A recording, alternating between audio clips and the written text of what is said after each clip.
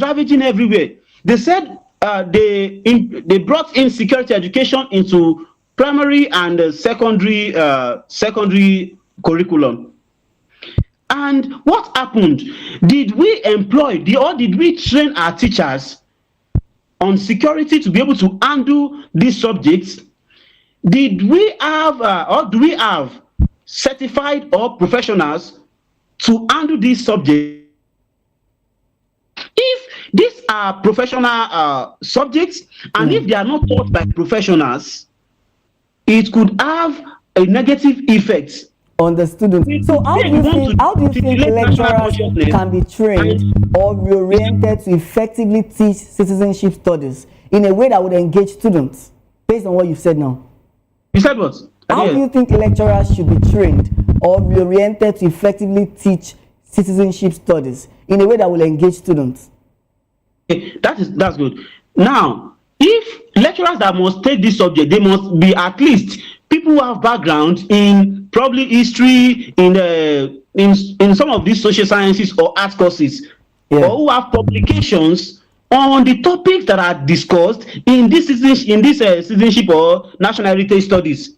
So if you should not just bring people who have no background or who have just little knowledge on the topic to teach those courses. So that is my concern. They should be trained and retrained. Teachers should be trained and retrained. Thank you so much, Samson. Let me come to you, Waziri. We're talking about reintegrating citizenship education into the curriculum. How do you think this initiative would influence national unity, patriotism, and civic responsibility among young Nigerians? What are the challenges that you anticipate that universities will face in implementing this curriculum, and what are the reformations that you would like to see? Thank you, Mr. Timothy. Now, the truth is, we had the last time I was on this program, we were talking about the new curriculum. Yes. The first question I would want to ask is, why was it not part of the new curriculum? All of a sudden, few months down the road, we are seeing new things added to the new curriculum. Mr. Sampson mentioned earlier, it is fine when you do these things, but then how do you intend to implement these programs? So yes, it is important. It's beautiful, because as a nation, we're going through a lot of struggles. We're going through a whole lot of struggles. You go online and you see the Hausas accusing the Yorubas of doing this. The Igbos are accusing the Hausas, and vice versa. It's just going around. Everybody feels we elect leaders based on religion and tribe, not based on competence. We cover up for our leaders when they are incompetent because they are from our tribe or from our certain region, or we have certain affiliations. So if this curriculum can address these issues, Nigeria will be way, way, way ahead. However, did they consider any stakeholder? Did they consult with any stakeholder before putting out this curriculum? What steps do they want to use to ensure that this curriculum is properly implemented and we get the results? Now, when it comes to issues that we're going to face is kids learn from observing the environment. So while we're there teaching them to be patriotic citizens, to be good citizens, what are our leaders doing? What are the news carrying about our leaders? So you teach a child that you have to be, you have to emulate the leaders, and then the next day on the news, you're seeing the news headline saying a leader stole 30 billion naira. What are you doing with 30 billion naira? And you want my child to be like you. So while we're trying to implement this in our curriculum and in the university system, let's make sure that the leaders are also leading by example, so that we can have credible people who are pointing our kids to say, be like this leader, be like that leader. Thank you so much, Waziri Innocent. And I would wrap up with John Maxwell quote that says, a leader is one who knows the way, shows the way, and of course goes the way. Waziri Innocent, teacher and education research officer at Ubogo International, thank you so much for joining me on the program. Samson Ajibade, criminologist, security researcher, thank you so much for joining me on Edu Dialogue on Voice of the People Television. Thank you very much. Nice having me. All right, we look forward to having you some other time. You are still watching Edu Dialogue on Voice of the People Television. We'll take another quick break now. and return with top stories in Nigeria's education sector. Please stay tuned.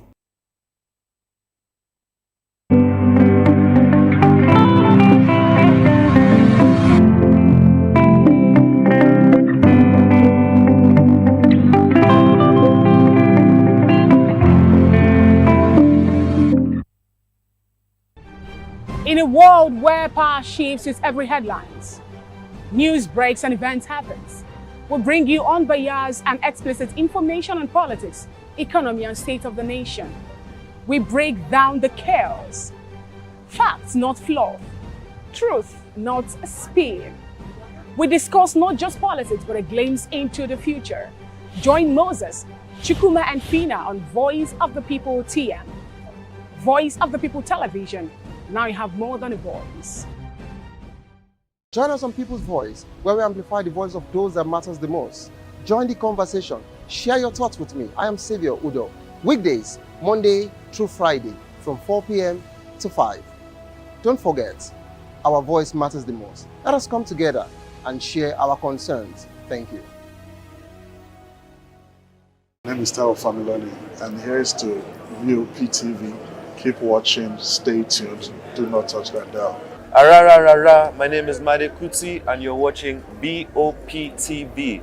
Keep watching. Welcome, my name is Zika Davis. Distinguished ladies and gentlemen, boys, viewers, everybody, boys and girls. This is VOPTV. Do you know what that means? Voice of the People TV. You don't have a voice, don't come here. You better make sure your voice is heard.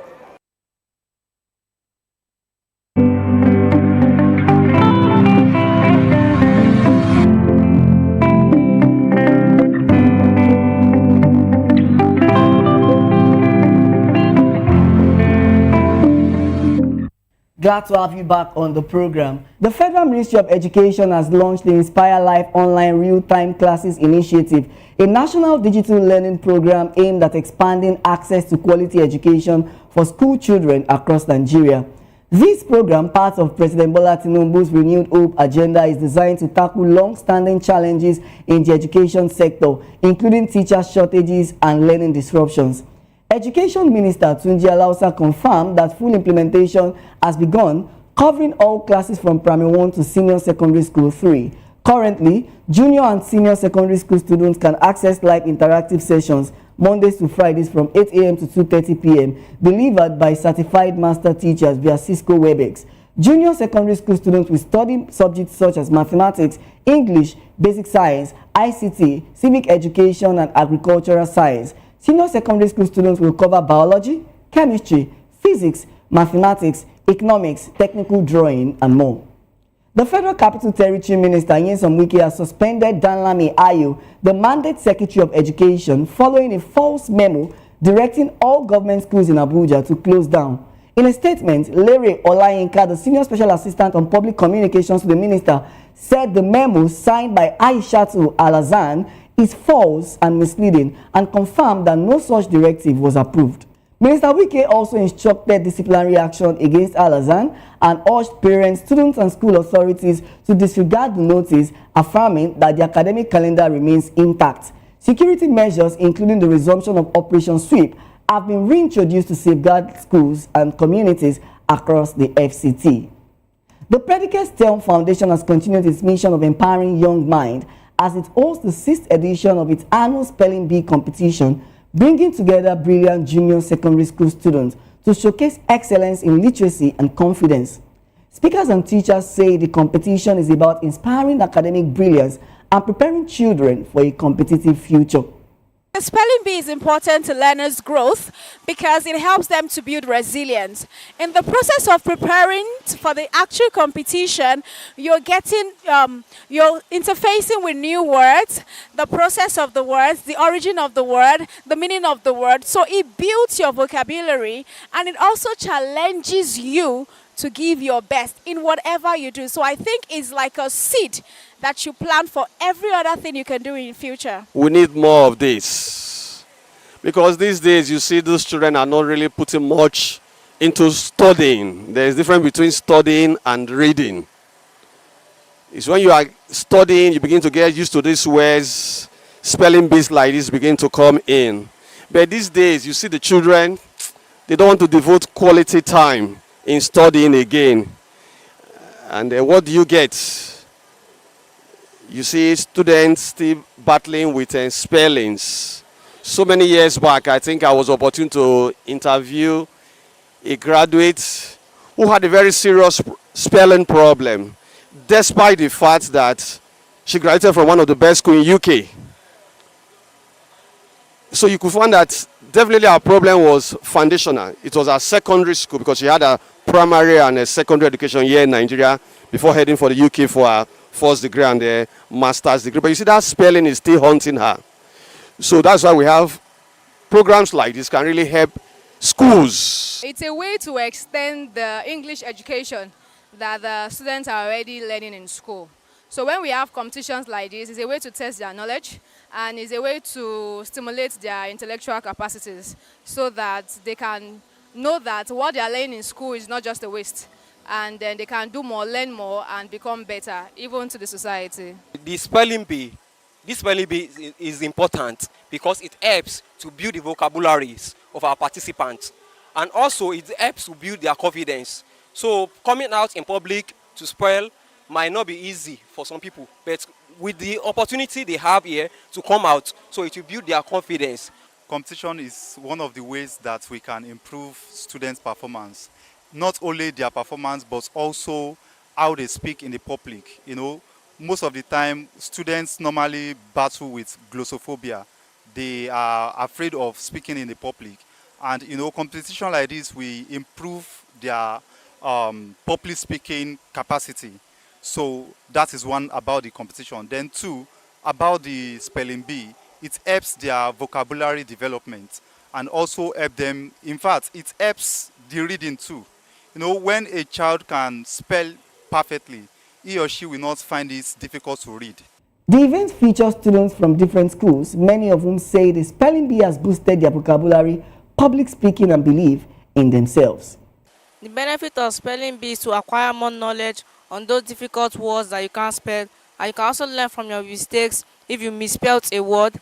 And what I learned from this spelling bee is that spelling bee is not just to see our downfall on a misspelled word, but it's also for us to gain and learn more about the words that are difficult. The benefit of spelling bee because it helps to build a vocabulary capacity. It makes the student know how to spell well without fear, and it makes them become bold in front of crowds. I read my dictionary, I read everything. They practiced me in school, my teacher. I was not that good in spelling, but my teacher helped me a lot. The benefit of this spelling bee is to encourage eager minds and to show some students that they should not relent, that they should always try in whatever they are doing. They should not feel bad failing or misspelling some words. With this initiative, we are sure that platforms encouraging literacy and healthy competition among young learners still remain active in our communities.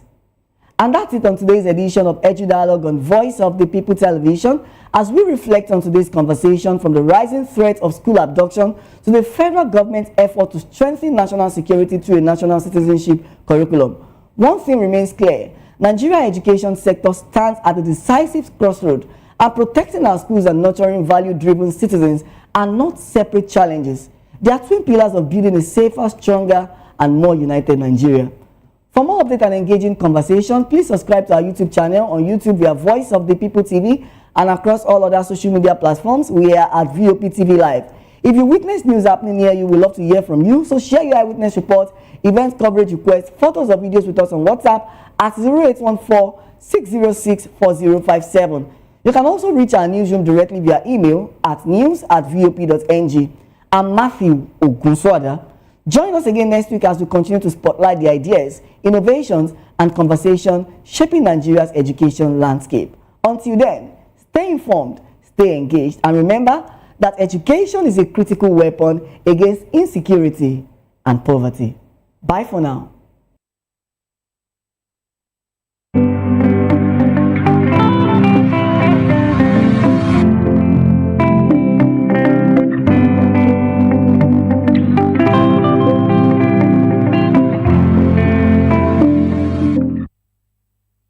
We encourage you to to click on the like button and subscribe to our YouTube channel. We are Voice of the People TV. Also follow us on all our social media platforms. We are at VOPTV Live. Visit our website www.vop.ng for fresh and trending news. Also watch us live on SLTV channel 264. VOPTV, Voice of the People Television. Voice of the People. You can hear me now. My name is Patrick Doyle, and I wish that you continue to echo the voices of the people. Big up VOP TV. My name is Suibifa Dokubo. Please keep watching VOP TV. Hi, my name is Kwekumali Ikenda Onyekwena, and I am with the Voice of the People TV. Now, if you're looking for the veritable channel for information, politics, robust discussions, you don't need to go far. VOP has you. VOP will always have you. Thank you. Hi, my name is Patrick Diabwa, aka Ibani Chuka, Amayanabo the Eagle King, and you are watching VOP TV. Stay with us.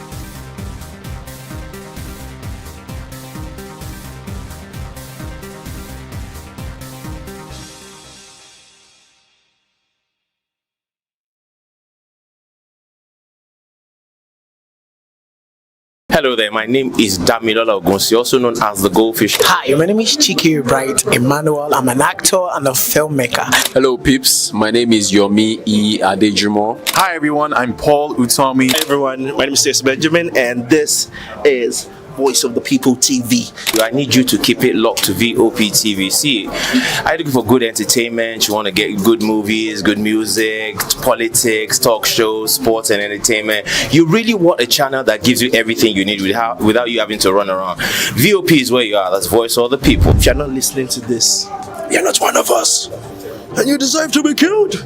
Scrap chat. Don't be killed, but watch it, or I'll find you. And I want you. And you are locked on VOP TV. Don't go nowhere. This is where the juice is. This is where all you need for entertainment, politics, movies, and whatnot. And keep watching VOP TV. So keep it locked, because I'm locked already, man, and it's money back guarantee. So you're gonna have a good time, because I do. And please keep watching VOP TV. I won't want to actually, I beg you, subscribe, watch it. If not, whatever you see. You better not touch that die, because VOP is the plot.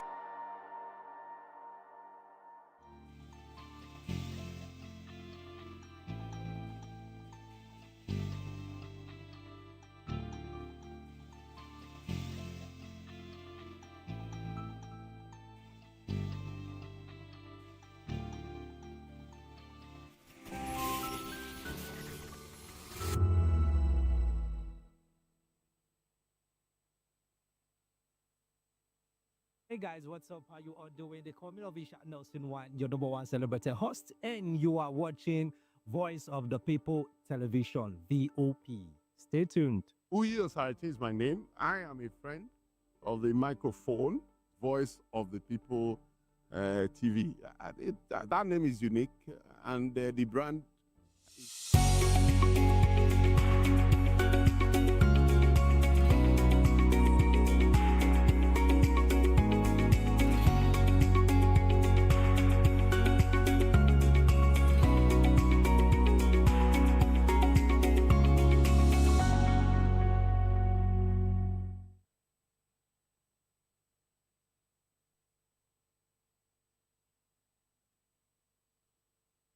very sweet. I like the packaging, picture qualities, camera qualities, and then of course, the quality of human beings that I see sometimes on your channel. I talk and get paid, and I look forward to being in your studios. Oh yes, you are on to Voice of the People TV, live here in Benin City, the cradle of black civilization. What are you waiting for? Tune in, bro. VOP TV.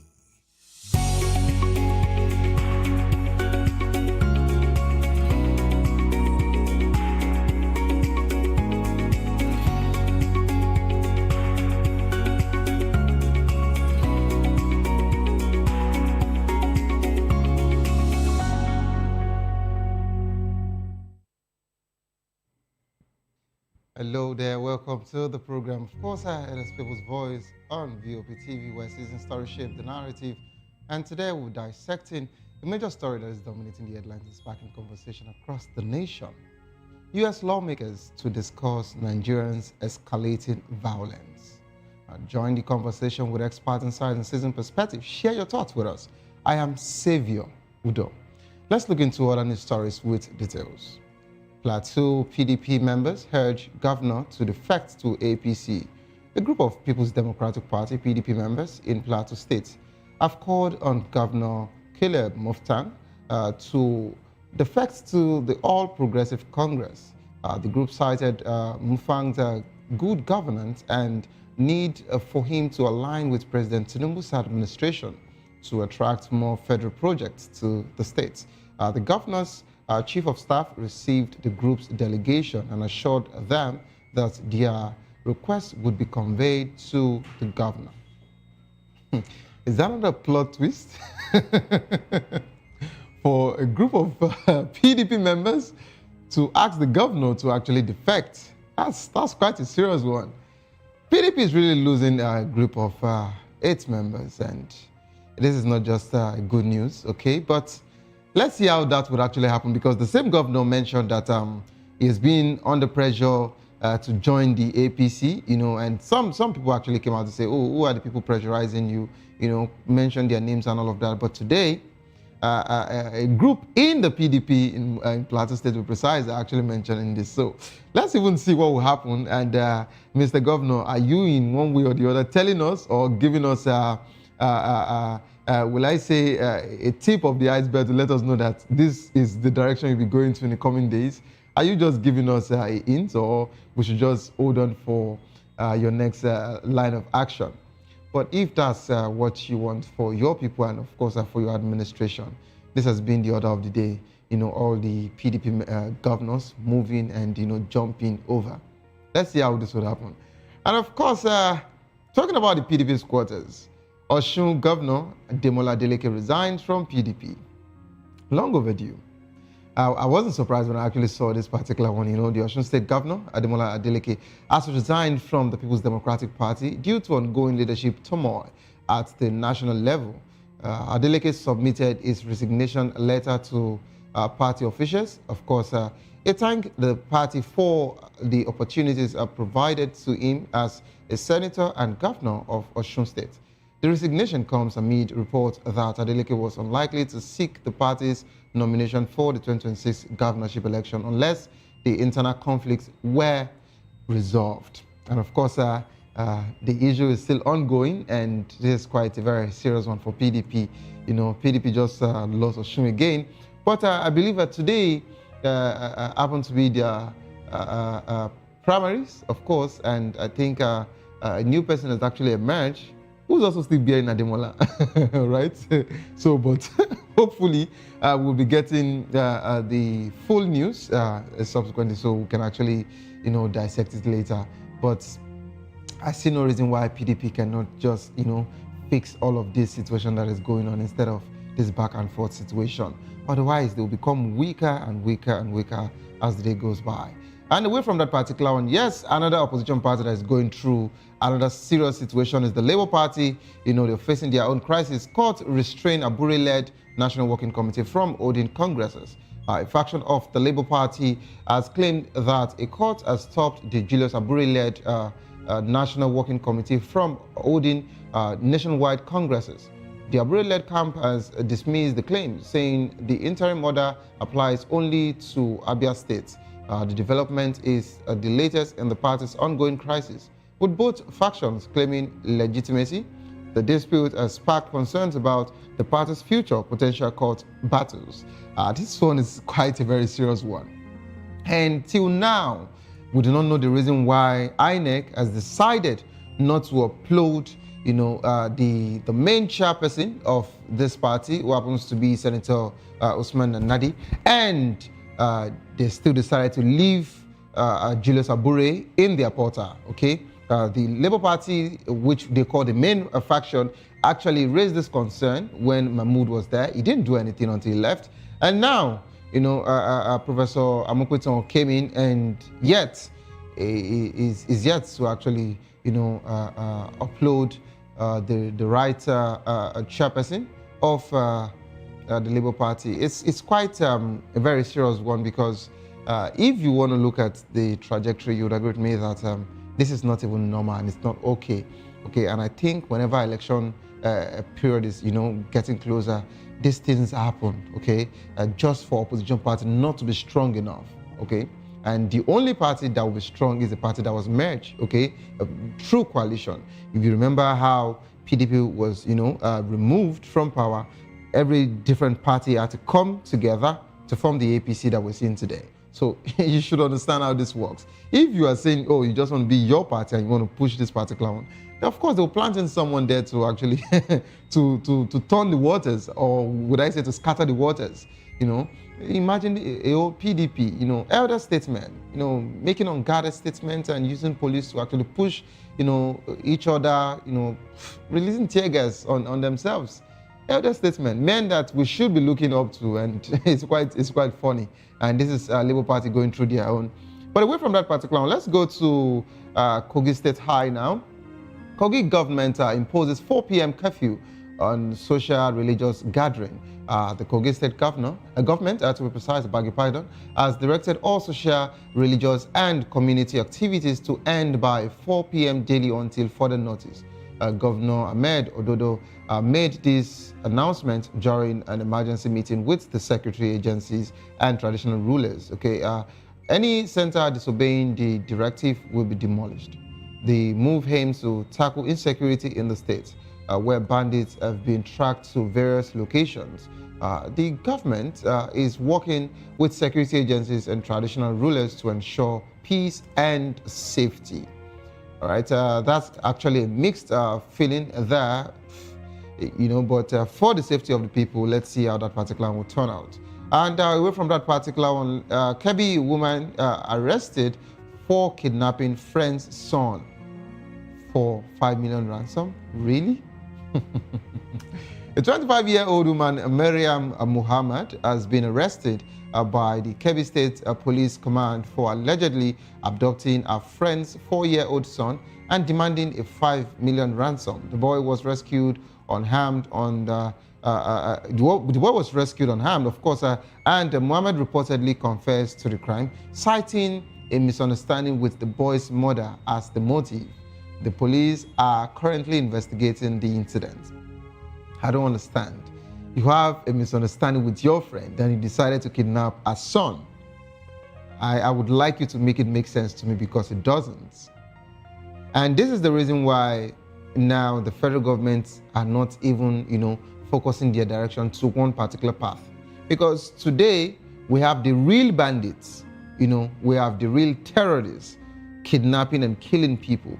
Now, some random civilians, just like I mentioned, I think sometime last month, a particular man connived with a cousin and one other man to self-kidnap herself, okay? She kidnapped herself and demanding a ransom from her husband. And the money was paid, but before they would even, disburse the money amongst themselves, share the money, the police actually apprehended them in Edo State. And here we have this one. So this is making us even more confused as regards to the situation in the country. So now we have seen this business as a lucrative one. that these terrorists are actually, causing, or they've brought on the table. Now, a random person is also thinking of kidnapping, themselves and all of that. Is this the best way for you to settle a misunderstanding with your friend, by taking his son? I believe the police will do good justice to that particular situation. And away from that particular, resident doctors threatened to resume strike. The Nigerian Association of Resident Doctors, NARD, has warned that it will resume a total indefinite and comprehensive strike if the federal government fails to implement agreed upon demand within 4 weeks. The association had suspended its 29-day strike on November 29, 2025, after signing a memorandum of understanding with the government. Please, the government, we need our doctors. We would like you to actually agree and obey to whatsoever terms you've actually signed with them, and do your bid, all right? We need our health sector. We need our health practitioners. We need them to be on ground for us. And let's go to Rivers State. It's been a while we've heard from them. Rivers Assembly slammed Fubara over poor school infrastructure despite 600 billion savings. A fresh crisis is brewing in the Rivers State House of Assembly as criticized Governor Siminalayi Fubara administration for neglecting public schools despite having over 600 billion in state accounts. The lawmakers claim that the schools are in shameful state, with some students learning in classrooms without basic amenities like electricity, toilets, and security. I'm just hoping that this particular one is not another pressure on the governor to do what they have asked him to do. I just hope. I'm not against the fact that they are pointing out what is important. Fubara should fix every public schools. But what we were told was that they were going to have, a meeting where they have to, agree upon different things, and all of this should not even be a situation where a legislator was meant to be slamming the executive arm. No. Instead, you write to the governor, you bring his attention to some things, through his chief of staff, or you write directly to him, the Speaker of the House, instead of, coming out this way. But I just hope that Fubara has not, defaulted in one of the agreements again, and hence he has this particular situation around him. To join the conversation, kindly call the number 09044732605, 09044732605. Follow us on social media at VOPTV Live. You can use the hashtag People's Voice on VOPTV. And of course on YouTube, we're Voice of the People. Kindly hit the subscribe button, and together we can make our voices heard.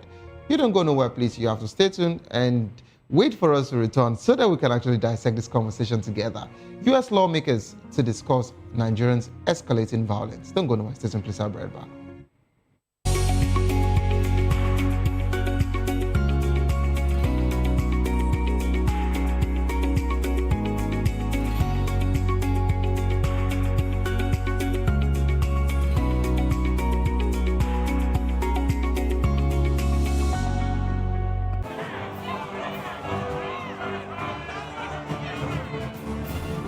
Your voice to be heard.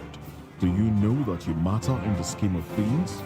The People's Voice, the show where ordinary citizens take center stage as we discuss the biggest stories that affect you and I. With you in mind, we facilitate lively discussions, debates, and interviews on the topics that matter most to you and I. From social justice to economic empowerment, education to healthcare, governance, and more. Tackling tough topics and amplifying your voice. Join the conversation and make your voice count. The People's Voice. Make your voice count. In a world where truth is the ultimate power and opinions scream the loudest, it's time to wade through the noise. Hunger no get drum! Hunger no get religion! And scan the human interest and trending topics that matter.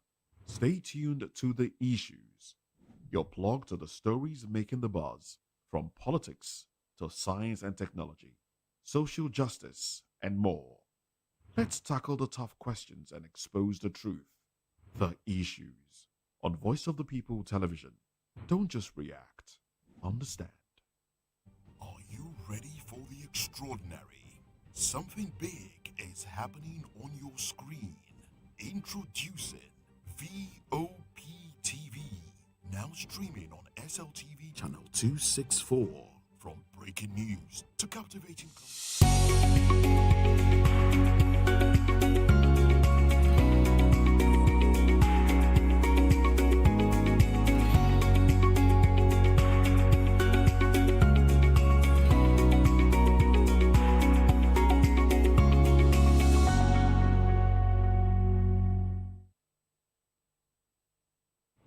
Of course, if you actually heard that particular, promo there or the montage, usually the word says we are hungry.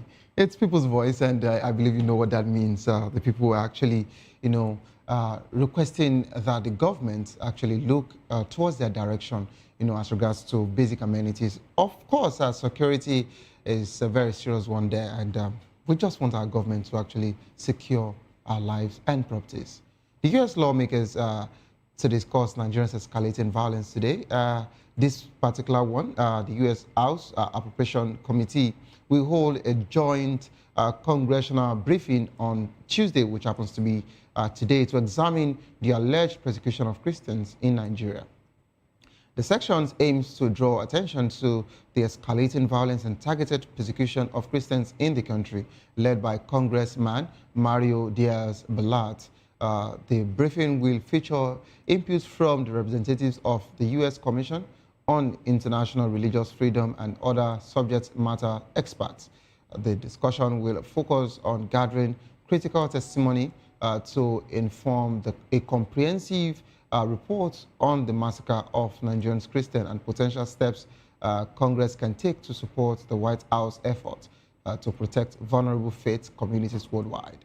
This development comes amid ongoing U.S.-Nigeria discussion on strengthening bilateral security cooperation following a recent surge in terrorist attack in Nigeria.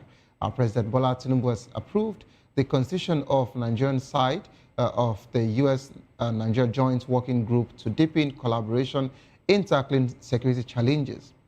Persecution of Christians: over 52,000 Christians killed since 2009, with 7,000 killed this year alone.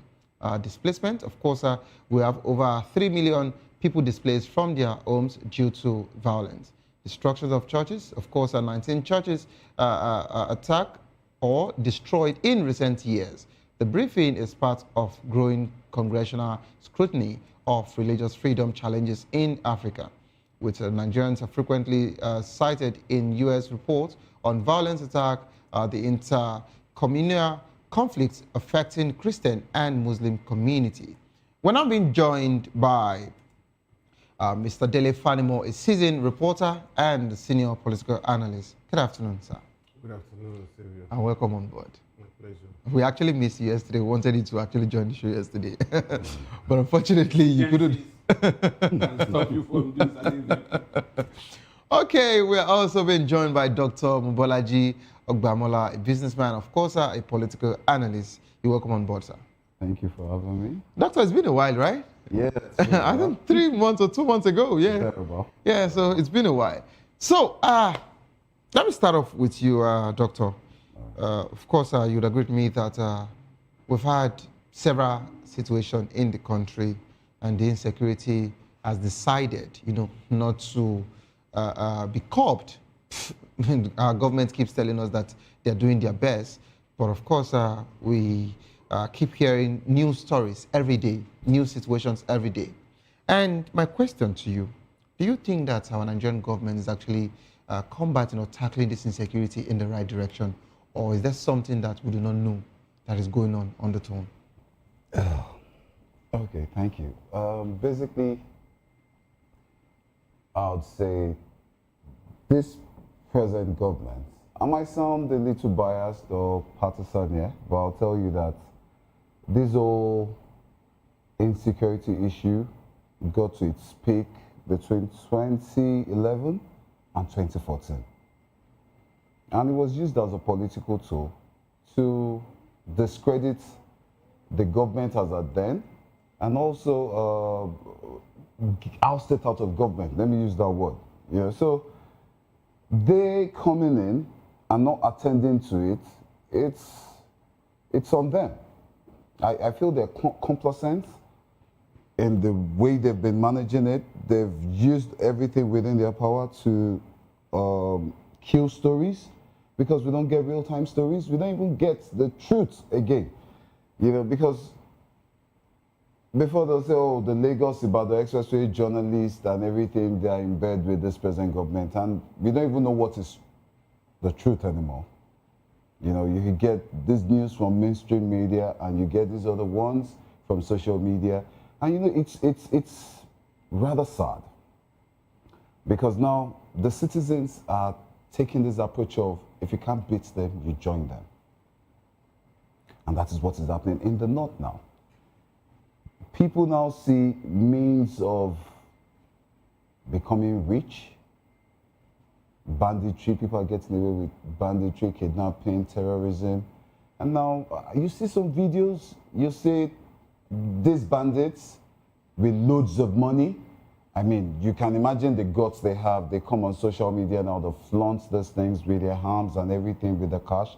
I was watching a video the other day, and I saw two young boys. They were shelling monies on their mothers, and they were praying in Arabic, and I heard them probably praying for Boko Haram and everything. You know, so apart from the political harm, there's the economic harm too, which boils down to natural resources. You know, some powers aiding to cause crisis in some certain areas so they could have access to the resources there.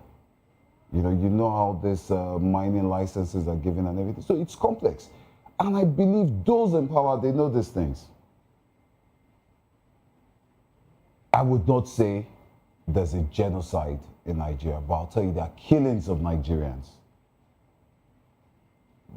Christians, Muslims, and those that don't follow either of the faiths, you know. So I'm very particular. This is the highest level of insecurity we've had. And I'll tell you, when you have things like this, you might make heroes of terrorists. Because before they're making so much money, then before you know it, you have an army of terrorists. Because now people are joining them. There was another video I saw, a young lad that said he escaped in Kogi, and he confirmed the fact that some indigents were part of the scheme. It wasn't just the Eds or the Fulani or whatever they try to term it. You know, they have indigenous people joining in to do these crimes or to perpetrate these crimes. So they're in collision with the people. The people now, they don't see anything wrong in all those things. So that is where the problem lies. Okay. All right, quickly, I would like you to hold your thoughts, because I have some things to actually ask you as regards to that particular, statement of indigens and all of that. But I would like to quickly go on break. As soon as we return, we'll be continuing with that particular conversation. Don't go anywhere. Stay tuned, please.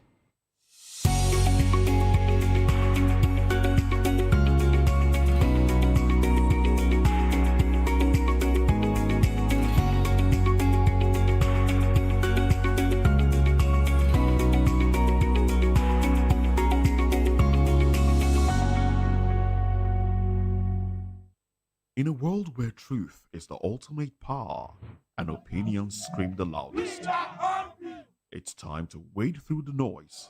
Hunger no get tribe. Hunger no get religion. And scan the human interest and trending topics that matter. Stay tuned to The Issues, your plug to the stories making the buzz, from politics to science and technology, social justice, and more. Let's tackle the tough questions and expose the truth. The Issues on Voice of the People Television. Don't just react, understand. Are you ready for the extraordinary? Something big is happening on your screen. Introducing VOP TV, now streaming on SLTV channel 264. From breaking news to captivating conversations, news analysis, giving you all sides to the story.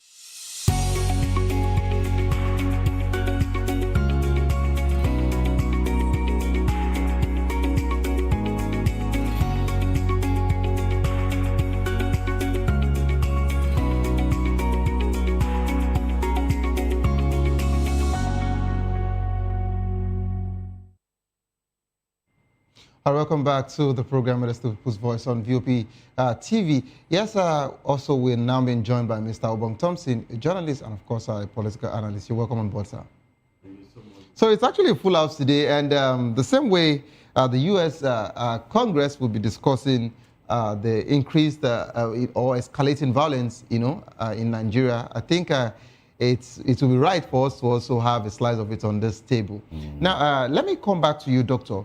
You were actually talking about some things, and of course, you were giving your submission as regards to this situation. Of course, you even mentioned that the administration, you feel that they are complicit with all of this particular one. But I would like to ask, some people are already calling on the president to resign. Are you in support of that particular one? Do you think the president is not capable? And the reason why I'm asking this is because his spokesperson, Bayo Nonuga, you watched the interview, the media parley granted, and you saw all of the things he said. And today, Ribadu, okay, our NSA man, just mentioned that the Niger States students are fine where they are. What does that tell us? That's probably what I'm talking about. With all due respect to Bayo Nonuga, I mean, it's been around. They groomed some of the seasoned or celebrated journalists we have around, but he goofed in that interview because a minute he was talking about the kidnappers, the terrorists, following government directives. And I'm like, okay. And the other thing was, obviously, there's an established channel of communication between the terrorists or the kidnappers and the government. I wonder, why are you sustaining them? The other part I query is 51 students escaping. People escape. I want to come to Mr. Fanimu now, because I know that he would have more answers for us since he usually make a case for the federal government. No, let me just answer the question about, do I feel the president should resign? It's like paying him back in his own coin. In 2014, he was there championing for Goodluck Jonathan to resign if he couldn't handle the insecurity in the country. So basically, they're just paying him back in the country, telling him to do the same. You're not fit to rule. You can't handle this insecurity, then resign. Mr. Fadi Musa, first, let me quickly read this. Adopted Niger school children in good condition, NSA Ribadu said. Sir, now, you would actually see all of the trajectory, the people around the president. Is either they give us one information that is questionable. And I said it here when I read the news about the Jigawa former governor, who happens to be the Minister of Defense, that he was meant to resign. So many people said he was unfit. Some internal people are saying that he was asked to resign, but of course he has resigned. And in less than how many minutes, they've actually given it to Christopher already to take over that particular position. Sir, is this government still in position to fix this insecurity in this country? Or should we wait for the Messiah in 2027? Let me say at this point that I think it's a misconception if you assume that I'm the spokesperson. No, but you've made a case for them over time. I will make a case if there are things they should do and they should do right. Because don't be surprised that I'm a media person. I've been around for some years. You see, it is only when you hit people below the belt, that's when you know that they are monitoring you. Yeah. Most of the things we do here, like play, as if nobody is taking cognizance of whatever we are saying here. Some people are dedicated to monitor every bit of interventions here. And you never can tell. There are some things that we have seen on the field. Most of the things I talk about here is not textbooks intervention. These are personal experiences that I've worked closely with people in government and outside of government in the corporate world. And I mean, 37, 38 years is not a joke. Doing the same job. I never knew any job since I was born after graduation. till now. So, and by the grace of God, I just landed 60 last 2 weeks. And I think that's So- the right. I think that's the right here where appointments usually come from the federal government level, sir. That's 60, sir. No, you see, let me tell you, if I had wanted appointment in my late 40s, even early 50s, from people like Agagu in my state and all that, I would have taken it. But you see, let me tell you, it is better here than inside that place. It's like a fish swimming in a shark-infested environment. That's why when you are talking about Bayonaniga, you will be surprised that what that man goes through every day, he would have opted to step out of that seat if he has the opportunity of stepping out. Now, is it about opportunity or because he doesn't want to lose I am pay? telling you, let me tell you, there are some things you don't do. Let me give you an example. Alex Ibru was targeted just because he felt he was not ready to compromise Guardian for Abacha. Abacha's government. Do you understand? You see, there are so many things. There are certain things you are exposed to in government that you say you want to leave it prematurely. Before they approve, they would have vetted you in case you are going to do certain things. So, sir, that is out of the ordinary. Based on this situation, But do you think that this government is fit? Let me tell you, the government is fit or not fit is not the issue on ground. Okay, sir. For me, government has failed in terms of doing a good job on this. But another thing that we have to look at is, what is government? Government is not in abstract. It is people like you and I that are in government.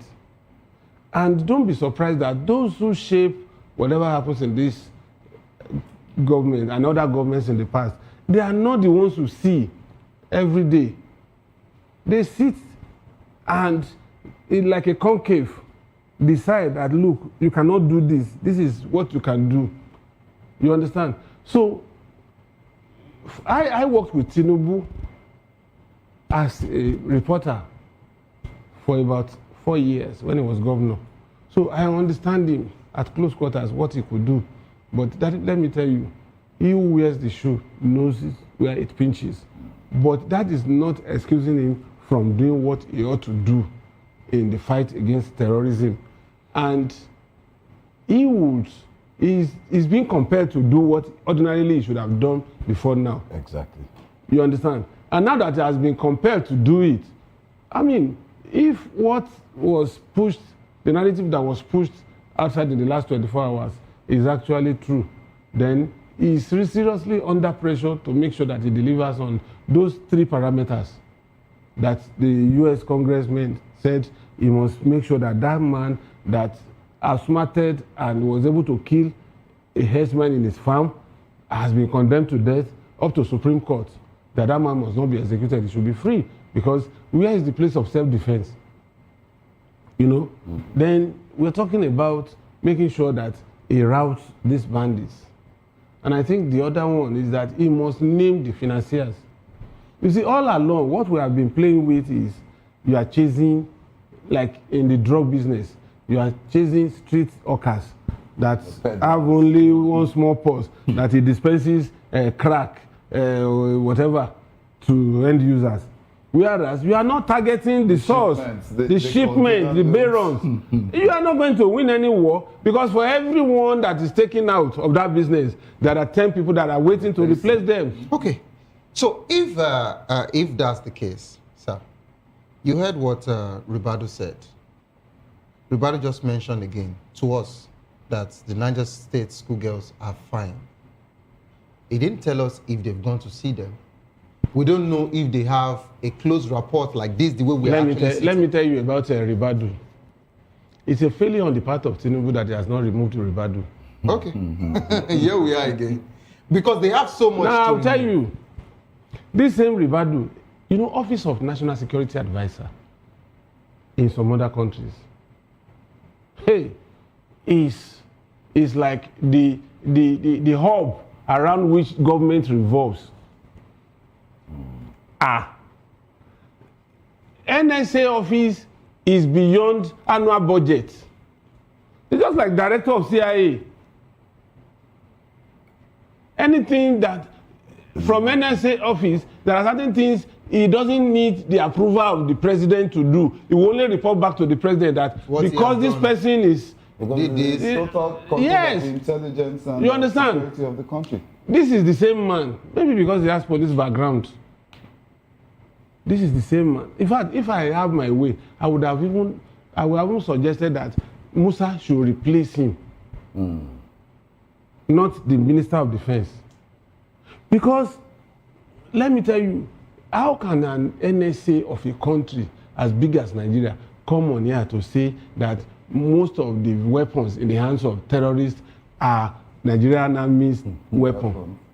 And you are sitting there. Now you are saying 52 abducted students are in safe hands. Are they under their parents? Mr. Paul, let me come to you. You know, this I don't want to believe he said it. Maybe I want him to react that he was misquoted. No, bro. I said I'm waiting. But Mr. Dele, that's now the new normal. You know, when they say something, they will tell them, no, you have to go do the damage control of that particular thing. They will come back and say, oh, it was a mistake and all of that. Or that was not what I was saying. Or you took it out of context and what have you. But if we are talking about who is to replace who and who is to go in, Mr. Abong, let me ask you, you are a journalist. Let me ask you this question. You saw the I hope you know that journalists are different from reporters. Sir, notwithstanding. So that's why I'm going. Journalists are kidnapped, but reporters, they never kidnap them. So I agree with you that you are lettered, you are not learned. So Mr. Abong, let me come to you. You saw the ambassadorial nominee. And you saw your friend, Reno Mokri there. You saw the former INEC man. What can you say, including Fani Kayode? What can you say about that particular list? Well, because I don't want us to get to a point where we would say, oh, the president did not vet it just like the pardon list, and now the president needs to review it again. So that's why I need to ask you. You see, when we talk about security, and most Nigerians will believe security is all about, arming the armed forces or the police to mount a strategic position against the intruders or the enemies of the country. But security of a nation goes beyond that, and likewise the insecurity aspect as well.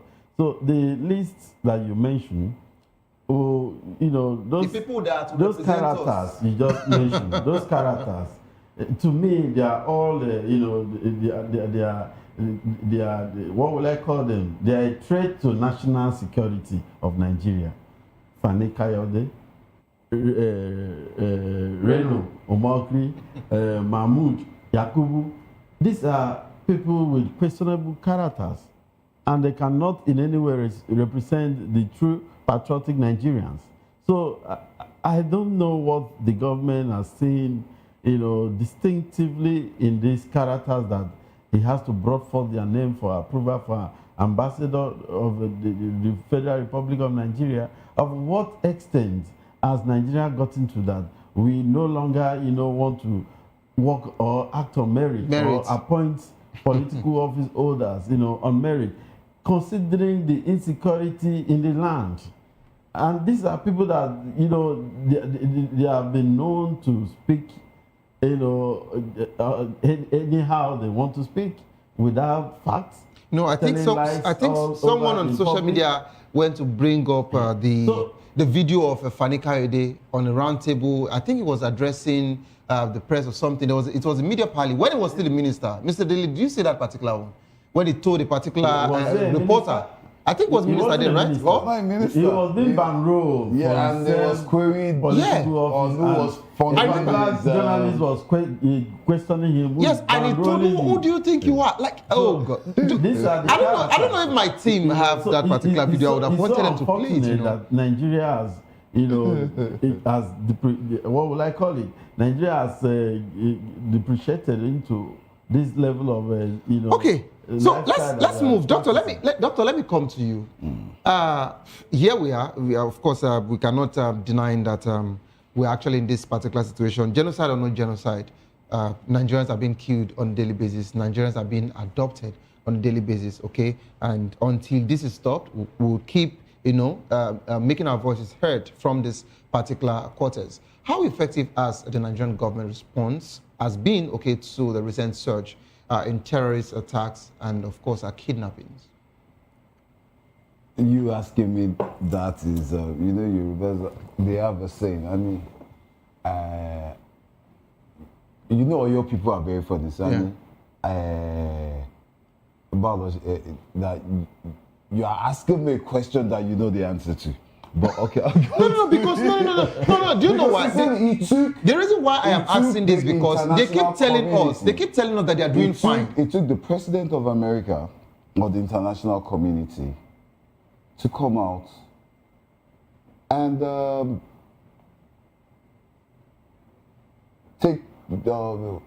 take this bold step about coming, or their decision to intervene was what actually, because all these changes we're saying is as a result of the international community coming out to say, no, this is happening here, we won't take this is bad, we're going to come in. Because, how can a government be around for 2 years? You don't have diplomats in any of your commissions.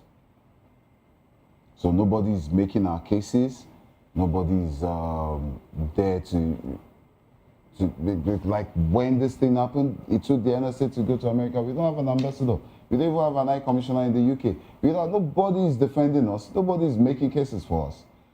So it took the international community to come and say, okay, these things, this is how before our government decided to. You have killings all over the country. You've constantly denied it. Constantly denied these happenings.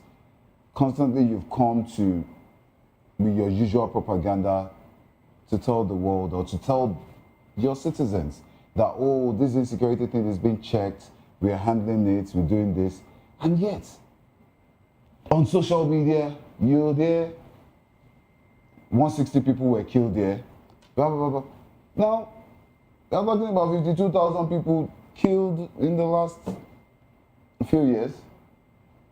Who does that? What kind of government would be at the helm of affair and say, or the helms of affair and say, we are in charge? And it comes down to what I said earlier about the citizens feeling if you can't beat them, you join them. Now you have a lot of people joining these bandits.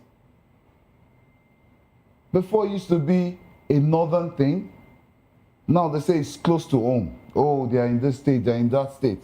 But the fact is, using Kogi State as an example, we have indigenous people colluding with these bandits.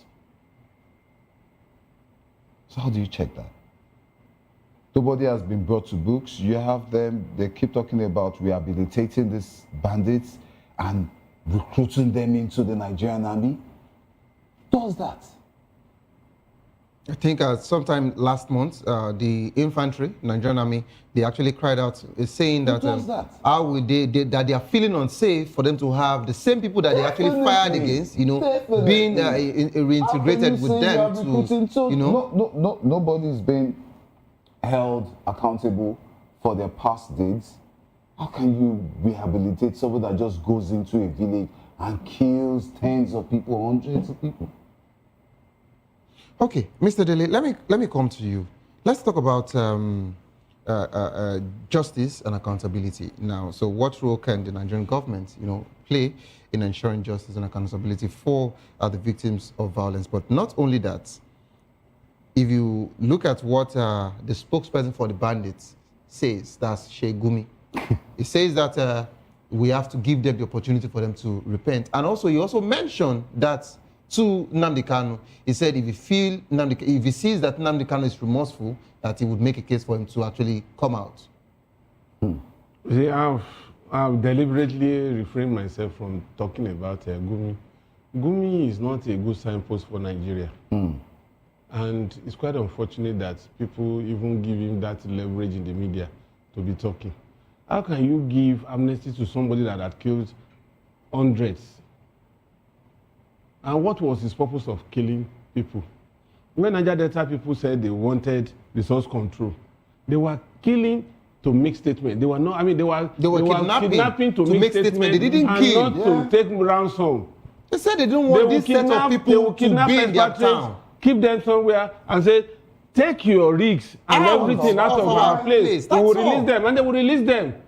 You know, Boko Haram said they don't want a Western education. That is understandable. But what are you going to hinge? Kanu, ECN, and IPOB, they said they want secession. What does a bandit want? Nobody has been able to tell us. They are criminals. They are criminals making money. There was a time last year that a database company released that over 2.7 trillion naira were in the hands of these people from ransom. Do you know that some people pay as much as 250 million naira to these people? You recall there was a video during the cashless policy era when people were struggling to get 2,000, 1,000 naira cash. They were spreading new naira notes on the bare floor, on the road, main road, celebrating. Whereas we that are law-abiding were dying. Some people had over 500,000 naira in their account. They couldn't buy drug, just 2,000 naira, and they ended up dying. There was a particular man that, a broadcaster, he was trekking from his house to his radio station to resume duty. As he got to the step of that radio station, he slumped and died. Because he's actually trekked for a very long time. But it's not used, and he has money, but he doesn't have cash. Have access to it. And yet, bandits were displaying words of note. So, for me, Gumi is not it. So I would like you in just 1 minute to provide a solution, what you feel should be the better direction as regards to the US and Nigeria, collaborating in this particular security situation. You see, the first step is amend the constitution for states to own their resources. If Zamfara knows that without gold, it cannot survive, Zamfara will protect their gold. Anything that is everybody's property is nobody's property. If my state, for instance, if we know that we have control over bitumen, we will start exploiting bitumen. Ondo State also has oil. Second largest bitumen deposit in the world. Yeah. So now they have almost exhausted Zamfara gold. That's why they are coming down south. Their target is Osun State, Ilesha, Ife, Axis, Ajibode, Axis. That's their target. And thank God the southern governors are taking proactive steps. The proactive step that the southern governors... The funny enough thing about these bandits is they are weaklings if you match them. But because of this bravado, they are just being this nasty because they have backings. And do you know that Plateau and Benue has the largest retirees in NCOs, non-commissioned officers in the Nigerian army? But Buhari made sure that he disarmed all of them when he was in government. If those arms were still in those villages, bandits will not come. Because a trained officer with a double-barrel gun can face AK-47 wielding bandits. He knows how to maneuver. But he has been deprived of his arms. Okay. Mr. Obong, I would like you to give me your final thoughts as regards to this conversation. Well, how did we get here? That should be the number one question. How did there's so much complacency in the side of the government. The government needs to take a very drastic measure and see how to stamp this insecurity by actually walking the talk. Eliminating these bandits, firing any wanting officers, and making sure that Nigerians are not being recruited into banditry, because the mentality that we have up north, we are talking here in the southern part of Nigeria, but up north are not sharing the idea. They don't even know what we are talking about. Up there is business as usual. So young Nigerians are being recruited into banditry, into terrorism, and they are increasing in numbers. So the government has to act, and act fast. All right, the government has to ask and ask for. Thank you so much, Doctor, for being part of the show today. And of course, Mr. Obong Thompson. Thank you so much, Mr. Dele, for joining the program. This is how far we can actually go on the show. Don't forget the views and opinion expressed by our analysts are solely down and do not reflect that of VOP media. We're all entitled to our opinions. Don't give up because it is not over. Tough time doesn't last, but tough will do last. Whatsoever you're facing will soon be over. And of course, you will definitely smile again. My name remains Xavier Odo. Have a good evening. Rest.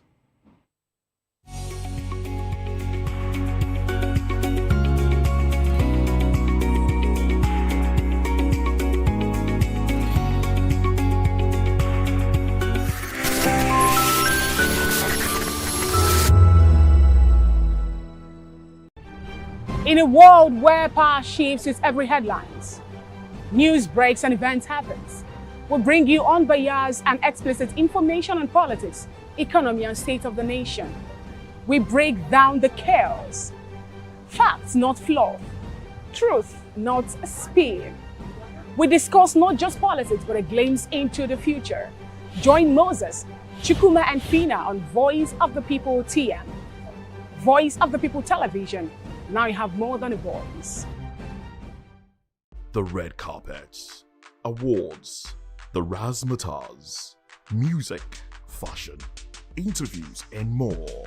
Spotlight on Voice of the People Television. Let's feed you with all the juicy stories in the global entertainment space, bringing you the glitz and glamour as it is hot. Stay tuned to Spotlight, 1 p.m. Monday to Friday. Spotlight on VOP TV. Entertainment like never before.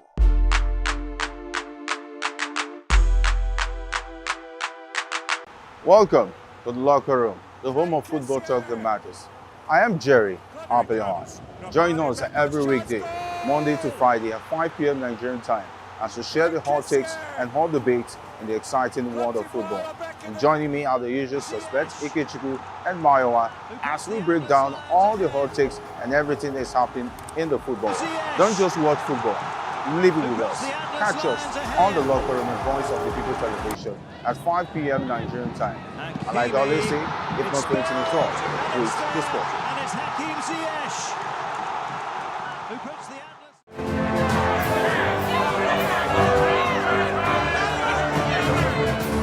Do you want your voice to be heard? Do you know that you matter in the scheme of things?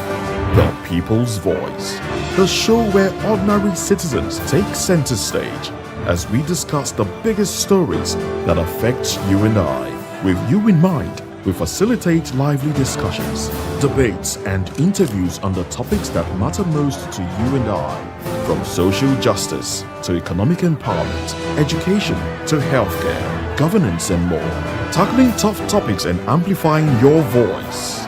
Join the conversation and make your voice count. The People's Voice. Make your voice count. Are you ready for the extraordinary? Something big is happening on your screen. Introducing VOP TV. Now streaming on SLTV channel 264. From breaking news to captivating conversations, news analysis, giving you all sides to the story. We bring in-depth discussions on the issues that matter, from politics to sports, entertainment, and lifestyle. VOP TV on SLTV channel 264. Join us as we redefine what television means to you. Voice of the People Television, VOP TV. Now you have more than a voice.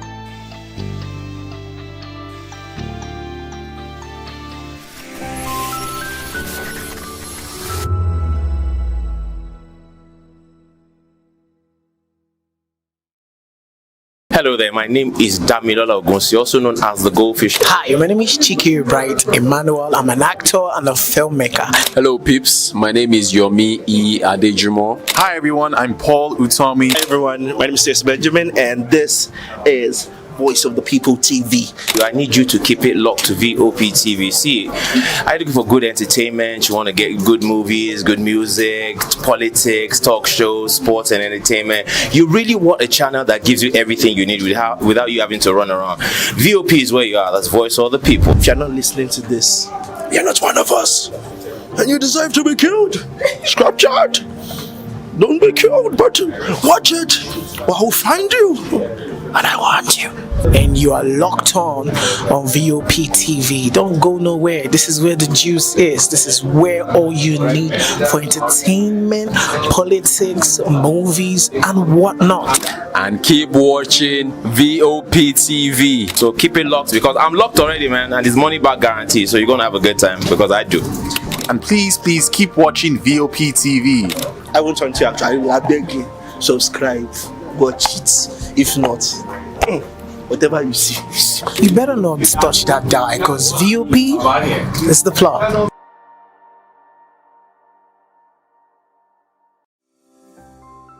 VOP TV. Now you have more than a voice.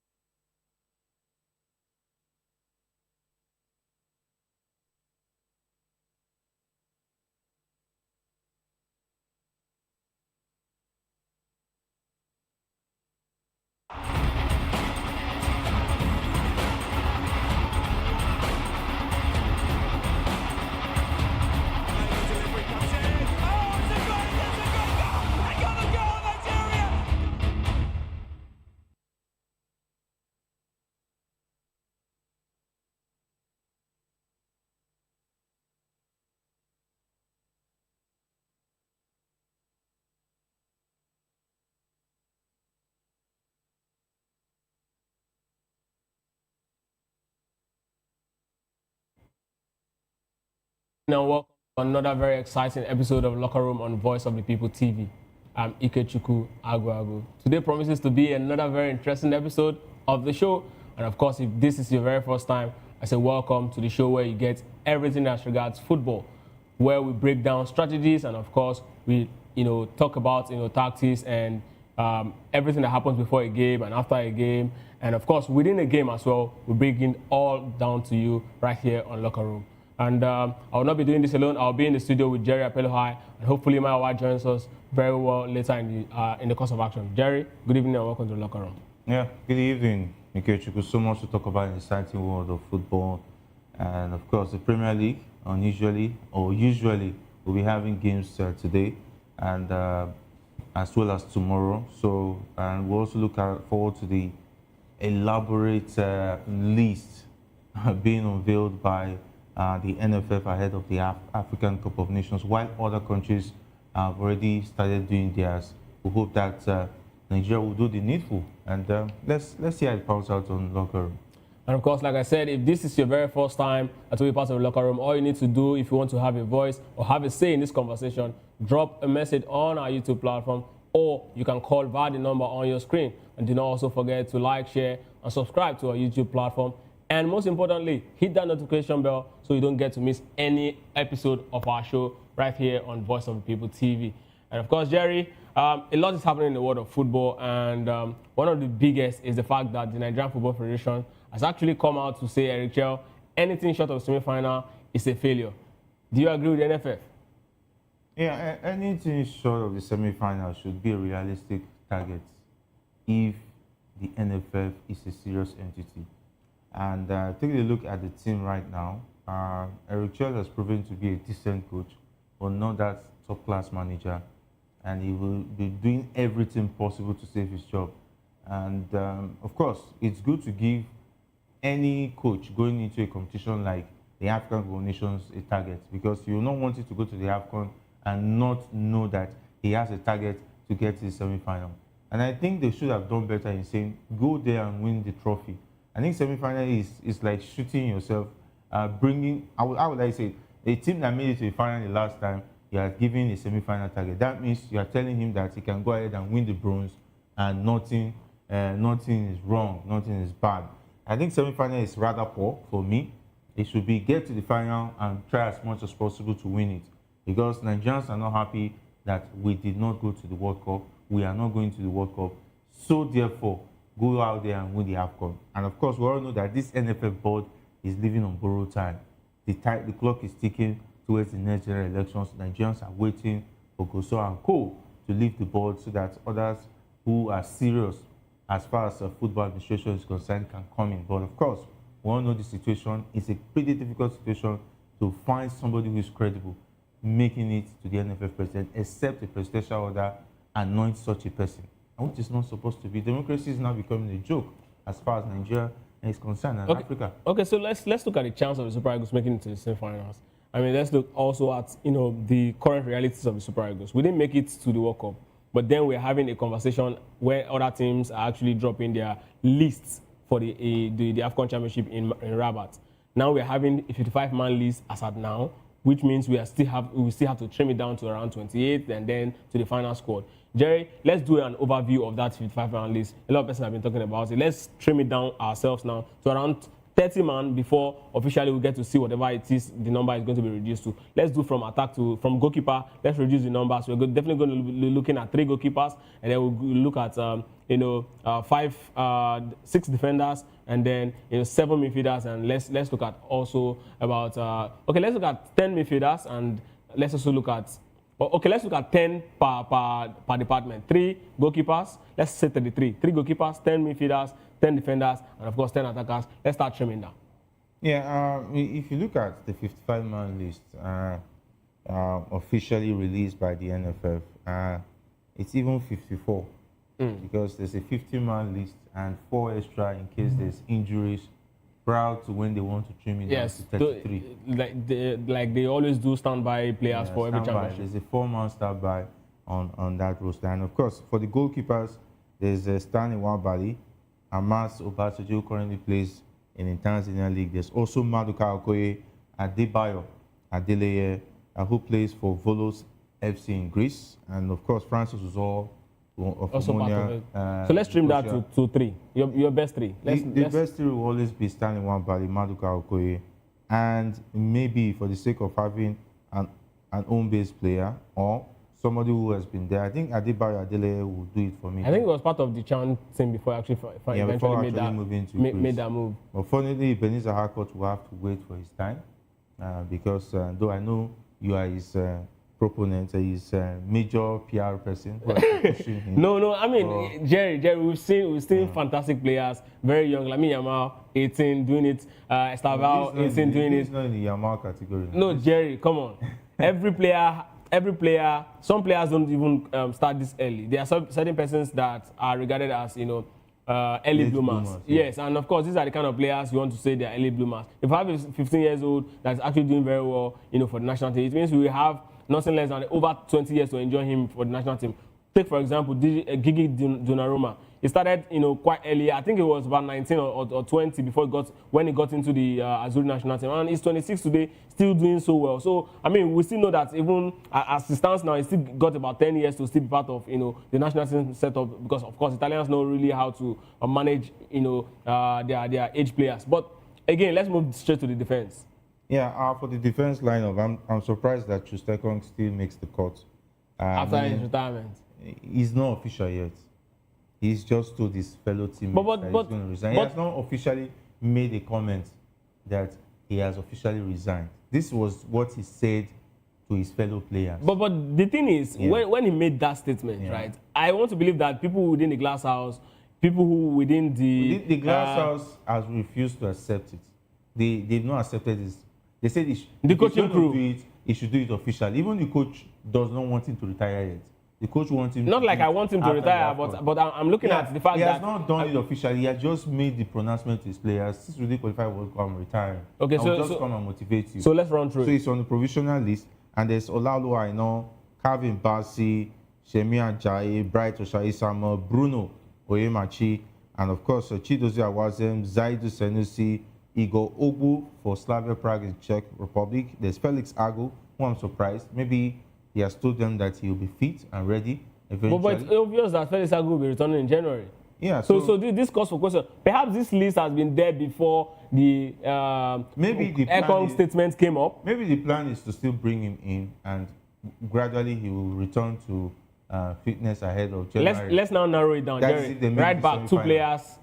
Let's get 2 players for you. There's a certain name that's really interesting. There's a certain Ryan Alebiosu. Yes. Still plays for Blackburn Rovers. A centre back. Yeah, he's a centre back, and there's Adekule Adeleke of Abia Warriors.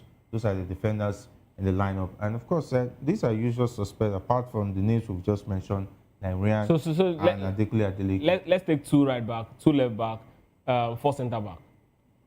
Yeah, definitely Olaino is going to go there. Olaino as a right back. Then Bright Oshayi-Samuel for me. Ahead of Chidozie Awazem. Ahead of Chidozie Awazem anytime. All right. Then left back.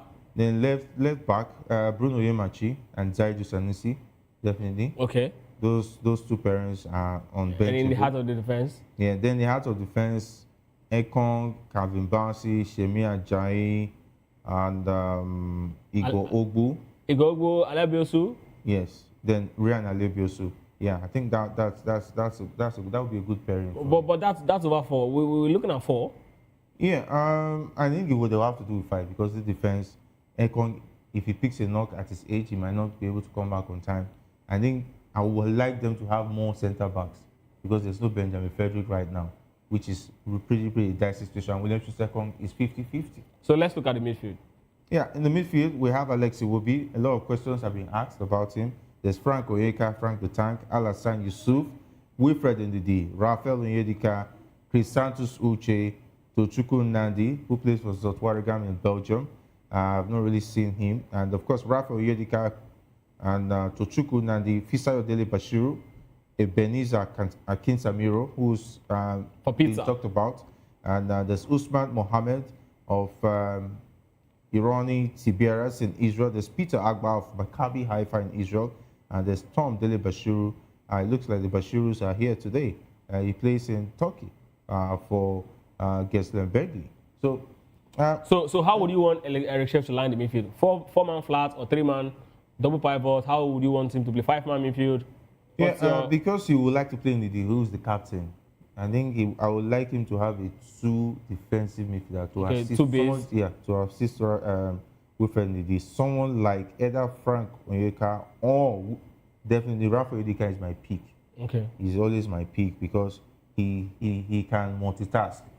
As a central midfielder, defensive midfielder, he can also contribute goals, which is very fantastic for any midfielder. Then Alex will be unavoidably because he's the only man that looks like someone who can run through that 10, except there's going to be a plan to bring in Samuel Chukwueze in the 10. We saw him fantastically for Fulham over the weekend. He was the man of the match in that game. I would like the coach to do something to him, the way he played with Fulham. I hope the coach will watch that game and see what he's doing different and maybe bring that setup into the. Alex Iwobi is another different player when he puts on that Fulham jersey. I also want to believe that Eric will definitely be seeing this game tonight, Fulham against Manchester City. Maybe he's going to also pick something from what Thomas Frank will be doing with the team. But Jerry, now the midfield, you said 3-man midfield. Yeah. So let's take your total. You've mentioned the first pair of legs: Alex Iwobi, Ndidi, and let's say Rafael Onyedika, right? And now let's take another another 3 to make it 6. Yeah, definitely. I would like to see Fisayodele Bashiru. He's doing well for himself with Lazio in Italy. And of course, Ebenezer Akinsamiro, because I want to see something fresh. And Suchi has not really done anything. The tank? Frank Onyeka, definitely. We're going to take him. Then Alassane Yusuf Abdullahi. You want to take 4 additional, that's 7 in the midfield? 7. I can drop Alassane Yusuf. That would be good. I'll be good. Yeah, definitely. Alassane Yusuf can sit on the bench or can stay away. Or maybe if he's going to be on standby in case there's any injury prior to the competition then. But I think I'm good with that. All right, so let's look at the attack because that's where Nigeria's headache has been. You recall that yesterday it was at the Istanbul derby where Fenerbahce came up against Galatasaray. It ended 1-1. And Victor Osimhen actually played in that particular game. I mean, the same Osimhen that the club told us that wouldn't be part of the Nigeria's friendly games. And of course, perhaps it's going to miss some of our crucial games, in the group stage. And somehow before, that particular friendly, he's actually playing against, Fenerbahce in that particular derby. I mean, now it's obvious that he's fit, maybe not 100%, but he can actually play a competitive game. Right, Jerry? Yeah. So now let's look at our attack. What does he say? Yeah, Ademola Lookman, who's been on form for me, and there's also Samuel Chukwueze, Victor Osimhen, Moses Simon, as well as Chidera Ejuke, Tolu Arokodare, very interesting name there, and of course there's Akwa Adams, Olakule Olusegun for Paris and Nizhny Novgorod in Russia. There's Umar Sadiq, which I'm really surprised. Kelechi Iheanacho, who is doing pretty decent with Celtic and right now. And there's Taiwo Awoniyi of Nottingham Forest, Victor Boniface, come on. And there's Paul Onacho, Terry Murphy, Nathan Teller of Bayern Leverkusen in Germany. There's Redeses, Abdulrashid Shehu of Niger Tornadoes, Rafi Durosimi of Victoria Plzen in Czech Republic. There's Ekesin Okore of Nasarawa United, Chisom Ojo of Water Wolves, Chukwu Bukem Kumesi of Leuven in Belgium. There's also Philip Otel of FC Basel in Switzerland. There's Salim Fago Lawal of NK Instra in 1961 in Croatia. And there's Emmanuel Michael of Linza Athletic in SK Austria. I wonder the pretty young names we were talking about. Are these the names? Well, they're not turning heads for me. A lot of attackers here. So let's take your best six because yes, best six because we're looking at we know the regular top three obviously in front. Then we need other set of three that will be deputizing for them if anything happens. So let's go the wings. Yeah, I think there's an omission of Moses Simon, which I think could be an error, but definitely he has to be there. Due to the fact that there's talk about him having a knock, but he will be available eventually for the competition. Only going to miss the friendly against Egypt that was on the 14th of December. Ademola Lookman definitely is going to be there, number one, because he's on form at the moment. I think I'm excited. He decided to pick form at the right time. And there's Samuel Chukwueze is also on form, playing for Fulham. Victor Osimhen, unavoidably, he has no choice. Even if he doesn't want to come, they will drag him eventually to Morocco, even if he has to take a rope to do that. Of course, Moses Simon, Chidera Ejuke. I think I saw some bit of in the World Cup qualifiers. Yeah. If we have that addition, there's Tolu Arokodare, then Akwa Adams, and maybe it's Redeses. Yeah, that's it for me. Yeah. So that's exactly the team you're expecting to actually eventually make it. Then Paul Onachu might also be having a shout too. Yeah, because I think we just named about 7 of them. Mm-hmm. So Paul Onachu makes it 8. Yeah, I think that's good for me. 8 attackers, wouldn't that upset the balance? Because I mean, the attack has really not been our problem. I think our problem at this point, because of the age and the fragility in the defense, I think we should actually add more bodies in the defense. I think the attack. Why players like Ademola Lookman for me? Samuel Chukwueze might even join the midfield eventually. For me, if I'm the one making the decisions, then they can switch whether playing from the right or playing in the 10th position. That is if Alex Iwobi maybe picks an injury or is not giving me what I expect him to give me. I'll have to draw Samuel Chukwueze to the number 10 role. Then Ademola Lookman can play left or right, which is a utility player, same as Moses Simon, but mostly effective playing from the left. Then I'm good with that. Then Victor Osimhen, unarguably, is going to be the center forward. And now, who is now going to be his sub? Maybe, I think Tolu, he has not really convinced me. He's not on form at the moment in terms of scoring in front of goal. Then Paul Onachu, someone who can maybe come in and give us some bit of goals. Then Akwa Adams. Tolu, Akwa Adams, Victor Osimhen up there. Then for that right, from that right, if there's no Samuel Chukwueze playing there, who's going to play there? That means I might be going for Ademola Lookman.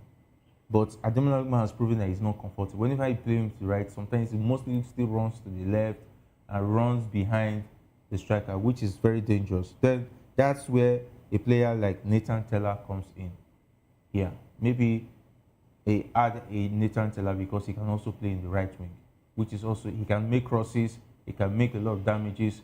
He's not afraid to put his leg into the balls and so on and so forth. Then that's a whole lot. That's a whole lot. But let's look at how Eric Chell has deployed this team all through the qualifying phase. We saw the Super Eagles play mostly as 4-4-2. We didn't really see the 4-3-3 style. So perhaps that's going to be his style going to this particular championship, which means we're going to be playing flat, right? And then we're having, the wingers as the creator-in-chief. And then it means that Iwobi and whoever it is that's going to be playing in midfield could be in the D, right? Both of them will be playing so deep. Now, if that happens, if that's the case, what's going to be your peak? Because now we're definitely going to look at the players that are going to be fitting into that particular mood. Because we will just describe a 4-3-3 system now. So let's look at what is going to happen if Eric decides to actually play the 4-4-2. Which are the kind of players that will fit into that particular mood?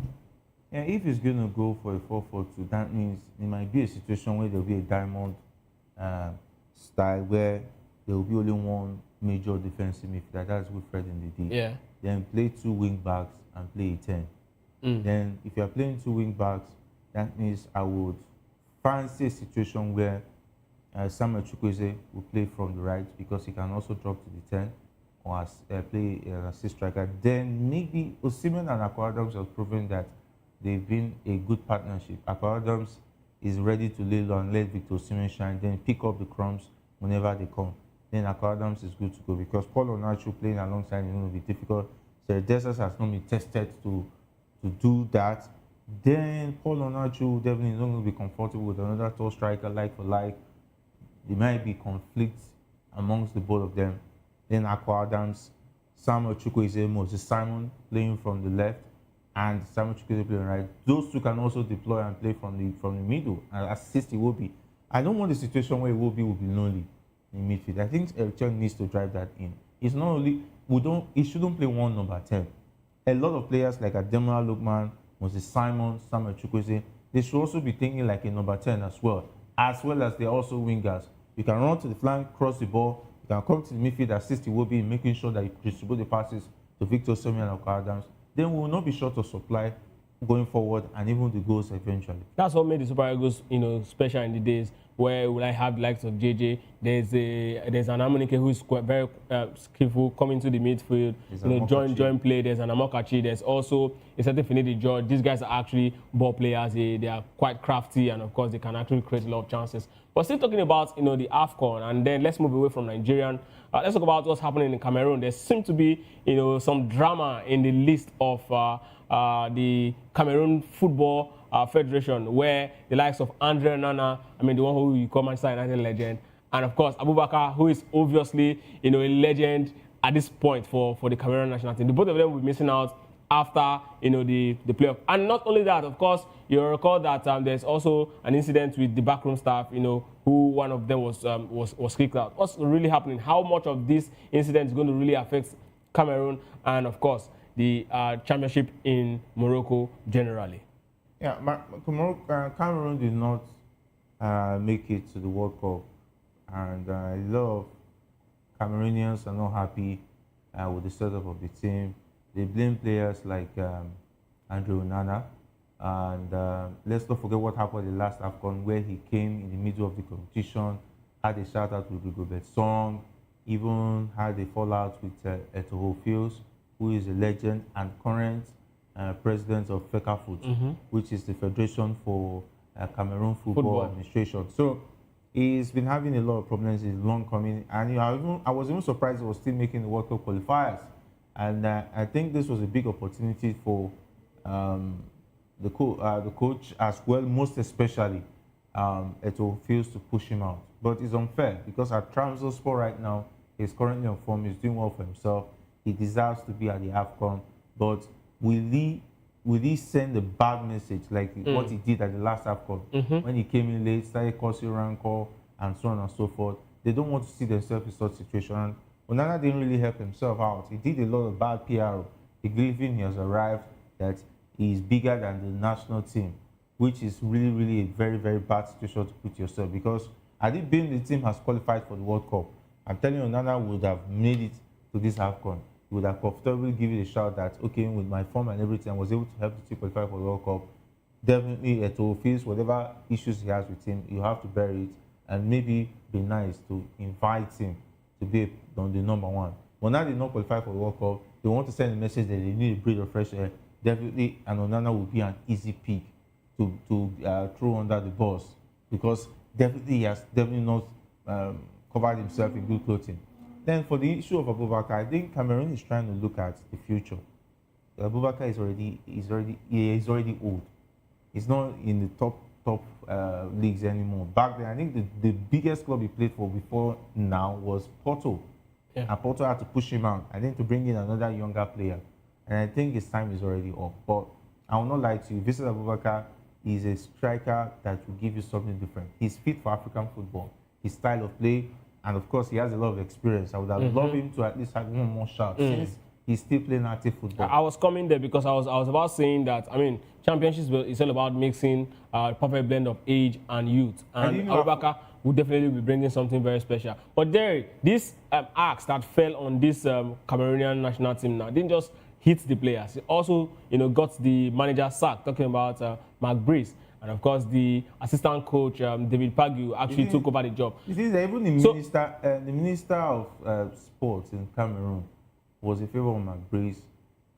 It's against Eto'o. And let's not forget, Eto'o just won the second term in the Cameroon Football Division. So he's trying to make a lot of changes that shows that he's now in charge. Because I think he was pretty well afraid of the next election, and a lot of issues he had, a rancor and so on. And he's trying to take away those he feels are not going to give him build a foundation that he's trying to set up again for the Cameroon national team. And with the future of the team, the likes of Abubakar, who has been the captain of the side, it's time to tell him, okay, take a rest. I've taken a look at that list. I thought maybe there was a mistake, and Musa is not on the list. And Musa was not even part of the playoffs. Yeah, so I'm really shocked. So there's something going on. So I think maybe there are some ringleaders of the team that Eto'o is trying to push out. How come Anguissa is not on that list? That's a big surprise. But we also... This is Abubakar, it's understandable that he's aging. Then Andrew, and I know there's a history between him and Eto'o and his bad behavior. But Jerry, we can also agree that Anguissa is actually not the same player we saw last season. He's also been struggling with injuries and form. But now the question is, you're bringing in a new manager in the eve of, a major tournament, AFCON. What does this say to Cameroon football? Because I don't know if Nigeria needs to actually learn something from this. Because I mean, a lot of people would have been expecting that our team gets overhauled. Is this the right move from the Fecafoot as under Samuel Eto'o after they missed out, or just some unnecessary power play that like you rightly said, that Eto'o is trying to establish himself as the new sheriff in town? Yeah, the thing is that one thing I understood about African football is like when there's some kind of shocks and changes, you tend to see Africans move by last-minute decisions. They even do better when they make last-minute decisions than when they prepare for so long. That being said, let's look at what happened. You are encouraging fire brigade approach. That's how Africans have stationed themselves to behave. Look at what happened to Cote d'Ivoire. They hosted the last AFCON. In the middle of the competition, they started forming it after the first two games. They brought in a Masife, and we thought that it was going to be disaster with the team. And Masife went on to win the AFCON, beating Nigeria in the final. So what says Cameroon? But the Masife has also been doing very well. They topped their group in the World Cup qualifier. That shows that fire brigade approach has come out to pay them. And maybe Cameroon is looking like, okay, this man has failed to qualify for the World Cup. Let's not elongate a tenure of another failure. Let's just make the decision. If you are hammer this guy. If you are taking him out, why don't you just take his backroom staff out? I mean, why appoint his assistant? Yeah, appointing his assistant shows that they are trying to send a message that they will not be taking nonsense. And the man will know that his job will be on and they can sack him anytime as well. Making him the coach as an assistant shows that they are expecting him to do far better than what his predecessor did. But I think that's also like doing almost the same thing. But somehow, maybe Eto'o feels that the assistant has gone back to pitch himself, that he would have done it differently. And they decide that they should keep him. And of course, hopefully, with that urgency and all the shocks that we put to the team, the other players will sit up and know that no more stories. We didn't qualify for the World Cup, and the last AFCON was very woeful. Let's go out there and make Cameroon proud.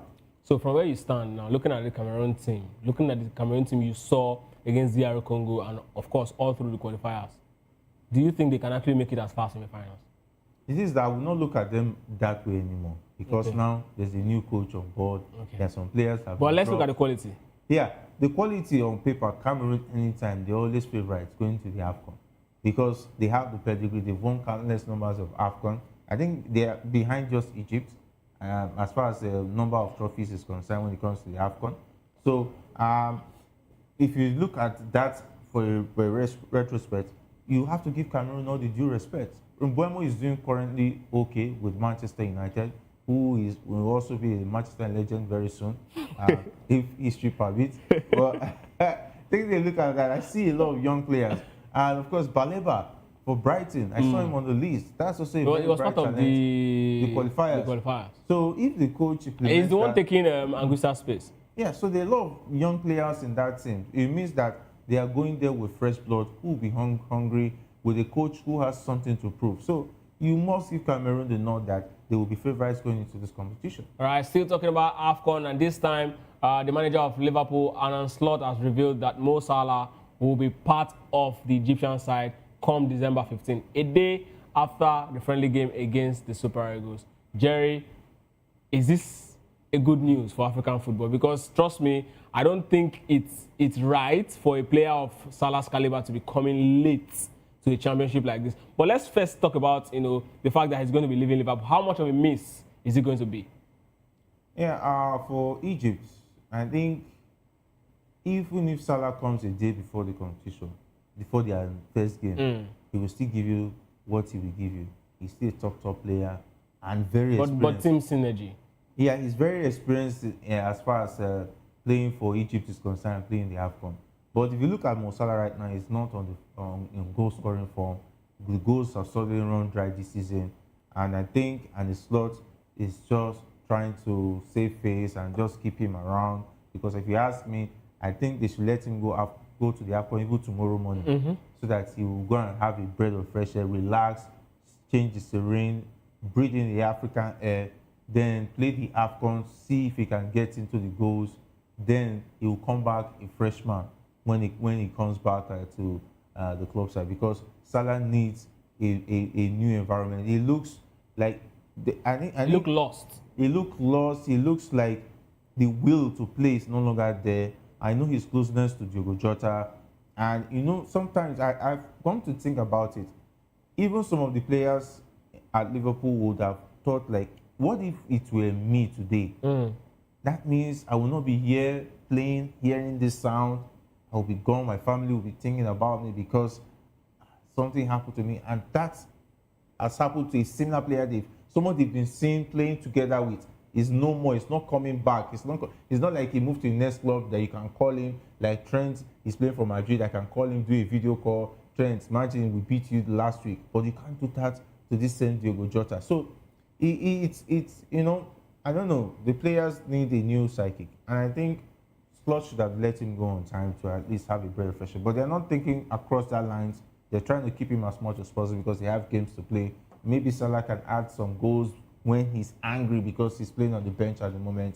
Maybe that's the tactics they're trying to deploy. But I see no reason why keeping Salah. Let him go and play for you. So your verdict is not going to be a big miss for Liverpool if he goes for AFCON? Even right now, they're not missing him. Because the last game against West Ham, he was on the bench all through. All the games he has been playing, he has not been adding goals of late, which is pretty sad due to the fact that he was the best player last season in the Premier League.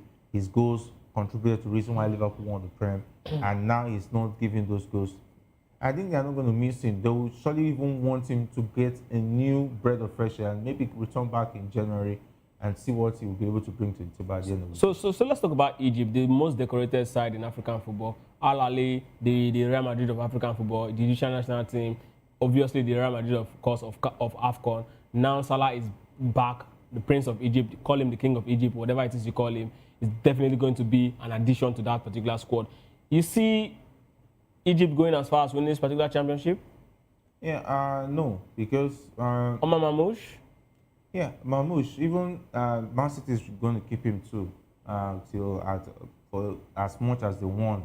Maybe 5 days to the competition, he will going to play as much as the same thing that is happening to Salah at the moment. So, but for apart from Mamouche and Salah, let's look at the last AFCON. We saw an Egypt side that was lost. They had no pattern, no spirit, no life in that team, no will or desire to go as far as winning the competition. Some players tried to put in their work, but even as at that time, Salah was still a very, very interesting form, but he was not able to replicate that at the AFCON. So, and a lot of opposition will surely put much effort on making sure that they keep Salah quiet. For Egypt, I don't know, maybe they can find a way around to bring in some other young players who can add some flair, because I think they're talking about their club football back home. They have a lot of clubs who are doing well. Bringing more of those young players into the team and maybe make a Salah an OG, kind of maybe go and play in the 10th position where he'll be feeding the attackers. Of course, Salah has proven that he's not that nice when he's not scoring. When he's scoring, he's willing to assist. Yeah, he's an assist maker. If the coach can plant in him, please, I want you to be the king of assist for this team. Be crucial to assisting. Yeah, you can get the goals, but assist, you'll be taking all the pens when they come. Then maybe they can go as far as the semi-final. The last time Salah really put in the work, that was 2019. They lost to Senegal. Yes, to final. Yeah. I want to see that Egypt back again. If I can see that Egypt back again, then they will be a very big candidate to win the AFCON. A good number of that Egyptian side that won that particular championship are actually playing back at home. Same way the Egyptian team that actually repeated the AFCON, between 2006 and 2010. I think that's the greatest African side, in every in AFCON. Three times, absolutely. And that side was so awesome. The Abu Treka era. Yes, the Abu Treka era, and they did a lot. Now, I think the problem with Egypt now is the fact that this Egyptian national team seems to be too westernized. Many of the players seems to be, coming from other parts of the world, as against what they had back in the days, where a good number of if you get to your AFCON, you see about 10 of their players from Al Ahly, and then you see that synergy, the way they play and all of that. So, and you see them, they're very hungry, they want to prove a point. But now, when you play outside the shores of Africa, the money is big. I mean, you play at the level that you understand. I think for me, that's more like the biggest problem, with the Egyptian national team side. And has lost the soul that he used to have, which is pure African Egyptian spirit. But I think that's also a big problem. They will have to track back and see if they can save the soul of the national team. Bring in a homegrown coach who understands the homegrown football. Go back to league. Al Ahly is still very, very, very decent. I mean, Pyramid of Egypt is there. They are defending champion of CAF Champions League. So in their stead, you can pick players from there. Yeah, I expect to see majority of the players coming from Pyramid and Al Ahly. Then maybe Mamouche and Salah will put some icing on the cake. If that is done and the coach is able to bring synergy into the team, I think they should be a very good candidate to win the AFCON. Because we are actually hearing that some of the players that will be part of the Moroccan side are also some of the players of RS Berkane. And of course, you know how they actually dealt with Rivers United, over the weekend. They leave them silly. Of course, so they're a very good side. But let's talk about what happened in Istanbul, the Istanbul derby. This one concerned Victor Osimhen, and the head coach Domenico Tedesco actually praised his side, for what they did, how they are able to actually keep Victor Osimhen at bay. My worry is not the fact that they kept Victor Osimhen at bay. My worry is the fact that Galatasaray told us Victor Osimhen will be out for 3 weeks. Just last week. Jerry. And now we saw Osimhen play Monday Night Football, and I'm happy that Osimhen is actually fit, but why the lies? Why is it, okay, so let me ask you, Jerry. Is there a step that the NFF can take as regards this? Because now you tell us our player is actually not fit. Or what should the NFF even do? Let's start from here. Maybe Turkey knows how to do magic, but let me put it in this perspective. I've seen situations like this where the player is injured, but there is an option that he can play. That is if he's willing to take the risk. Osimhen said he's going to take the risk. The injury was some weeks back, and maybe he still has 1 week to recover or 2, and Osimhen decided to play. And if that is the case, if you decide to play and say the doctors do anything possible to make sure I'm available, I'm not happy that my club is struggling. Before I come back, they must have lost ground in terms of winning and retaining the Turkish league title. Then he will have to play through painkillers. And those painkiller injections, they have a way of telling the player eventually when it weighs out after the game. It might either prolong the recovery. Of course, remember how Gerrard played with painkiller injection. Even when he slept, he was on painkiller injection as at that period he was injured. He was not supposed to even play those games, but he wanted to play because he was committed in winning the league title, which eventually he did not win. So that should be the case. Then if that's the case, and I believe that Osimhen would have made sure that his manager is aware Jerry, that this is a situation where Jerry, sorry to botch in, because Osimhen cannot take that decision without the clubs okaying that decision.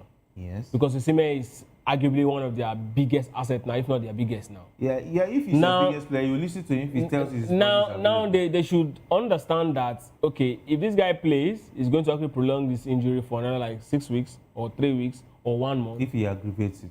Which means it's a huge risk for them that I don't think they want to take. I think if you think because the season is still very long, Jerry. Look at they lost to Union St. July in the Champions League. The season is still long. Yeah. Coach Klopp want to take the risk because before they play, they are looking at, okay, if we don't play him now, we might not have him available till February, which is also still a loss for them eventually in terms of revenue and his contribution. And of course, it's even eventually showed. Even when he played, he could not score. Osimhen fully fit and good to go. I'm not sure there are a lot of defenders who can stop him in that Turkish league from scoring. So at the end of the day, it's just like he just played for playing sake. Did not get the goals, but definitely his presence will make a lot of difference compared to when he's absent from the team. Yeah, we've seen players time and again come out from injury just to play because they actually want to honor the badge or they want to play for the badge. And eventually, the aftermath of it is not good. I'll give you 2 examples. Ronaldo da Lima was injured prior to the France 98 World Cup. He was not even supposed to play the finals. And all of a sudden, he showed up in the training ground. He told the coach he wants to play. And they understand that, I mean, the tactics was already around Giovanni Elba, to actually lead the line for that particular final. But something, I mean, Dalima is here who, want to turn him down. And then eventually, Dalima had to play. And from then onwards, if you recall, after that championship, he went, he was struggling back and forth to injury and he went till Korea, Japan. The same thing happened to the former Barcelona defender who has retired now, Umtiti. He wasn't supposed to be part of the 2018 championship that France won, that World Cup. He was injured. He decided to actually go. He did everything, took the risk, and then... So, I don't think this is actually good for Osimhen. It's also not good for Galatasaray. Because if you look at it, even for the Super Eagles, now, Osimhen is over 27, or say, let's say 26, 27. And the player at this level, injuries, they don't get to heal quick. They don't get to heal quick. So why will you put... Maybe from 38, 40, then you can now start wondering. That is, if it's actually 26, 27, then the injuries will still heal. He's still in a fair age grade to still recover. But with that being said, I think we should cut them some slack. They've done a lot to keep Osimhen and make him happy. And Osimhen is happy at the club side. That's how Osimhen is. He gives his soul, body, tears and blood for anybody he feels comfortable to play for, and that is what he's doing for Galatasaray right now. My only prayer is that he'll be available for the AFCON, because Nigerians would like to see him banging in the goals, because he will be one of the top players to look forward to at the AFCON, because who was an AFCON without the Victor Osimhen? Absolutely, and from there onwards, we'll definitely be moving straight to the EPL. Mark day 14, Jerry. Haaland looking for his 100 Premier League goal, and it's going to be a lot of, excitement right there at the Cottage. Manchester City against Fulham. The likes of Alex Iwobi, will be on guard. Calvin Bassey, Samuel Chukwueze will get, hopefully we'll get to see what's going to be bringing into that particular game. I mean, Manchester City, they came back after that, painful loss against Newcastle. Do you see them picking all 3 points right there at the Cottage? Yeah, it's going to be difficult. Craven Cottage has been a fortress of late, and they were 1-0 down over the weekend, courtesy of a stupid assist from the defender. And I could see that when they considered that goal, they had confidence that they were still going to recover and win that game. Alex Iwobi was consoling the defender. I think it was Josh King, if that's his name. That's the name of the defender that made the wrong assist. And they went ahead to win 3-1. And of course, Samuel Chukwueze was man of the match for that game. They are currently on form. I feel for Man City right now. I don't know how. Foden is already in good shape. Haaland is. I mean, Fulham is a side. For me, as he's played Fulham 6 times. He scored 6 goals. Foden's goal last time is still a flash in the pan for me. I need him to maintain his streak of goal scoring. Then I'll know that Foden is back. He has been disappointing in terms of the form we saw 3 seasons back. He has not really brought a lot to the table. When Haaland doesn't score, the goals dries up for Man City. And of course, for Erling Haaland, he will have to work very hard to convince us that he can beat off Calvin Bassey's defense, because Calvin Bassey is also on form at the moment. So Erling Haaland has a lot of work cut out for him, playing against the Man City, Fulham side that is currently on form. So I fancy Fulham picking this one somehow. I somehow fancy Fulham winning this game. All 3 points at the cottage. Yes, at Craven Cottage. Yeah. Interesting. So the game between Bournemouth and Everton. Yeah, Bournemouth is really, really woeful now. Since Semenyo has decided to go off cycle, because his attention is now shifted towards club sides who are interested in. We've heard about Liverpool. Man City has seriously made a beat that they're interested in him.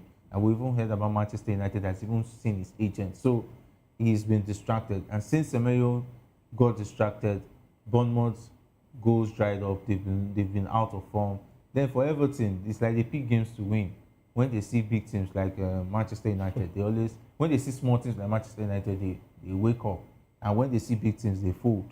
But we saw what happened to the Newcastle United, perplexed them on the back of after beating Manchester United. I thought they are back. But you want to give it to their coach, David Moyes. He understands the league very well. I think Everton is going to get this one against Bournemouth. Everton, Bournemouth, yeah, Everton wins away from home. Yeah, Everton beating Bournemouth away from home. And you believe City will lose to Fulham? That's a side that City has always. I mean, the last 6 games, Alan tore them apart. It's going to be a different kettle of fish this time. Just a different kettle of fish. Yeah. Okay, so the big one tonight, Newcastle against Tottenham Hotspur. Yeah, Newcastle all the way, because Newcastle has proven to be a team that can beat big teams. For Tottenham, I don't know what Frank is doing. Is Tottenham, by all standard this season, is Tottenham a big team? No, Tottenham is just a team trying to pull their weight. Okay. Yeah, just trying to see what they can. So which means they don't fall in that category that Newcastle will beat? No. And no, they fall in the category that Newcastle can beat them. Definitely. They fall in that category very well, because they pick games to show up. And for a team that wants to be consistent or play Champions League, but they are not looking like a team that is ready to play Champions League. It's like they are settling already to position themselves to play Europa League next season. They are seeing that Champions League is more or less a big competition for them. They're not really pulling their weight among the big boys. Look at how they faltered against Arsenal. They were trying to play Arsenal one-on-one. Come on. No, Arsenal is arguably the best side in Europe this season. So you expect Arsenal to take them out. Defensively, they are very poor. They defeated City. Yeah, they 2-0 at the Etihad. Tottenham, right? Yes. Tottenham, Man City, they're almost on the same category. They pick games this season. They pick games. But Man City is second behind Arsenal. Man City is second just with because 5 of points. Guardiola, and they still have a lot of top players in that team. If Man City doesn't have the top players that Tottenham does not have, if they are on the same category with Tottenham in terms of quality of players, I bet you they will even be in the 15th position on the table. But just because they have Guardiola, they have the likes of Erling Haaland, who started very well this season. The likes of Foden decided to show up when he decides to. Then that is why they are where they are, talking about Manchester City. But that being said, I think they are like for Tottenham. They fumble and wobble, and they can be beaten by any team who is serious. For Newcastle United, I see them beating Tottenham tonight. Newcastle will be playing at home, so maybe that's exactly why you're looking at it right there at the St. James Park. So what's going to be the scoreline for that particular one? Yeah, Newcastle to run away by 4-1. Then Kudus getting a goal. Jerry, 4-1. Yeah. Newcastle doesn't even look like a side that can score more than 2 goals. Oh, let's not forget how they dealt with Everton. They pummeled Everton. And last week they won in the Champions League. Yeah, they are on fire. They're on form. So they lost to Marseille away by 3-1. Yes. So, but on the league front, they're doing well. Even last weekend. But Thomas Frank is a very brilliant manager, and he plays almost the same way, the service sets of his side. So I mean, it's going to be a reflection of what happened over the weekend against Elubin Tottenham Marseille. winning this one is a no for me. Newcastle is going to get it. Yeah. All right, I'll say Jerry Apello High said Tottenham winning this one for me is a no. And that's exactly where we'll be wrapping up today's episode of The Locker Room of Voice of the People TV. And of course, if you are a lover of politics, stick around. Don't go nowhere, because Chukwuma Okoro will be here to take us through the world of politics. And of course, the show is Political Lens. My name is Ikechukwu Aguagu. Have a nice day.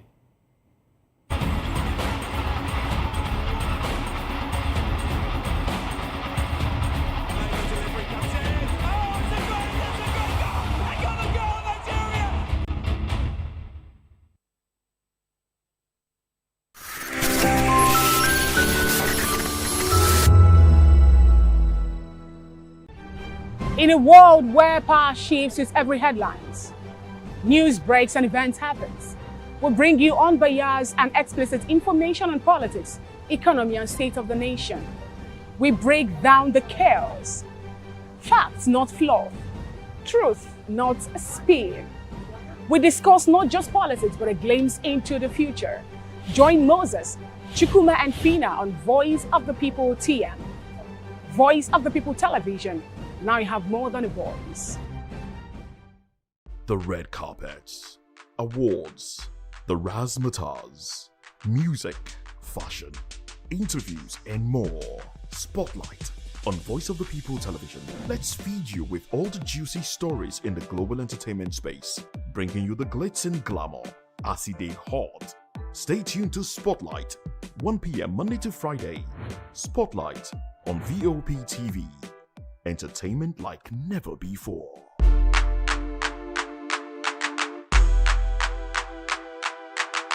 Welcome to the Locker Room, the home of football talk that matters. I am Jerry Arpehon. Join us every weekday, Monday to Friday at 5 p.m. Nigerian time, as we share the hot takes and hot debates in the exciting world of football. And joining me are the usual suspects, Ikechukwu and Mayowa, as we break down all the hot takes and everything that's happening in the football. Don't just watch football, live it with us. Catch us on the Locker Room and Voice of the People Television at 5 p.m. Nigerian time. And like I always say, if not 20 minutes off, please discuss. And it's Hakim Ziyech who puts the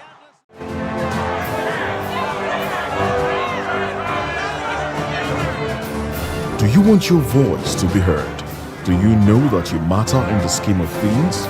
The People's Voice, the show where ordinary citizens take center stage as we discuss the biggest stories that affect you and I. With you in mind, we facilitate lively discussions, debates, and interviews on the topics that matter most to you and I. From social justice to economic empowerment, education to healthcare, governance, and more. Tackling tough topics and amplifying your voice. Join the conversation and make your voice count. The People's Voice. Make your voice count. Are you ready for the extraordinary? Something big is happening on your screen. Introducing VOP TV.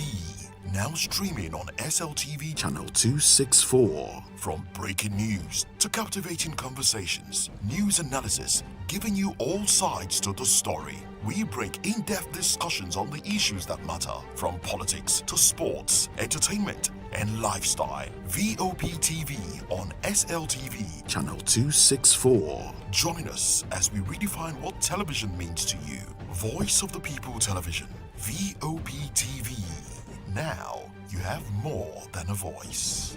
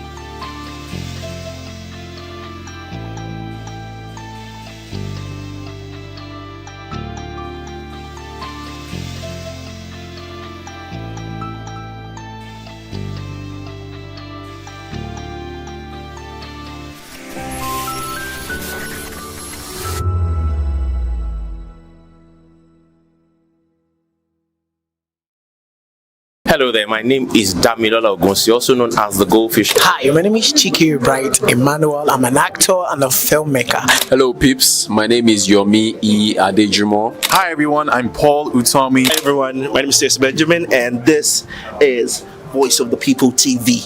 I need you to keep it locked to VOP TV. See, are you looking for good entertainment? You want to get good movies, good music, politics, talk shows, sports and entertainment. You really want a channel that gives you everything you need without you having to run around. VOP is where you are. That's Voice of the People. If you're not listening to this, you're not one of us, and you deserve to be killed. Scrap chat. Don't be killed, but watch it, or I'll find you, and I want you. And you are locked on VOP TV. Don't go nowhere. This is where the juice is. This is where all you need for entertainment, politics, movies, and whatnot. And keep watching VOP TV. So keep it locked, because I'm locked already, man, and it's money back guarantee. So you're gonna have a good time, because I do. And please keep watching VOP TV. I won't want to actually, I beg you, subscribe, watch it. If not, whatever you see. You better not touch that dial, because VOP is the plot. From the views on the street We go to bed empty hunger.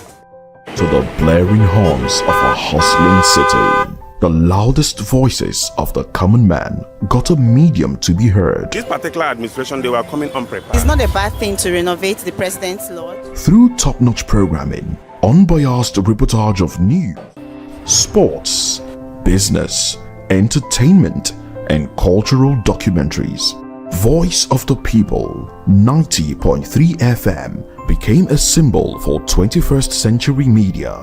And now, a new baby is born.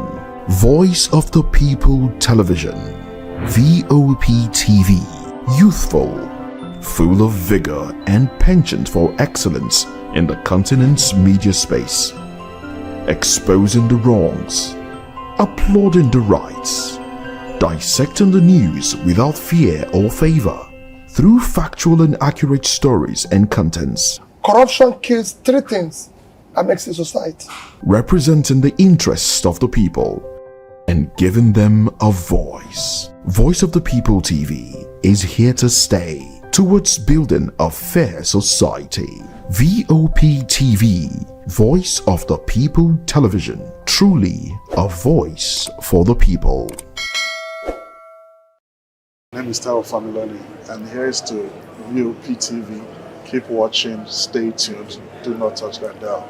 Arararara, my name is Made Kuti, and you're watching VOP TV. Keep watching. Welcome, my name is Zika Davis. Distinguished ladies and gentlemen, boys, viewers, everybody, boys and girls. This is VOP TV. Do you know what that means? Voice of the People TV. You don't have a voice, don't come here. You better make sure your voice is heard. To know the happenings in the maritime sector, join us on the program Maritime Frontiers on VOP TV as we discuss key areas in the maritime sector, from aquaculture, maritime transportation, maritime labor regulation, oil and gas exploration, ferry and passenger insurance, marine pollution and prevention, port operations, and lots more. Maritime Frontiers, exploring Nigeria's blue economy. In a world where truth is the ultimate power and opinions scream the loudest, it's time to wade through the noise Hunger no get tribe! Hunger no get religion! and scan the human interest and trending topics that matter. Stay tuned to The Issues, your plug to the stories making the buzz, from politics to science and technology, social justice, and more. Let's tackle the tough questions and expose the truth. The Issues on Voice of the People Television, Mondays to Fridays, 8 to 9 p.m. The Issues. Don't just react, understand. Behind every broken debt lies a broken promise. Education shapes the nations. But who is asking the right questions? Introducing Edu Dialogue, the show that goes beyond the surface, exposes the cracks, the corruption, and the silence in Nigeria's education system. Edu Dialogue, Saturdays, 3 p.m., only on VOP TV. We break the biggest stories, from missing funds to policy failures. We ask the tough questions and demand real answers. Edu Dialogue, this Saturday, 3 p.m. on Voice of the People Television.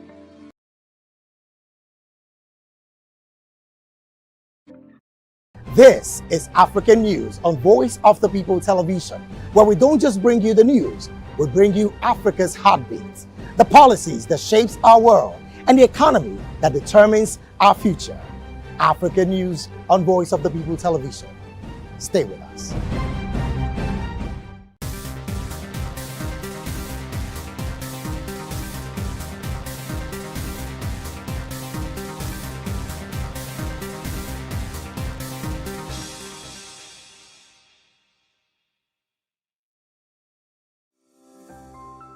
VOP TV. Now, you have more than a voice.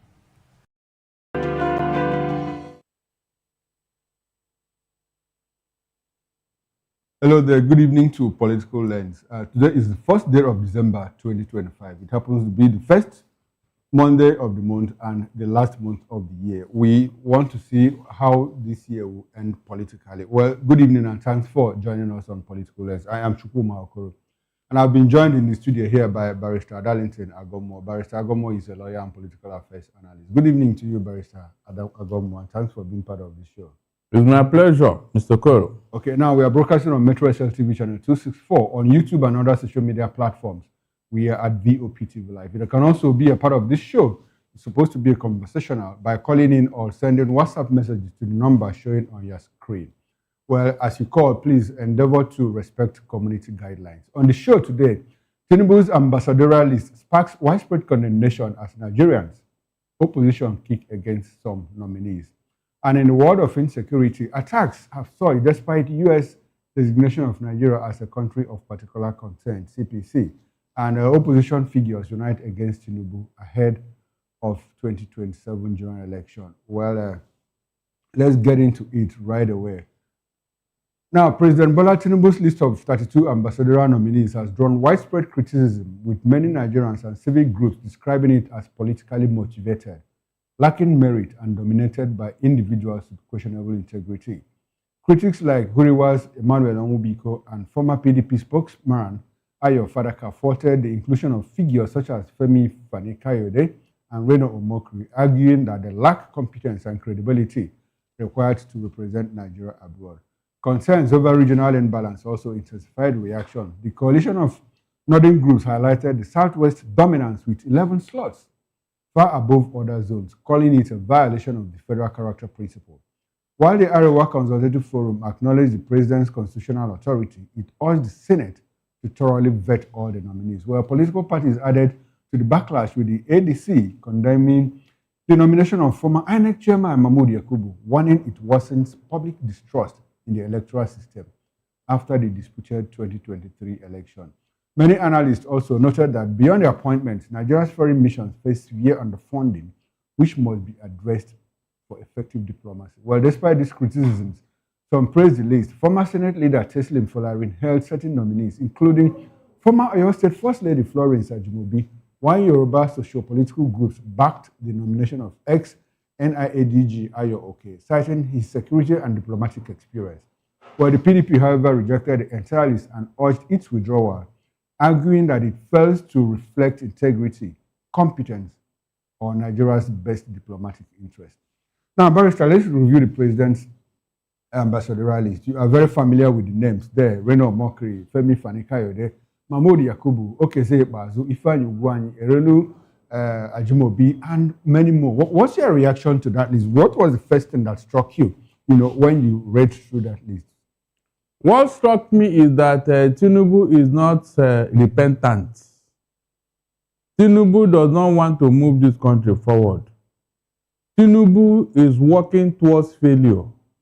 In fact, for a man who have displayed this type of failing in governance, I expected him to look for people who will help him. I expected Tinubu to look for people. We have them everywhere, even outside the country. For a man who is hungry to develop Nigeria, for a man who is hungry to give Nigeria a new image, this is not what I expected. Seriously. I don't know what gave him the idea, because one bad apple can spoil a whole bunch. Reno or Mockery in that list have messed up every other person in that list. Reno or Mockery alone in that list, that is, he has written off every other name in that list. On what ground did he include such a man in that list? Can't he find something for Reno or Mockery, at least in Nigeria here? For a man who have a diarrhea of the mouth, what is he going to tell them out there? Reno Mockery that is not consistent with his mouth. He will think that because he's an ambassador, he will go there and be saying all those things he was saying when he was not an ambassador. I mean, is he going to change overnight? The answer is no. He's going to go through diplomatic training. Through what? Diplomatic training. Reno Mockery is unteachable. Okay. Did you hear me? For a man who abused the Tinubu to no end just yesterday, only for him to turn around now. So where is the principle here? Where is the principle? So all of a sudden, all those things he has accused Tinubu of, all of them have gone away. It's not as if the court has exonerated him. So I don't know who gave him that idea. Those who are supporting this, I don't know why they are supporting it. I was coming to that, those that are supporting it. But you said something. You said that the president should look for people who will help him. I'm telling you. You think that people like Reno can't help him? I mean, these are somebody, I think someone called him a laundromat, you know. These are people who are very forceful in condemning and also as well as very forceful in defending. During the elections, Nigerians understand what he said, all those things that he said about the president. And those things are in the on net now, you know, on social media and everything. He called him drug lord, and they mounted a campaign against him in London and chased him out of London. He's a known drug lord. Daniel Bola said that, look, even if you give the president 30 years, it was not going to change anything. Now, he co-opted these people into his government. And now these are the people, you know, who are working very hard to defend the policies of his administration. Now is that not the kind of help that the president needs? No. If people that are very forceful in defending him. They are not forcing anything. They are not. They have just displayed themselves as what? Sycophants. Look, if you're a man of principle, you cannot go through that route. The question is, if you tell me your friends, I will tell you whom you are. Have you ever bothered you that look at all the people around Tinubu? People with baggages, skeletons in their cupboard. I mean, people with baggages. Intolerable baggages. These are the people you always want around. I don't know why. To what end? Meanwhile, the administration is getting a knock on all fronts, both within and outside.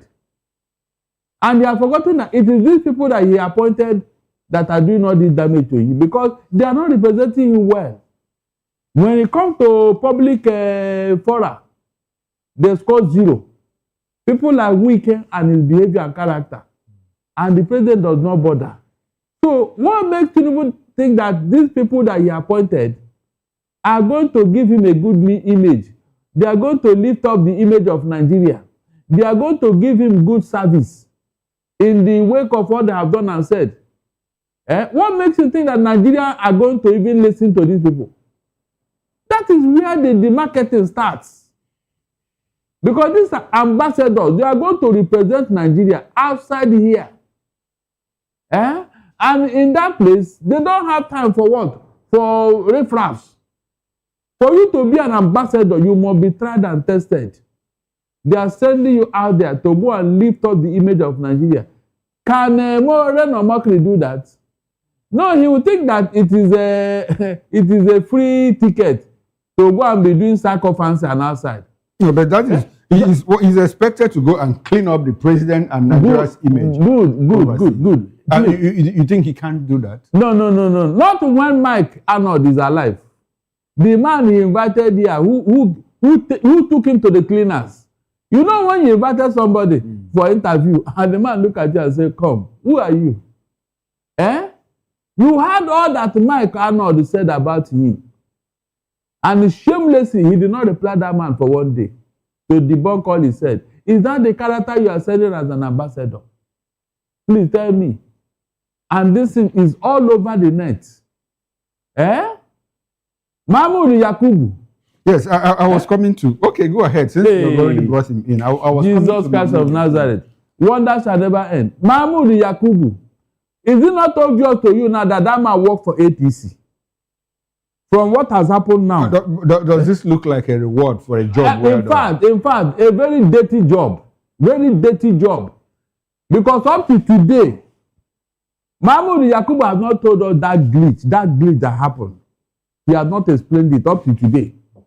Barrister, when we talk about the 2023 general elections, on whose doorstep should we put it? Is it the Mahmoud Yakubu or the judiciary that at a point said, look, that the guidelines that are not justiciable, that they are not actionable, that there were mere guidelines are not part of the electoral law? Who should take responsibility? It is the INEC chairman who refused to implement what is already there. And the judiciary validated it. No. Leave the judiciary alone, please. Okay. If INEC chairman had done the needful, this matter wouldn't have gotten to court. But we understand that Nigerians will ordinarily go to court. No. When election is free and fair, what's the need going to court? When was the last time it was free and fair? Hey, that's what I'm telling you. That it was because of this INEC chairman and his actions. That's just the truth. If you had done the needful, no matter we go to court now. On what ground? Please tell me, on what ground will you go to court? On what ground? There wouldn't have any ground for the matter to go to court. But because this INEC chairman was working for APC, nothing. He didn't see anything wrong in all that happened. All the results that came in. Have you seen where they were trying to use tippers to, tipper some results and some figures here and there? They were accepted. And in fact, they were up to today. Do you know that all the polling units were not uploaded? After 58,000 of them. They were not uploaded. Okay. So, now, Barrister Darlington, somebody like Mahmoud Yakubu being sent as ambassador to any of this, of course, after the Senate confirmation and all of that, we'll get to know they will assign countries to them and all of that. What do you think that Mahmoud is going to do? Because recall that at a point where they said that Ghana election did very well because he came here to learn. Don't you think that is the reason why they are sending him probably to one of these African countries to go and teach them how to conduct elections? Look, what do you think? That Ghana came here to copy something and made something out of it. It's not the working of Mahmoud Yakubu. So who did it? Who pulled Remember, it? Listen very well. Listen. Okay. Malaysia came here to take our palm kernel. Two of us. They came here to take our palm kernel. And they went back home. And what happened? They are now the biggest producer of palm oil in the whole world. Two of us. You that they came to collect it from your home, what happened? You killed your own. So that Mahmoud Yakubu brought out something. Ghana went home and modified it, and put it into good use. Is that not something to cheer for Ghana? If Yakubu Mahmoud did the right thing with the so-called electoral act, will I not celebrate it? Will you not celebrate it? Why are we celebrating Ghana instead of Nigeria? Look, it is that's why I told you here that technology cannot be reinvented. It's already there. All you need to copy it, bring it, modernize it, and put it into good use in your country. But in Nigerian case, we always make mess of technology. We don't apply it properly. That is why it's not working for us. That's the truth. So let nobody praise Mahmoud Yakubu. He brought out something that Ghana copied. No. Ghana modified it and make proper use of it. Mr. Okoro, if you buy a car and they say this car, you must put fuel before you drive it. You now buy the car as expensive as it is. Like that G-Guard I had that they bought for you. Is that true? Who did? That they bought for you. I had it. Who did? Who bought for you? Don't worry, after you tell me. I don't want people to know who bought it for you. Okay. Now, if you buy such a car and they say put fuel before you drive it, and you now come home and put water Because water is very cheap, you can get it everywhere. And when they are, why you know, all of them are liquid now. So let me use car, let me use water and drive it. And now the engine now knock, or the car cannot even move.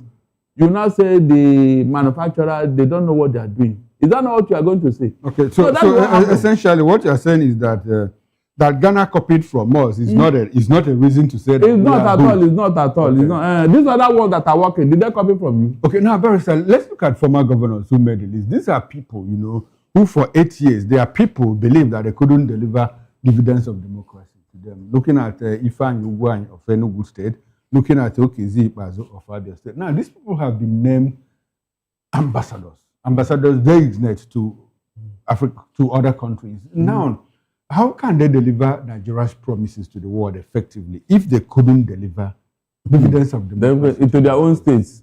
That is why I told you that Tinubu is working towards failure.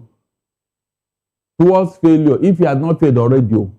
Because for a man who is hungry for what? For development, who is hungry for success, he cannot pick this kind of people. He cannot. I remember when Obasanjo came in 1999. Is that not true? He went for what? Technocrats all over the world. Obasanjo went outside there and picked people. Picked people. Tested the hand. In fact, the World Bank gave him a Okonjo-Iweala.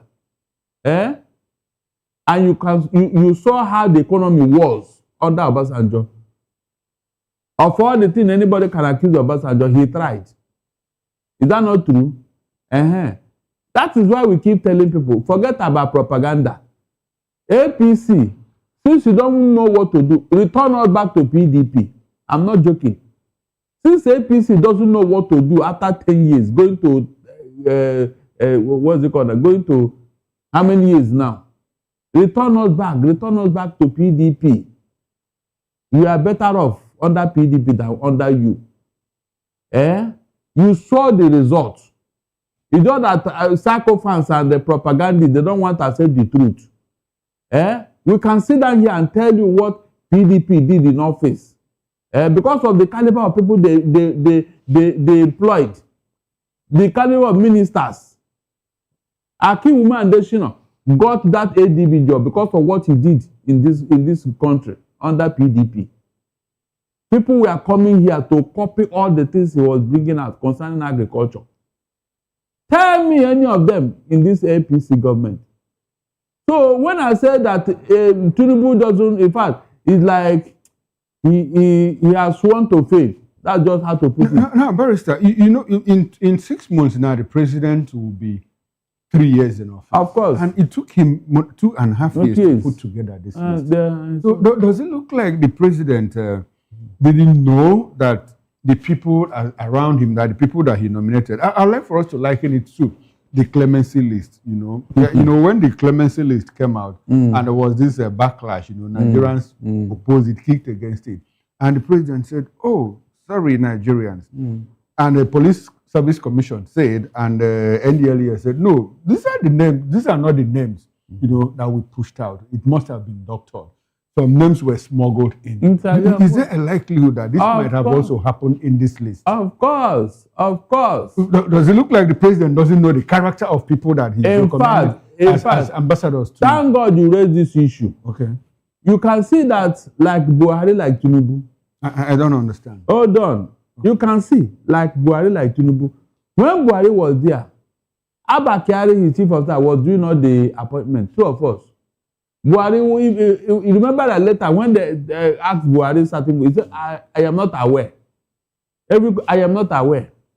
Everything, I am not aware. So, who is aware in your government? So, Tinubu have outsourced his government to what? To his cronies and sycophants around him. He is not in charge because a president that is in charge cannot commit this type of blunder. This is how many times now? From fuel subsidy to clemency list to this one now. A president that wants to succeed cannot make this type of mistake. That means some people are making this mistake on his behalf. It's only when the thing becomes public knowledge and people start crying out that you now get to know and say, come, who, Mr. Lagbaja, what is this I'm seeing? Who did this? they will now start doing damage control. Yes. Look at all the policy statements and all the policy actions you are taking. You always reverse them. That means it was not thought of to crude oil price. So where do you get your forex? Where do you get your It is because the economy was working. Companies are working. All the major international companies that left Nigeria, was it under PDP or under APC?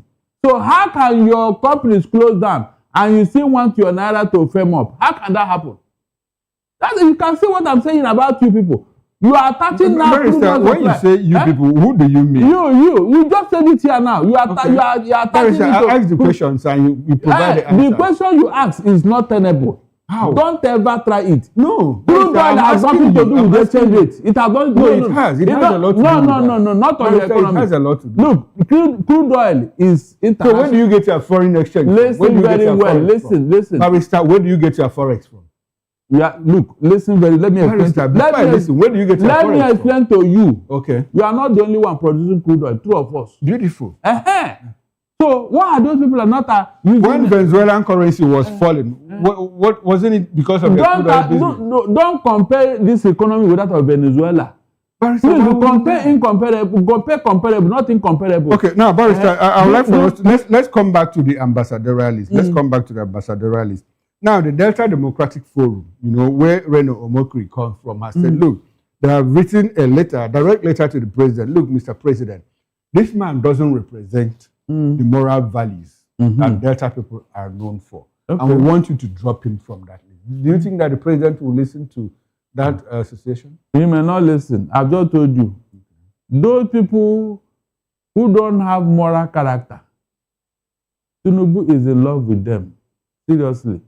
You can see it in what he's doing. He doesn't want anybody who is so decent, anybody without a skeleton in his cupboard, anybody that is morally upright, anybody that is diligent at work. In fact, he doesn't like go-getters. That is why these ministers, none of them can perform. In the 48 laws of power, the Godfather doesn't want you to outshine him. Are you aware? So he wants to be the only person. So all those people with skeletons in their cupboard, he likes them because they cannot outshine them. He has something on them. So whenever they want to rear their ugly head, he will pull the strings and you come back to your senses. That is what I've discovered. That's how all over the world, that is what dictators do. They don't want anybody that people will celebrate more than them. Why was he changing deputy governor when he was in Lagos? Because beautiful. Now, the same man, Femi Pedro, also made the list. So what does that tell you? He wants to send him after he's not working with him again. But I heard that they reconciled long ago. He served in one committee or the other. That was then. Now he had left the governorship, whatever. No, he had left. But after then, I heard that they reconciled, that the president and Femi Pedro reconciled. And during the Buhari administration, he propped him up and he served in one federal committee. That's what I'm saying. Now, he made the ambassadorial list. The question is, why did he even fall out with him when he was the governor? Did you ask yourself that question? How about Bokna Kerele? Why did he fall out with them? He wasn't the only governor. Ojo Okalo had like 2 or 3 deputies. What's his name? And Engineer Baribe was one of his deputies. Sullivan Chime had 2. In fact, one was shoved out of office like 6 months before the end of their administration and all of that. So Tinubu is not the only one. Okay. I'm just asking. Should that count against him? Yes, he should. Why? For a state like Lagos, it's not falling out that is the problem. The question is, why and how did you fall out? No, there must always be a reason. There must always be a reason. If those reasons does not hold water. Who decides? Who decides? No, it is the people. Because the people that put you there. It's the people. Yes, it's the people. If you look at the excuse, you will now know that this man is using 48 laws of power. Do not outshine your master. So Femi wanted to outshine him. All of them. And Bukono. All of them. Because when they wanted to give him, they celebrate him as an accountant. The woman now said, come, before you can do that, please, can we know this? Can he present it and let us verify? Barrister, were you there? Why you? Oh, why not ask me why they fall out? Why not ask me, was I there when they fell out? Okay, so Bokona Kerele didn't know that he didn't have a certificate before she decided to be her running mate. Yes, she didn't know all of this. You say what? She didn't know before she accepted to be. How would she know? Why would she know now? She wouldn't know. So at what point did she realize that? And that was the point of saying, let us find out. She was, because she's a member of that body. And because wasn't the man delivering on his promises to Lagosians? Didn't he do that? Nothing was done. Okay. Mr. Okoro? Yes, sir. Nothing was done. That was why he became richer than even Lagos State. Of all the governors that ruled Lagos State, mention any of them that came close to the wealth of Tinubu. Tell me. Just mention one person. So where was the money? Well, Barrister, I'm not a survey agency. I don't know how well really? You don't know, Abi? And I don't know the information available to you. Go and do land audit in Lagos. Go do land audit in Lagos. You'll find out. Now, Barrister, before we leave this topic, you see a situation where, because in the diplomatic circles, in international relations, countries also have the right to reject, people who are sent to them. Of course. So, in the light of what we see, the backlash, the world is a global community now. Mark Arnold is there; they're already trolling Reno, Mockery, FFK, and all of that. Do you see a situation where any of them could be rejected? It has happened severally. Before they present their letter of credence. Yes. When you present your letter of credence, and then after going through and all that, then people will now vet it. Remember, there are technocrats and foreign office in that country. Yes. Yeah, they are going to vet anybody that is coming in, whether they can talk with him, discuss with him, and all that. If they find out that no, this one is not, they will tell you that look, this guy is not fit for us.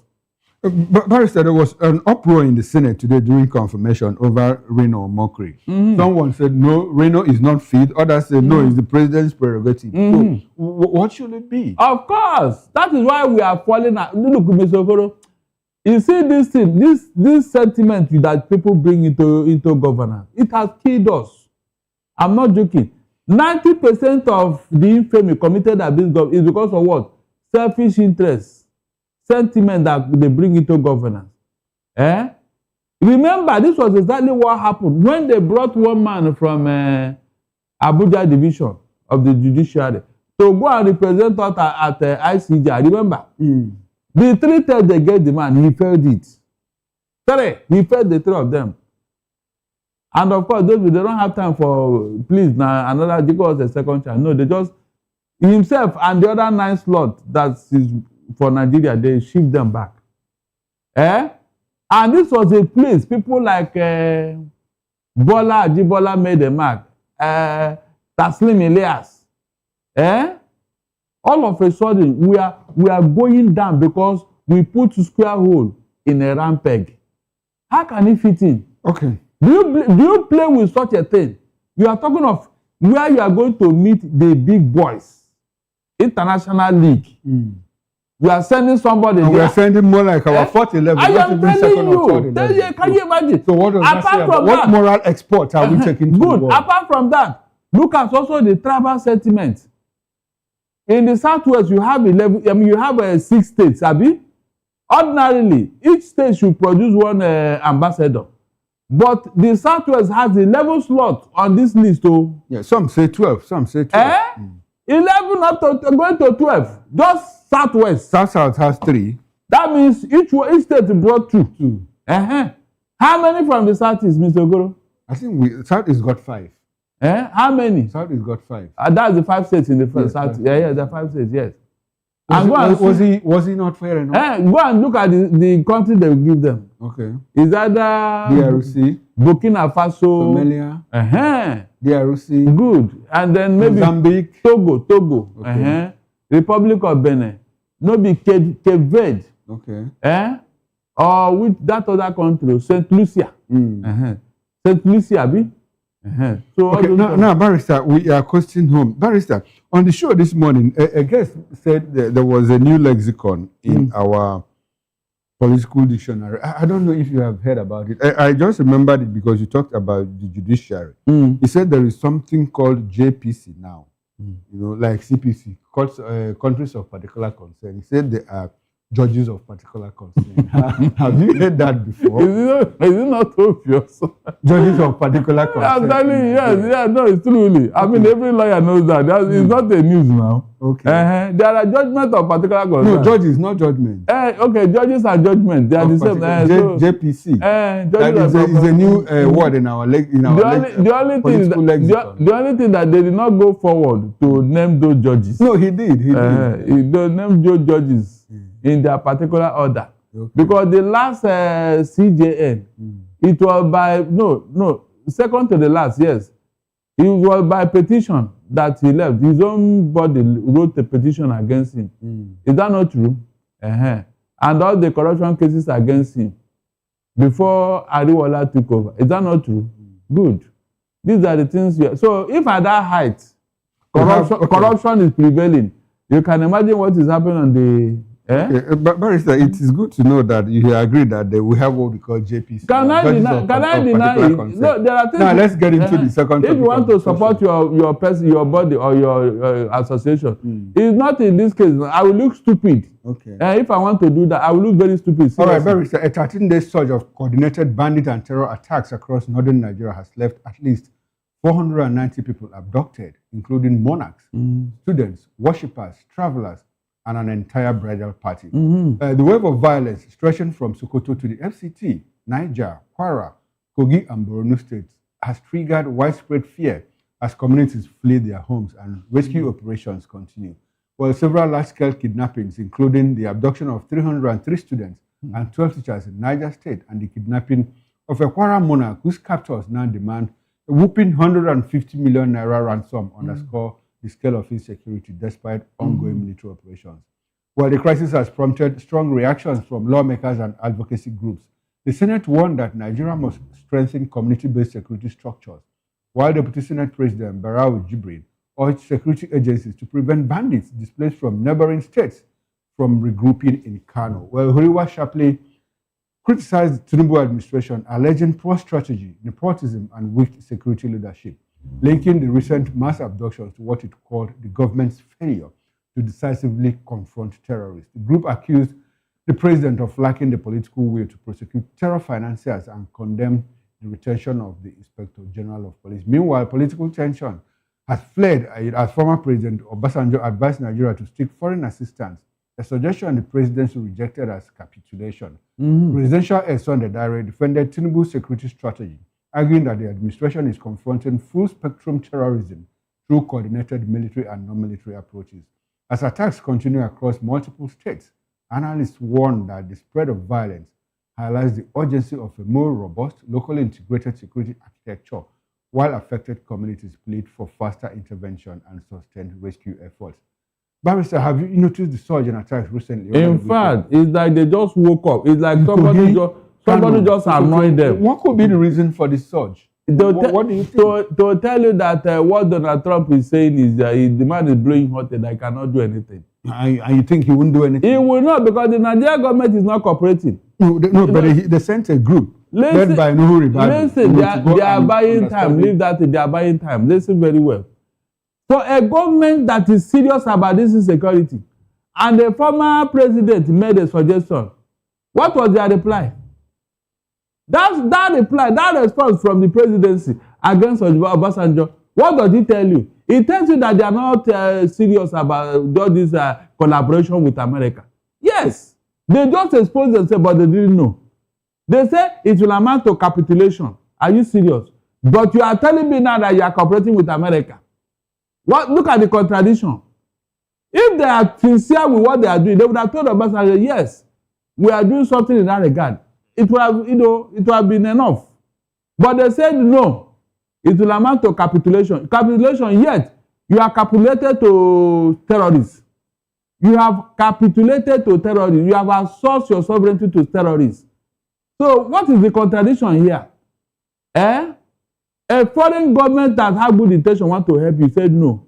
But terrorists are here, sharing power with you. And you didn't see anything wrong with that.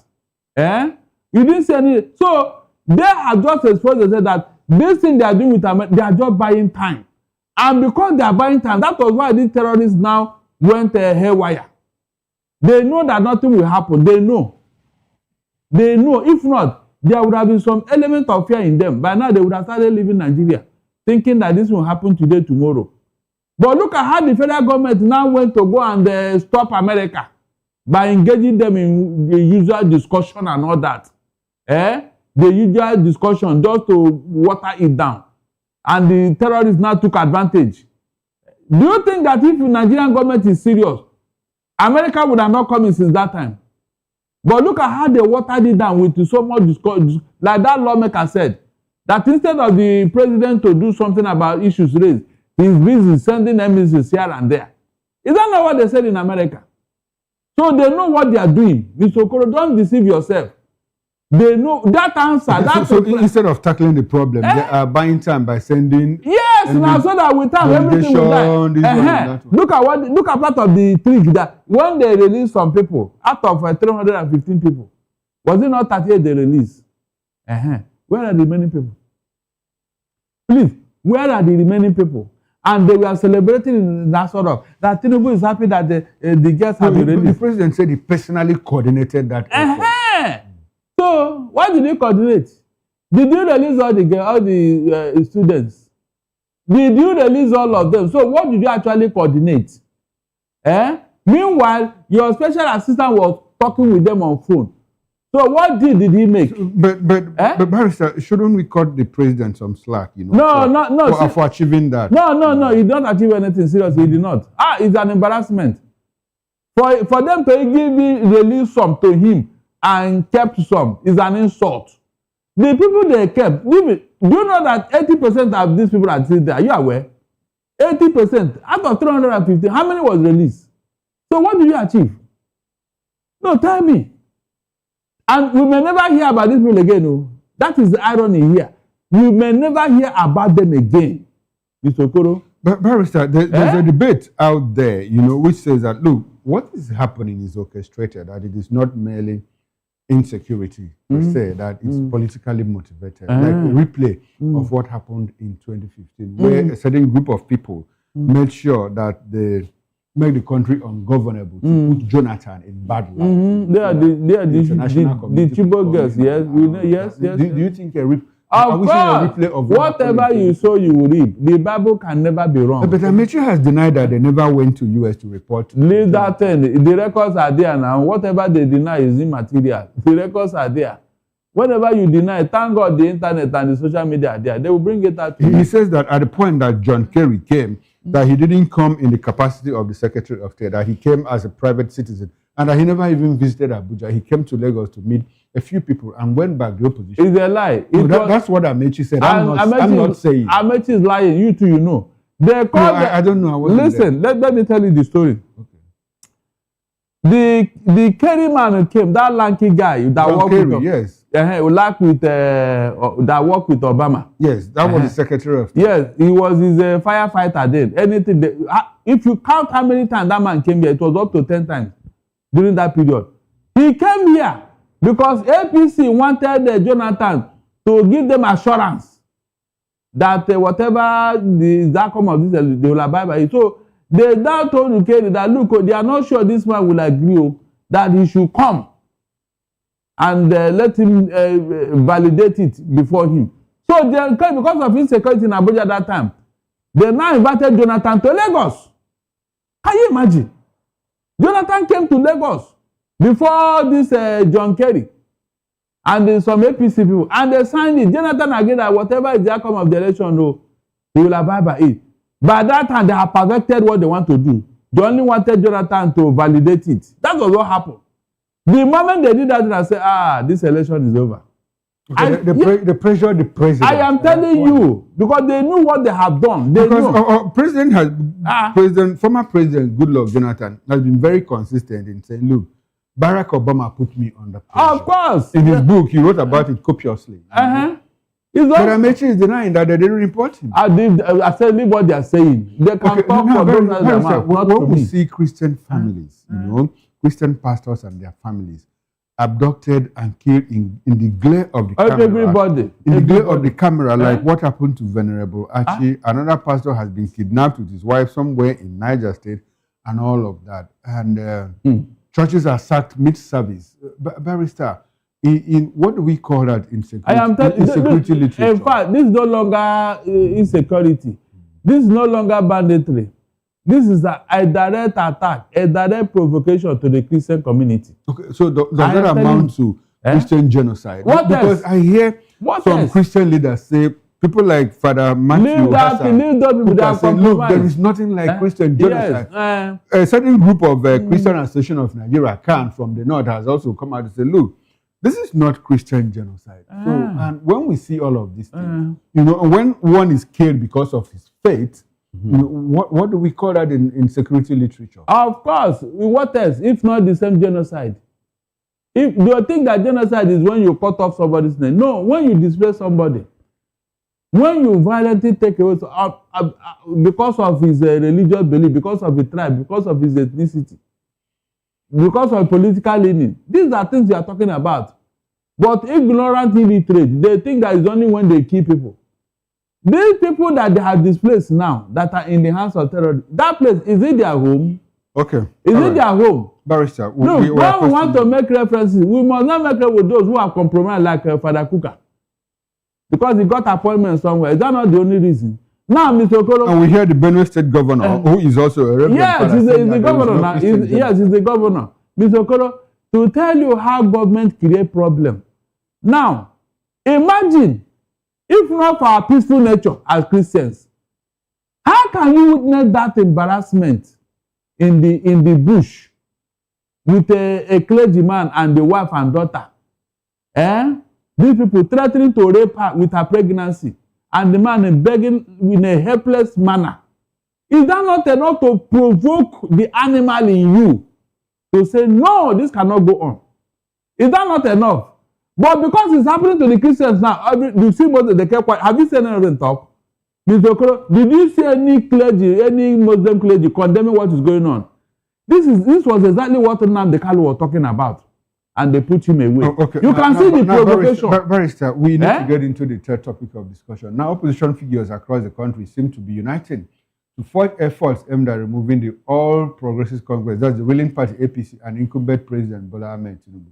Last week, Atiku Abubakar, who left the PDP some months, formally joined the ADC, as well as his protege, Nasir El-Rufai, who officially joined the party and called on Peter Obi and other opposition figures to come to ADC and join hands to remove the APC and President Tinubu from office.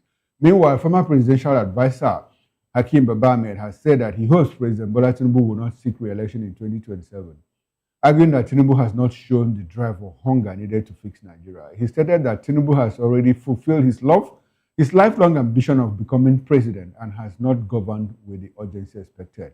Baba Ahmed suggested that Tinubu should instead support a younger, healthier, and more focused candidate within the APC for the next election cycle. He argued that the president's current performance does not justify a second-term bid. Now, various opposition figures are gathering forcefully. We have Atiku, El-Rufai, Amechi, jump to ADC. El-Rufai says it's a matter of time for Obi to join the ADC. Barrister, how far can they travel? Do you think they're able to forge that effort, united, to wrest power from the APC and President Bola Ahmed Tinubu? What do you think? What do you see coming? What I expect is for the opposition to intensify this collaboration. Okay. Not blowing hot and cold. Today, they will gather momentum. Tomorrow, they will die down. Let them sustain this thing that they are talking about, because there is no other way. Except the opposition come together and sustain the momentum. Nobody will take them serious. So nobody. I don't want this situation whereby tomorrow you see that ADC, they are gathering momentum. Then tomorrow, all of a sudden, you will not hear anything again. But Barrister, what else would they do apart from what they are doing? Putting the government on its toes. Issuing press releases and statements, criticizing this and all of that, taking the government to account. How many times do you hear him? I'm talking of how many times do you hear him? I'm talking of Lai Mohammed. Okay. When he was here as the spokesperson for the opposition. You saw what he did now. You saw it.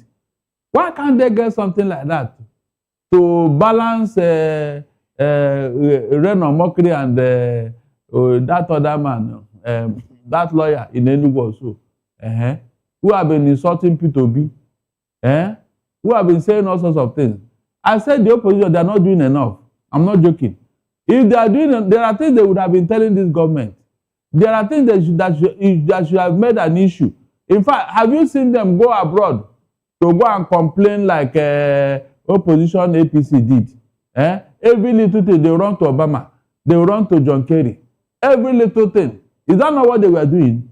And that was why they got the attention of Obama and his gay rights that he used against Jonathan. There are things that this government should have done. Yes, yes. And I hope that the ADC, the people concerned, are listening to Barrister. Of course. Barrister, I'll take that as a conclusion Because I know, we are out of time. I know what would have happened if PDP were performing like this in government and APC is opposition. Imagine, I think that we protest every day at that Freedom Square. Is that not true? All right, Barrister, we have to go now. We're out of time. Thank you very much. I appreciate your presence. And I'll be speaking with Barrister Darlington Agomo, lawyer and political affairs analyst. I must say a very big thank you to you, Barrister. Thanks for coming to Political Lens. And I hope we can do this some other time. It's my pleasure. And on behalf of the backroom staff, technical director, bus manager, sound engineer, and guest manager, I am Chukuma Okoro. Up next is issues with Nena Ndemduto. Stay with us and don't go away. I'll see you tomorrow, 8 a.m. on the morning show. Bye for now and enjoy the rest of your evening.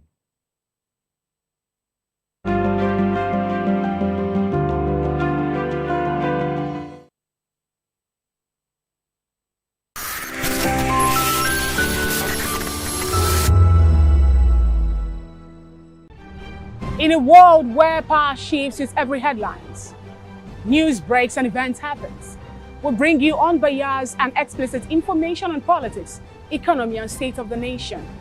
We break down the chaos. Facts, not fluff. Truth, not spin. We discuss not just politics, but a glimpse into the future. Join Moses, Chukuma and Fina on Voice of the People TM. Voice of the People Television. Now you have more than a voice. The red carpets, awards, the razzmatazz, music, fashion, interviews, and more. Spotlight on Voice of the People Television. Let's feed you with all the juicy stories in the global entertainment space, bringing you the glitz and glamour as it is hot. Stay tuned to Spotlight, 1 p.m. Monday to Friday. Spotlight on VOP TV. Entertainment like never before.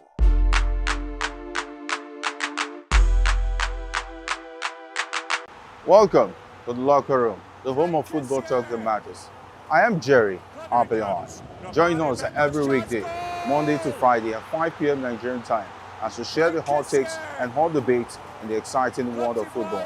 And joining me are the usual suspects, Ikechukwu and Mayowa, as we break down all the hot takes and everything that's happening in the football. Don't just watch football, live it with us.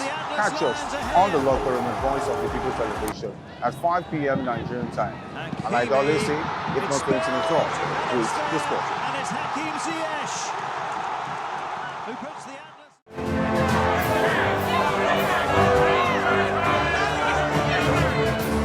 Do you want your voice to be heard? Do you know that you matter in the scheme of things? The People's Voice, the show where ordinary citizens take center stage as we discuss the biggest stories that affect you and I. With you in mind, we facilitate lively discussions, debates, and interviews on the topics that matter most to you and I. From social justice to economic empowerment, education to healthcare, governance, and more. Tackling tough topics and amplifying your voice. Join the conversation and make your voice count. The People's Voice. Make your voice count. Are you ready for the extraordinary? Something big is happening on your screen. Introducing VOP TV. Now streaming on SLTV channel 264. From breaking news to captivating conversations, news analysis, giving you all sides to the story. We bring in-depth discussions on the issues that matter, from politics to sports, entertainment, and lifestyle. VOP TV on SLTV channel 264. Join us as we redefine what television means to you. Voice of the People Television, VOP TV. Now you have more than a voice.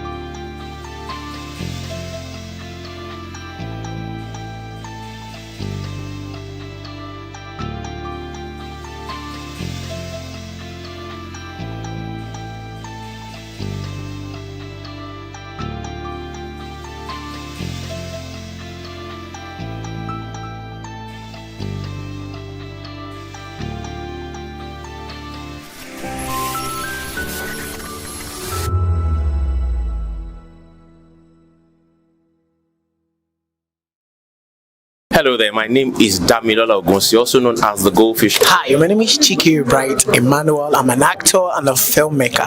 Hello peeps, my name is Yomi E. Adejumo. Hi everyone, I'm Paul Utomi. Hi everyone, my name is Stacey Benjamin, and this is Voice of the People TV. I need you to keep it locked to VOP TV. See, are you looking for good entertainment? You want to get good movies, good music, politics, talk shows, sports and entertainment. You really want a channel that gives you everything you need without you having to run around. VOP is where you are. That's Voice of the People. If you're not listening to this, you're not one of us, and you deserve to be killed. Scrap chat. Don't be killed, but watch it, or I'll find you, and I want you. And you are locked on VOP TV. Don't go nowhere. This is where the juice is. This is where all you need for entertainment, politics, movies, and whatnot. And keep watching VOP TV. So keep it locked, because I'm locked already, man, and it's money back guarantee. So you're gonna have a good time, because I do. And please keep watching VOP TV. I won't want you actually. I beg you, subscribe, watch it. If not, whatever you see. You better not touch that dial, because VOP is the plot. From the views on the street We go to bed empty hunger to the blaring horns of a hustling city, the loudest voices of the common man got a medium to be heard. This particular administration, they were coming unprepared. It's not a bad thing to renovate the president's lodge. Through top-notch programming, unbiased reportage of news, sports, business, entertainment, and cultural documentaries, Voice of the People 90.3 FM became a symbol for 21st century media. And now, a new baby is born. Voice of the People Television, VOP TV, youthful, full of vigor and penchant for excellence in the continent's media space, exposing the wrongs, applauding the rights, dissecting the news without fear or favor, through factual and accurate stories and contents. Corruption kills three things that makes a society. Representing the interests of the people and giving them a voice. Voice of the People TV is here to stay towards building a fair society. VOP TV, Voice of the People Television, truly a voice for the people. My name is Tao Familoni, and here's to VOP TV. Keep watching, stay tuned, do not touch that dial. My name is Made Kuti, and you're watching BOP TV. Keep watching. Welcome, my name is Zika Davis. Distinguished ladies and gentlemen, boys, viewers, everybody, boys and girls. This is VOP TV. Do you know what that means? Voice of the People TV. You don't have a voice, don't come here. You better make sure your voice is heard. To know the happenings in the maritime sector, join us on the program Maritime Frontiers on VOP TV as we discuss key areas in the maritime sector from aquaculture, maritime transportation, maritime labor regulation, oil and gas exploration, ferry and passenger insurance, marine pollution and prevention, port operations, and lots more. Maritime Frontiers, exploring Nigeria's blue economy. In a world where truth is the ultimate power and opinions scream the loudest, it's time to wade through the noise. Hunger no get tribe! Hunger no get religion! And scan the human interest and trending topics that matter. Stay tuned to The Issues, your plug to the stories making the buzz, from politics to science and technology, social justice, and more. Let's tackle the tough questions and expose the truth. The Issues on Voice of the People Television, Mondays to Fridays, 8 to 9 p.m. The Issues. Don't just react, understand. VOP TV. Now, you have more than a voice.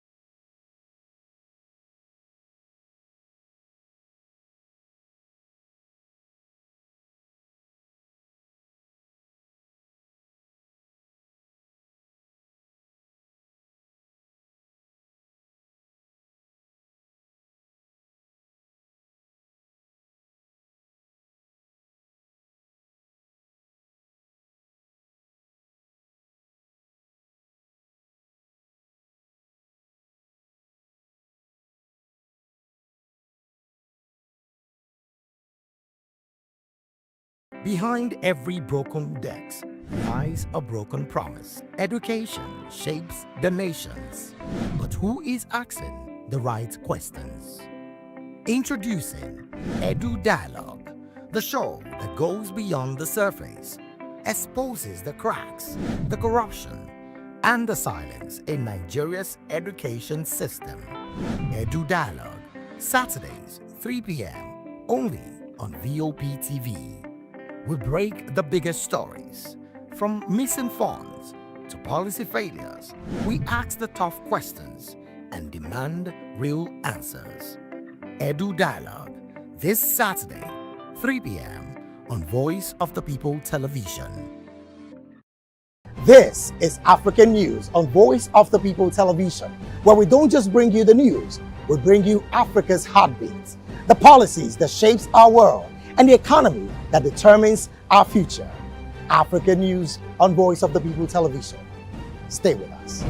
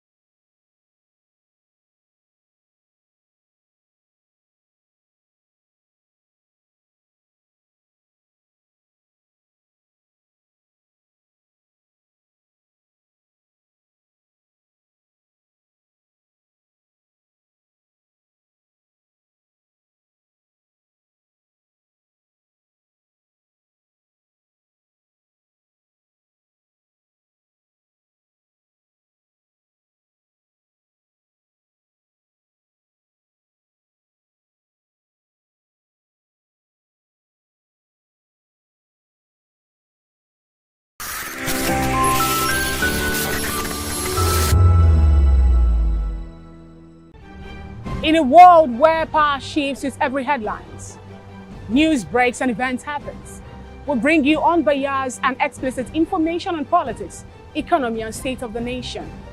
We break down the chaos. Facts, not fluff. Truth, not spin.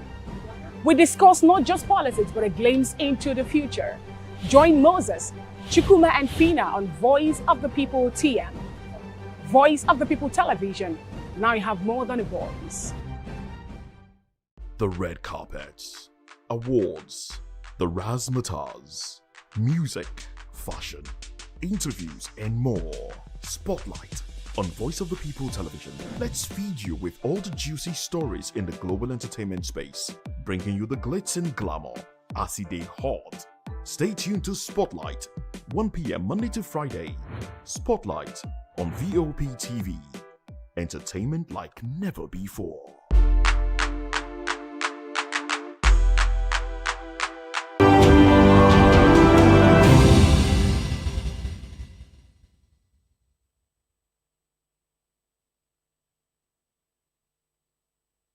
Another exciting episode of the issues on Voice of the People Television, where we bring you the most important and pressing issues shaping our nation today. I am your host, Nenna Ndomdioto. It's a new month, the last month for the year 2025, and I wish you a happy new month.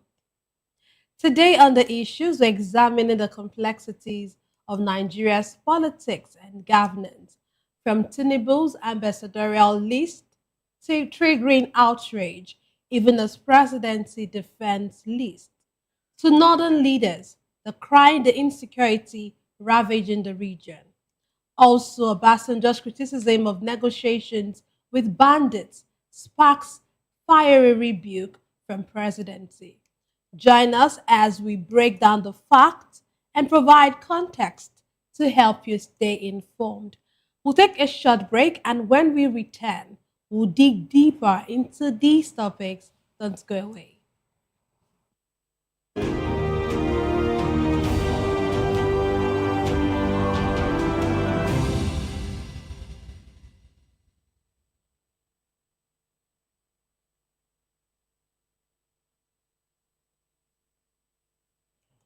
Glad to have you back. Let's dive straight into today's discussion. The release of President Bola Tinubu's ambassadorial list has triggered a heated debate across nation, with many describing the list as an embarrassment. The list includes a former governor of Enugu State, Ifeanyi Ugwuanyi, immediate past chairman of the Independent National Electoral Commission, Mahmood Yakubu, ex-minister Femi Fani-Kayode, and ex-presidential aide Reno Omokri as ambassadors. Veteran diplomat Joe Keshi delivered a scathing assessment, asserting that some nominees on Tinubu's ambassadorial list should be in prison, suggesting serious concerns over the integrity and suitability of certain individuals chosen for key diplomatic roles. Echoing the need for diligence, former special advisor on political matters to President Bola Tinubu, Hakeem Baba Ahmed, stressed that the National Assembly should scrutinize nominated ambassadors thoroughly during the confirmation process. Despite the strong criticisms and calls for caution, the presidency has come out in defense of the selection process. An aide to President Tinubu firmly maintained that the president chose the best ambassadorial nominees for his administration, asserting that the list was compiled based on merit, experience, and the strategic needs of the country's foreign policy objectives. Today, I'm delighted to be joined by three distinguished guests. Here in the studio, we have Dr. Peter Nosike. Dr. Nosike is a philosopher, development economist, and best-selling author. He's also an erudite commentator on economy, finance, politics, and power. He's also the author of the most talked about book titled Abuse of Power: How Democracy Turned into Tyranny of the Few. Thank you very much for joining us, sir. Thank you for having me. And joining us virtually is Barrister Clem Agui. He's a lawyer and a commentator on public national issues. And he is the former council chairman, or a former council chairman, I would say, of Njikoka local government area, Anambra State. Glad to have you join us. Okay, he'll get to join us later on in the show. Also, we have Emperor Jackson Ojo, a public affairs analyst. He's also a security expert and an executive protection specialist. Glad to have you join us, Emperor. It's my pleasure. Good evening. And good evening, Dr. It's always a pleasure to have you. Yes. It's my pleasure too. Okay, let's dig in to our issues. After waiting 2 years, Nigeria has been waiting for the past 2 years for the president to, bring out a list. And here we have a list, or an ambassadorial list, which has names like Reno Omokri, Fani Femikayode, Mahmoud Yakubu, Okeze Ikpeazu, and of course, many others.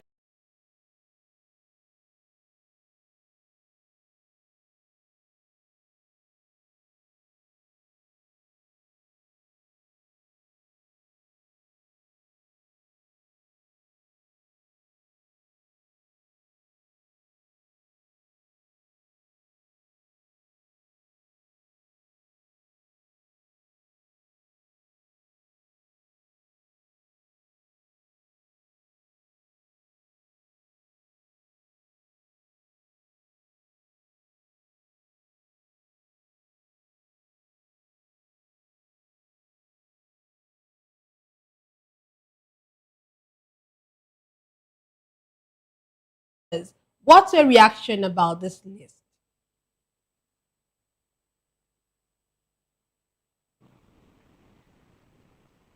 Good evening.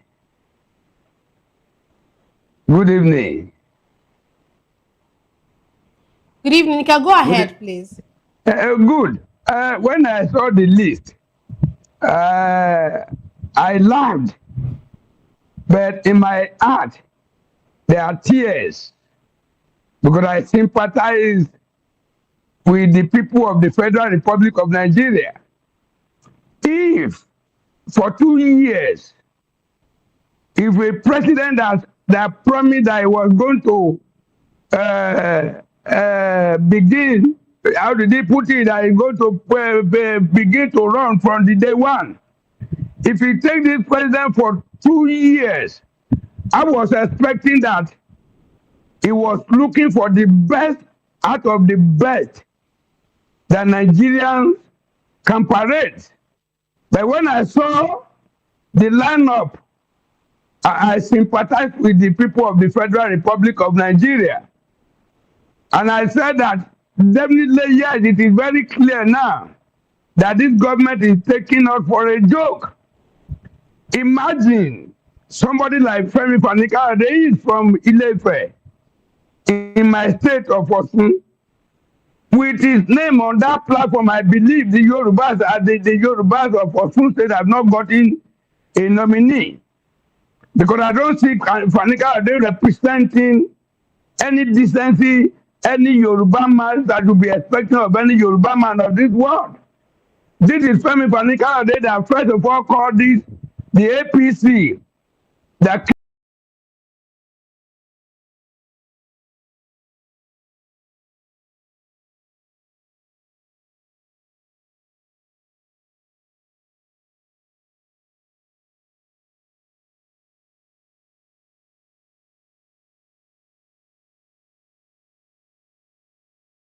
criminal party of the North, all sorts of things.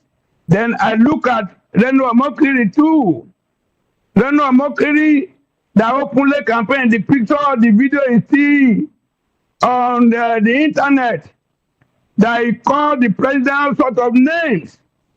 But just because for little money, he has moved now to be supporter of President Tinubu.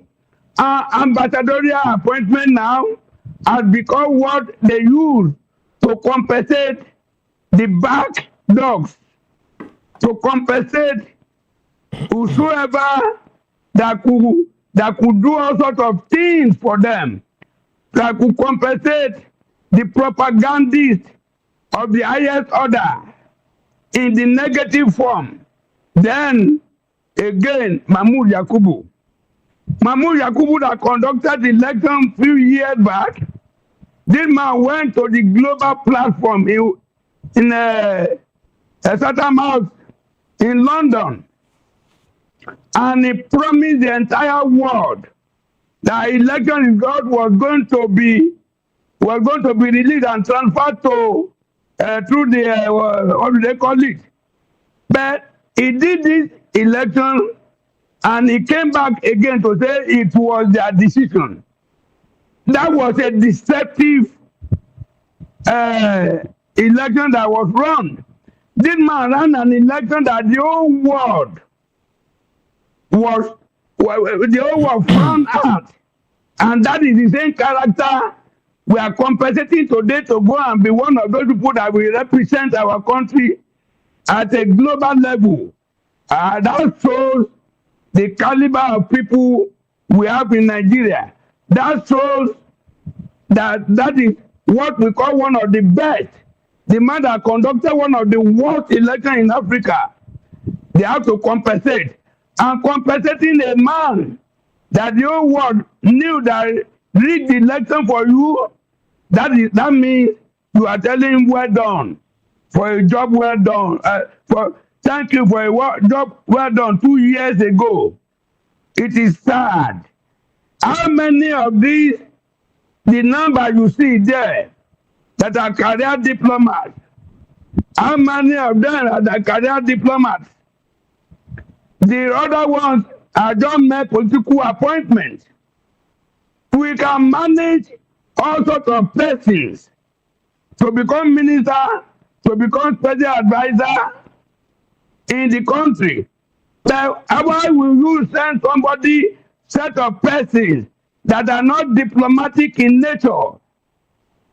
How do you say that to go and become a diplomat in another country? This is sad. And we were expecting, in a normal climate, somebody would have been expecting the Senate of the Federal Republic of Nigeria to screen these people out, but not this type of 10th Senate, rubber stamp Senate, the worst Senate in the history of political Nigeria. But my joy is this.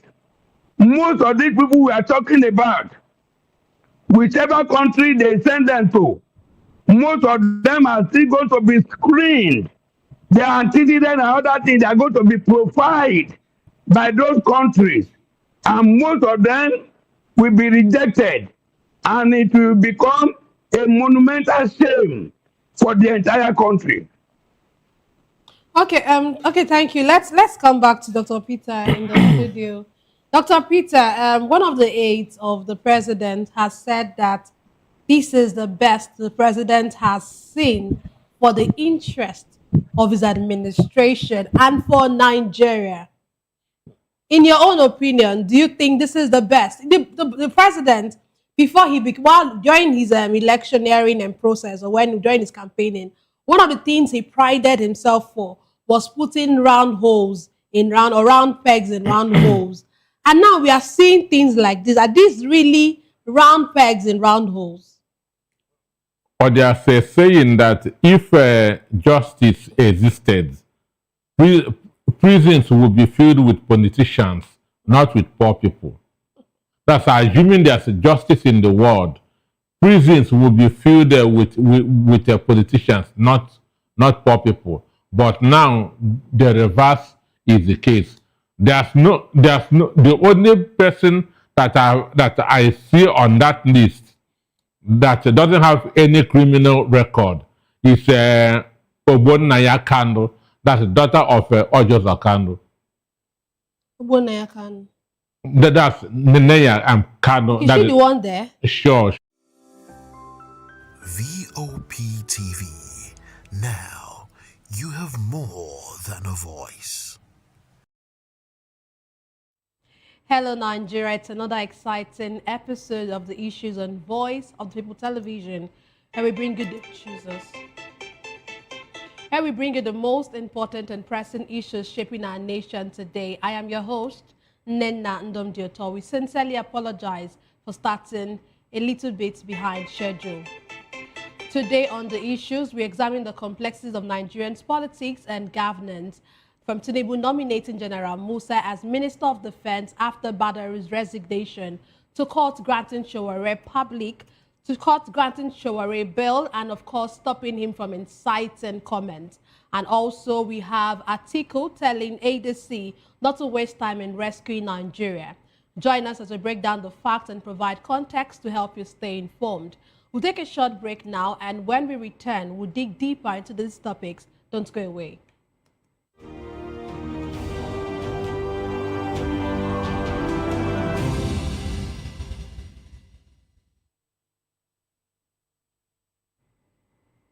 Glad to have you back. Let's dive straight into today's discussion. In a significant turn of events in Nigeria's security sector, Mohammed Badaru Abubakar has resigned as Minister of Defense, citing health reasons. His resignation comes amid a wave of insecurity across the country and just days after Bola Tinubu declared a national security emergency. Meanwhile, the president has formally nominated Christopher Musa, the immediate past Chief of Defense Staff, to become the new defense minister. Musa, who is a soldier or a career soldier with decades of service, has led the armed forces through major counterinsurgency operations and military restructuring before his retirement in October 2025. Simultaneously, the Senate has reconstituted several of its standing committees, including the ones focused on national security, Air Force, and national planning, moves widely interpreted as part of a broader effort to reinforce legislative oversight. Today, I'm delighted to be joined by two distinguished guests. Here in the studio, we have Dr. Peter Nosike. Dr. Nosike is a philosopher, development economist, and best-selling author. He's also an erudite commentator on economy, finance, politics, and power. He's also the author of the most talked about book titled Abuse of Power, How Democracy Turned into Tyranny of the Few. Thank you very much for joining us, sir. Thank you for having me. We also have joining us virtually Dalekia Christian. He's a public affairs analyst, a social justice crusader, and president of Niger Delta Coalition Against Violence. We'll get to have him join us later on in the show. Let's start with Dr. Peter. First, when you heard of Badaru's resignation, what was the first thing that came to mind? Well, I know that the government is confused. The Tinubu's government is confused, understand? The issue of health, retirement based on health is not true. He was asked to resign because of utterances that he had been making in the past, understand? Even as a senior defense minister, he has relatively not been there. Matawende has been more in the news than him. So nobody really know that he is there until his recent interview, where he was saying that these terrorists are staying in the forest and bombs cannot penetrate there, that they are not people to be attacked and so on and so forth. So as a defense minister, you don't have to discourage the soldiers.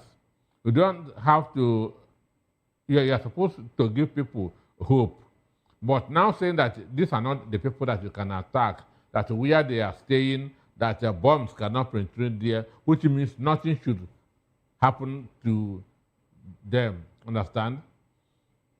Even though before I walked into this studio, I also listened to what Beno Matawende was also saying, and I know he is on his way out.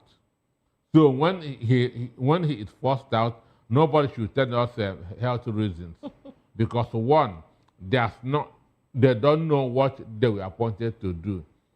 From day one, for instance, the defense minister state when he was the governor, Zamfara was one of the most terrorized states in the country.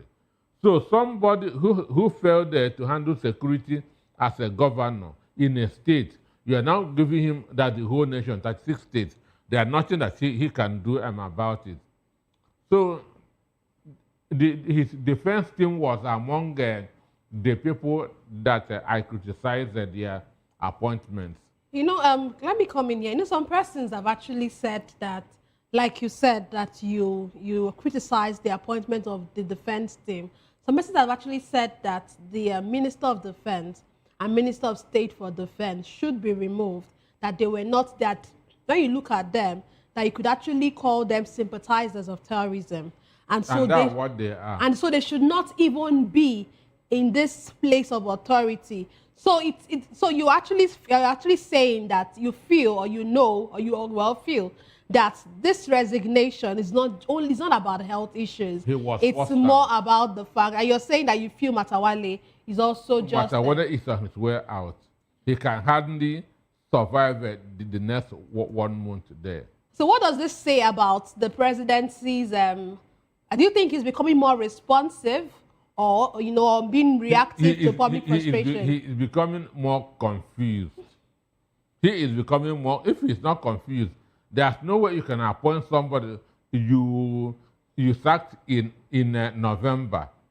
December, you appointing him. He's not the only one in the country. He should have made even a different choice to attract respect. But his appointment shows how confused he is. Okay, if he is good, why did you retire him in the first instance? That should be the question. So that shows you that Tinubu's government is confused.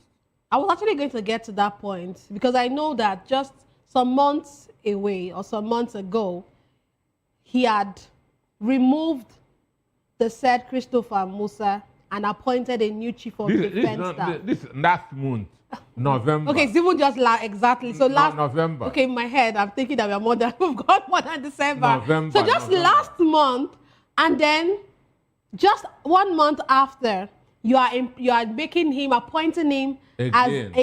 as a minister of defense. I don't know. What does that speak about the entire defense strategy?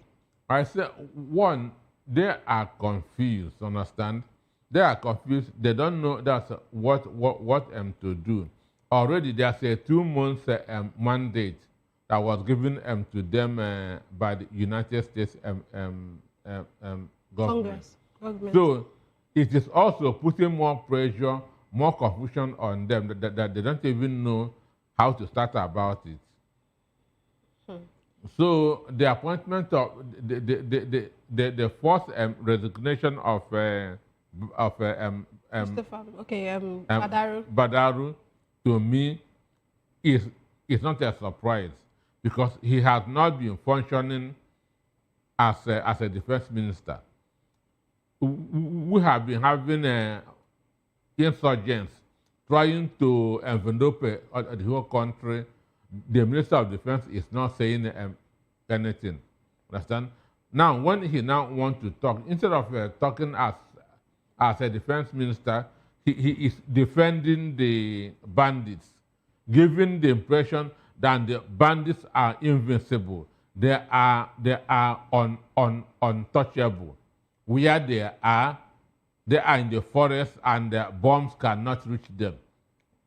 Do you understand that? Which means we should lose hope. And this is what somebody who you are appointed to defend you is saying.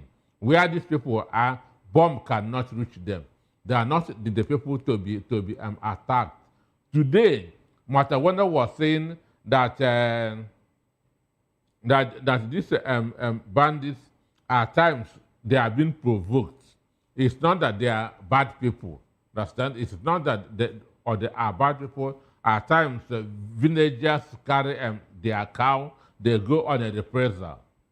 That's what the Minister of State or Defense, Matawanda, was saying today. America is listening. They are compiling names. So he cannot be there in the next 1 month. Just watch it. But it's so funny, of course, that how can a minister of state for defense be saying something like this? But let's even look at it. In the defense team, who is higher? We have a national security advisor, which is Ribadu. Then we have the Minister of Defense. In a hierarchy, who is supposed to be higher? Because we see Ribadu actually taking the forefront of things. Is the Minister of Defense higher in hierarchy than the NSA? Well, both of them have their different jobs. As the name this implies, Ribadu is the National Security Advisor. He's to advise on security issues. Understand? Then the defense minister is a service chief. Understand? So they are supposed to be the one on the field. Understand? Which they are not doing their work. Understand? Which they are not doing their work. In short, they are sympathetic to the bandits. Because what Matawone is saying and what Badaru said is something.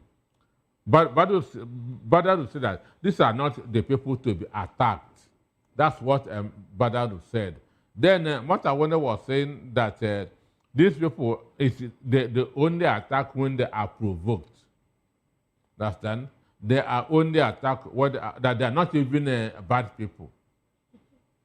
Okay, the fact that General Musa, who is, of course, we know that he's a general, he's a soldier, he's been appointed in something usually that is like a shift from political leadership to military expertise. Is this a strength or a risk to democracy?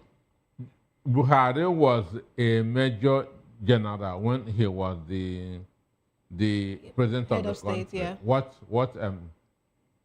happened? So that he's been appointed, they must have the willingness to tackle this insecurity. So that's where it starts. Understand? Capacity, understand? Then willingness. I strongly believe because that Nigerian army has the capacity to curb this insecurity, but the willingness, understand, is not there. The willingness is on the part of the politicians to give them the power, go all out and crush these people. And that's what we are not having. So Nigerian army are among the best in the world. Understand? They are among that we saw them what they did in other countries, in Sierra Leone, in Liberia, and in many other countries. Understand? But here, when they come to Nigeria, politicians will tie their hands at the back. Understand? They no longer perform because of their selfish interests. So if there's the willingness that's on the part of government, who are also complicit in the fight, I feel something can happen. So for Musa now, with his experience, how do you think his experience can influence the speed and effectiveness of security reforms? Well, for me, it is the same Musa who was there before as Chief of Defense Staff and was removed. He had not gone to any school or to any training. Understand? So it is still the same person. So I don't see him bringing anything new. And if he was so fantastic, Tinubu would not have removed him. But some persons actually argue that he did well as a Chief of Defense Staff for the time he was a Chief of Defense Then Staff. why was he removed? Well, the president has a prerogative to do what he has to do. So for me, and if Nigerians have integrity, you cannot remove me in November, appoint me in December, and I will accept. So you feel actually that if he had integrity, he wouldn't have accepted. He should have declined his appointment or rejected. Sure, because we were confused. why he was taken away and the chief of army staff now put in his position. Understand? So if he had integrity, he would have said, I have had enough. Understand? But to me, it's a part of idleness on his own part. Because if you have something serious doing, he would not have accepted it. So with all of this you're saying, are you saying that you don't expect any major changes from him? He is the same person. Did he go to another school? He could want to do better. Don't you think so? I say, do you think from that, in the next 1 month, that he read one book? No, I'm not talking about him reading. I'm not talking about him being different from the Musa we knew before. But there could be something about you having a rethink or having deciding or making a decision that, okay, I will do better now that I've been appointed this. Doing better means giving a free hand, period. That's what doing better means, giving a free hand. So are you saying that why he did not do as well as he should have done as the chief of defense staff, or because he was not given? There's compromise, there's complicit. Understand? Politicians are not allowing them to do what they are trained to do. Understand? Soldiers are trained to shoot at the head. Police are trained to shoot at the leg. Understand? So police has different mentality that's from a soldier. Understand? A soldier is trained to shoot at the head, that's to kill. But when a soldier now wants to do something, order begin that to come from above. You are discouraging them. So for me, assuming I'm him, when Tinubu called me, I said, I hope I'll be given free hand now to work. Understand? Okay, let's look at the Senate. The Senate has reconsidered some of its committees. Do you think they're now waking up to their responsibility? Donald Trump is the one waking them up. Donald Trump is the one waking them up. And mind you, hearing happened today that's in the United States. Understand?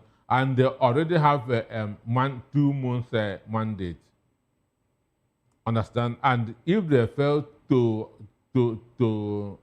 do what they're signed to do, because they signed a document of what they are going to do, and America gave them 2 months to do it. If they fail to, that's why, when you are desperate, you make a lot of mistakes. So the government has become desperate. And that's why we are having all these mistakes. And there will also be more mistakes. Because when you are desperate, you don't think straight. Wouldn't these mistakes lead us to where we would not want to be as a nation? That's what is happening now. That's what is happening. It is the confusion. That's why you can sack somebody in November and appoint him in December. It is still the same person. Nothing has changed in him. Okay. So if you had those wonderful ideas, he would have implemented it. Well, yeah, Sure. Okay, let's move on. A federal high court in Abuja has granted bail to activist and former presidential candidate Omoyele Sowore, who is standing trial on 5 counts of alleged cybercrime linked to his online post criticizing President Bola Tinubu. Justice Mohammed Umar granted bail on self-recognition, but imposed a strict condition barring Sowore from making any statement that could incite the public against the president.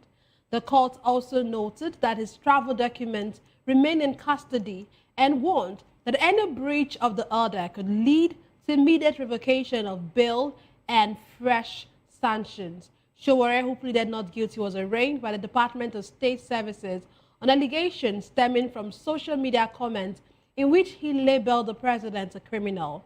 The decision has sparked mixed reactions, with supporters describing the bill as a win for civil liberties, while critics question the impact of the gag order on free speech. The case has been adjourned until January 19, 2026, as legal analysts said the proceedings could become a major test of expression rights in the country. How do you interpret the court balancing the right to bail with restrictions on his speech? or on him inciting the public, like they say? Well, for me, you cannot zip somebody's mouth. Understand? God has no power to zip anybody's mouth. Freedom of expression is a constitutional right. And you cannot tell somebody what to say and what not to say. Understand? So if an idea comes to his head that Nigeria is bad, and he said it's not him that put that idea in his head. Understand me? Holy Spirit might minister something to him. He has to say it out. Understand? So the issue is that he has been given bail, and adjournment date was given.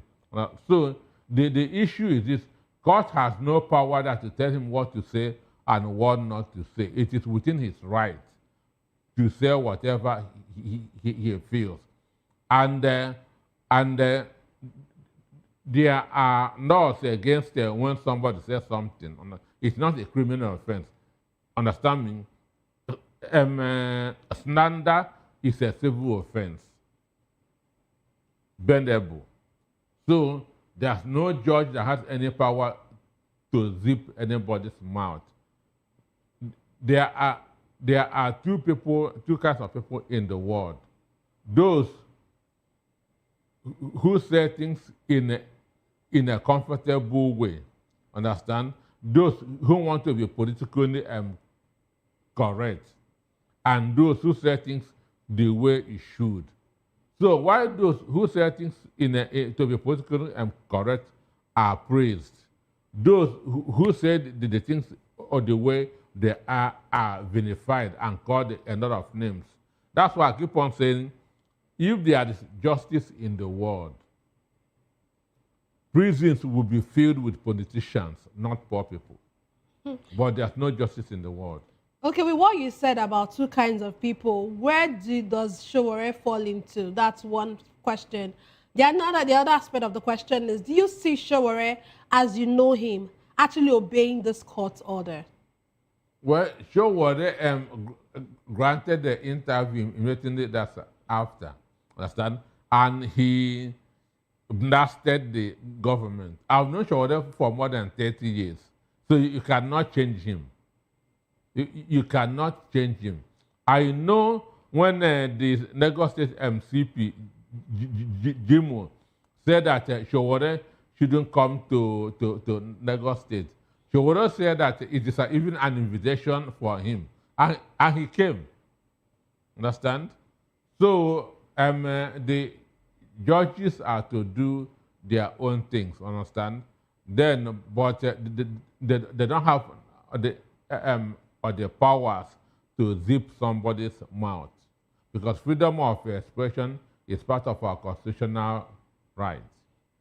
Okay, let's move on to the next issue we have this night. Former Vice President Atiku Abubakar has declared that there is no time to waste in what he calls the opposition's rescue mission for Nigeria, after formally joining the African Democratic Congress, ADC. In a meeting at his Abuja residence with state chairmen from all 36 states and the Federal Capital Territory, Atiku urged members and leaders of the coalition to complete their registration, stressing that there can be no sitting on the fence. Atiku said the coalition's goal is to work towards a secure, united, and prosperous Nigeria, positioning ADC as a viable alternative ahead of the 2027 general elections. He criticized the ruling party, suggesting that under the current administration, Nigeria is headed towards deeper crisis, and argued the coalition must mobilize quickly and decisively to reverse the country's trajectory. So let's look at it. Really, do you think that ADC is a force to contend with come 2027? Well, ADC is the next alternative, because there's no PDP is nowhere, Labour Party is nowhere, AAC is nowhere. So the viable alternative that Nigeria has as we speak is ADC. And as Atiku said that there should be no time wasting. This government is already confused. They are running from pillar to post. So, and when, as I said before, when you are jittery, when you are desperate, you make a lot of mistakes. So, with the pressure that they are on, the governance is not happening anymore in this country because of this security issue. Understand? Governance is not happening that anymore. Every day and night, they are talking security. Understand? So, and for Nigerians, that to see governance is when an alternative party comes on board.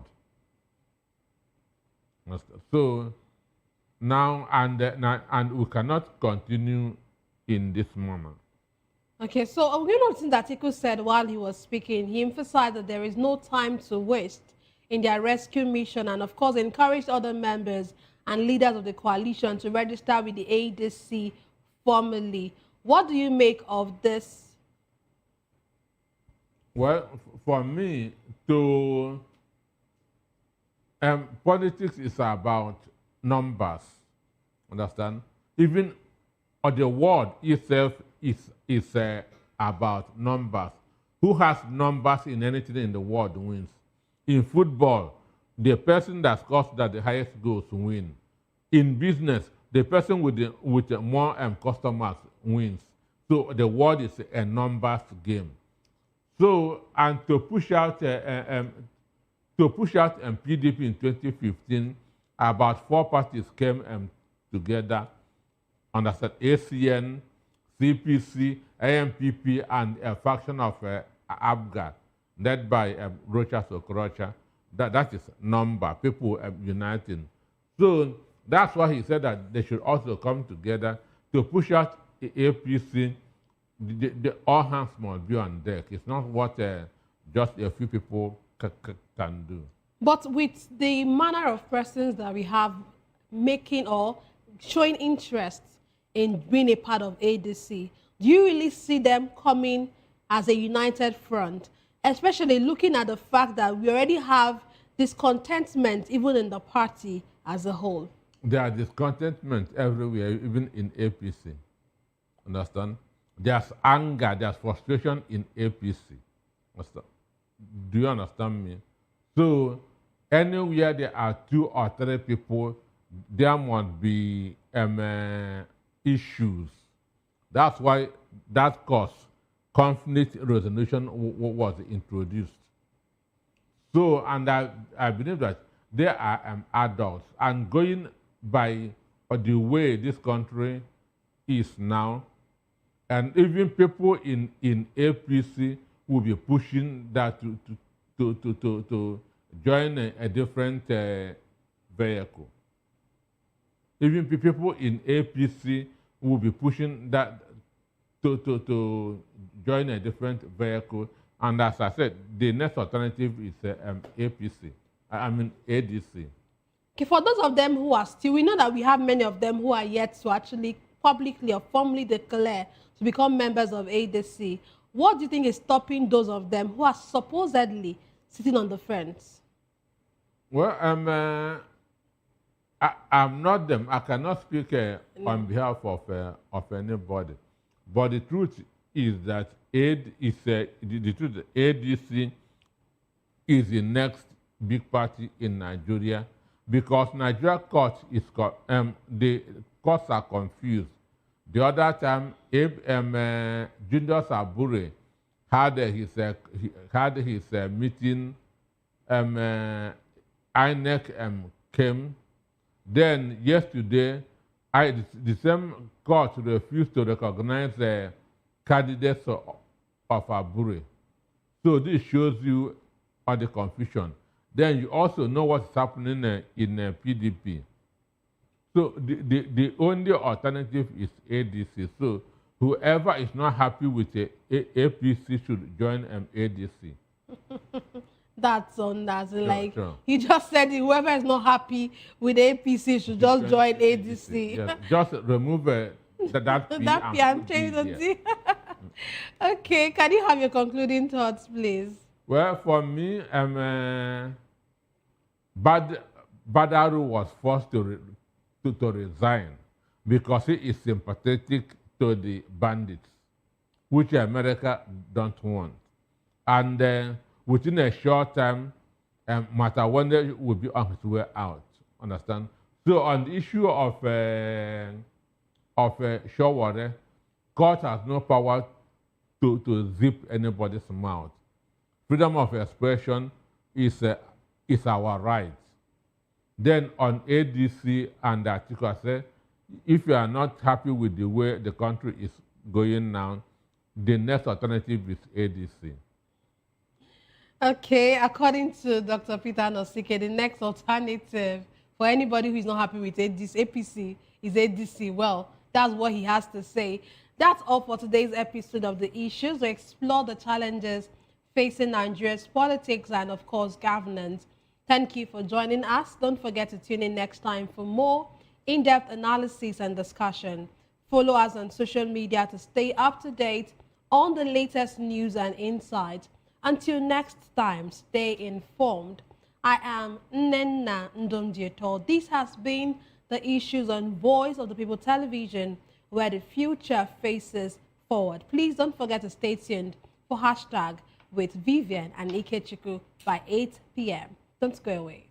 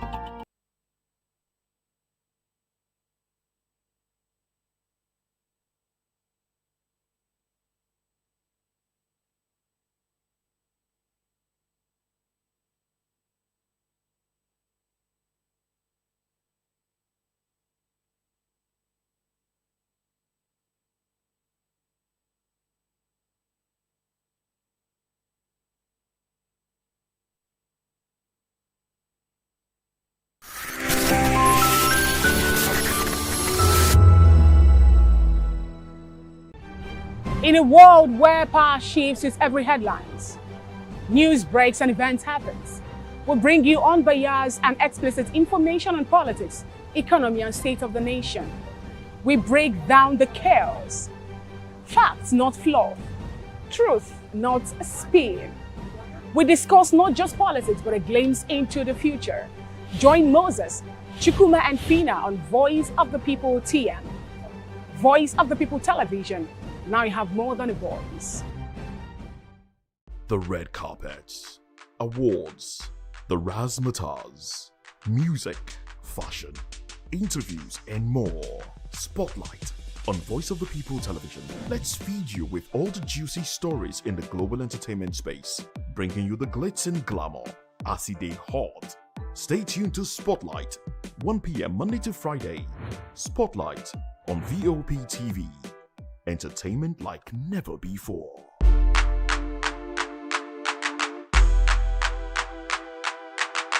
Welcome to the locker room, the home of football talk that matters. I am Jerry Apelon. Join us every weekday, Monday to Friday at 5 p.m. Nigerian time, as we share the hot takes and hot debates in the exciting world of football. And joining me are the usual suspects, Ikechukwu and Mayowa, as we break down all the hot takes and everything that's happening in the football. Don't just watch football, live it with us. Catch us on the locker room and Voice of the People Television at 5 p.m. Nigerian time. And like I always say, if not 20 minutes off, please discuss. And it's Hakim Ziyech, who puts the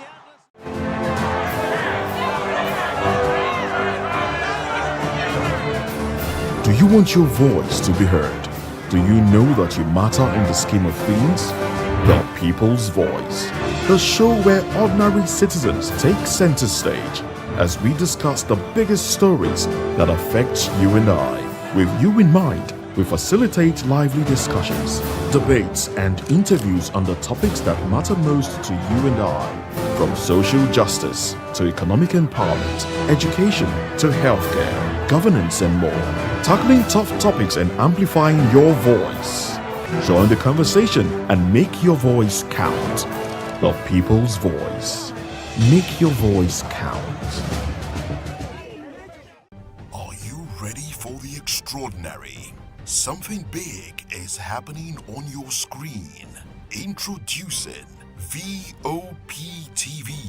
Now streaming on SLTV channel 264. From breaking news to captivating conversations, news analysis, giving you all sides to the story. We bring in-depth discussions on the issues that matter, from politics to sports, entertainment, and lifestyle. VOPTV on SLTV channel 264. Join us as we redefine what television means to you. Voice of the People Television, VOPTV. Now you have more than a voice.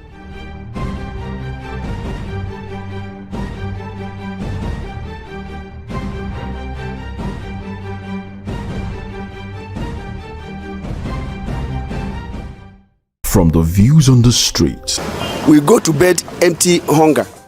to the blaring horns of a hustling city, the loudest voices of the common man got a medium to be heard. This particular administration, they were coming unprepared. It's not a bad thing to renovate the president's lodge. Through top-notch programming, unbiased reportage of news, sports, business, entertainment, and cultural documentaries, Voice of the People 90.3 FM became a symbol for 21st century media. And now, a new baby is born. Voice of the People Television, VOPTV, youthful, full of vigor and penchant for excellence in the continent's media space, exposing the wrongs, applauding the rights, dissecting the news without fear or favor, through factual and accurate stories and contents, Corruption kills three things that makes a society. representing the interests of the people and giving them a voice. Voice of the People TV is here to stay towards building a fair society. VOPTV, Voice of the People Television, truly a voice for the people. My name is Taro Familoni, and here is to VOPTV. Keep watching, stay tuned, do not touch that dial. Arararara, my name is Made Kuti and you're watching BOPTV. Keep watching. Welcome, my name is Zika Davis. Distinguished ladies and gentlemen, boys, viewers, everybody, boys and girls. This is VOPTV. Do you know what that means? Voice of the People TV. You don't have a voice, don't come here. You better make sure your voice is heard. To know the happenings in the maritime sector, join us on the program Maritime Frontiers on VOPTV as we discuss key areas in the maritime sector, from aquaculture, maritime transportation, maritime labor regulation, oil and gas exploration, ferry and passenger insurance, marine pollution and prevention, port operations, and lots more. Maritime Frontiers, exploring Nigeria's blue economy. In a world where truth is the ultimate power and opinions scream the loudest, it's time to wade through the noise Hunger no get tribe. Hunger no get religion. and scan the human interest and trending topics that matter. Stay tuned to The Issues, your plug to the stories making the buzz, from politics to science and technology, social justice, and more. Let's tackle the tough questions and expose the truth. The Issues on Voice of the People Television, Mondays to Fridays, 8 to 9 p.m. The Issues. Don't just react, understand. Behind every broken desk lies a broken promise. Education shapes the nations. But who is asking the right questions? Introducing Edu Dialogue, the show that goes beyond the surface, exposes the cracks, the corruption, and the silence in Nigeria's education system. Edu Dialogue, Saturdays, 3 p.m., only on VOP TV. We break the biggest stories, from missing funds to policy failures. We ask the tough questions and demand real answers. Edu Dialogue, this Saturday, 3 p.m. on Voice of the People Television. This is African News on Voice of the People Television, where we don't just bring you the news, we bring you Africa's heartbeat, the policies that shapes our world, and the economy that determines our future. African News on Voice of the People Television. Stay with us. VOP TV. Now, you have more than a voice.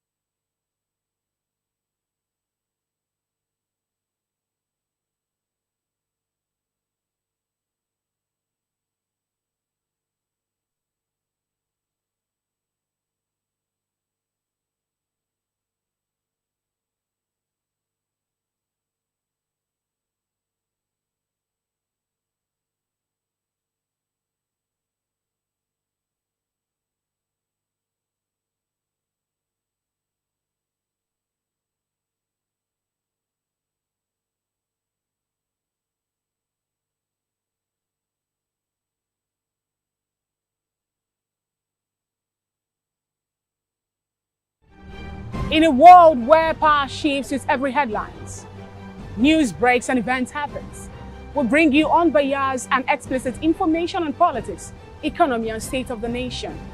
We break down the chaos. Facts, not fluff. Truth, not spin. We discuss not just politics, but a glimpse into the future.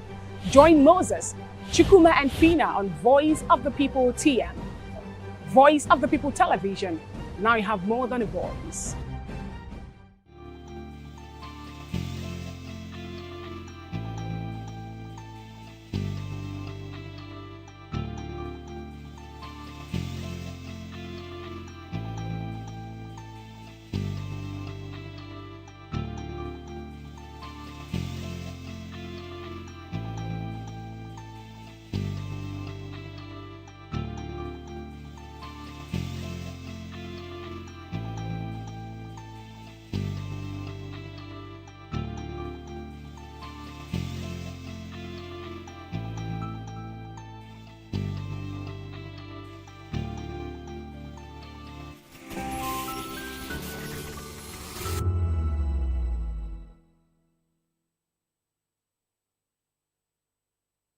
Hey guys, what's up? How you all doing? They call me Lovisha Nelson One, your number one celebrity host, and you are watching Voice of the People Television, VOP. Stay tuned. Uyo Sarati is my name. I am a friend of the microphone, Voice of the People TV.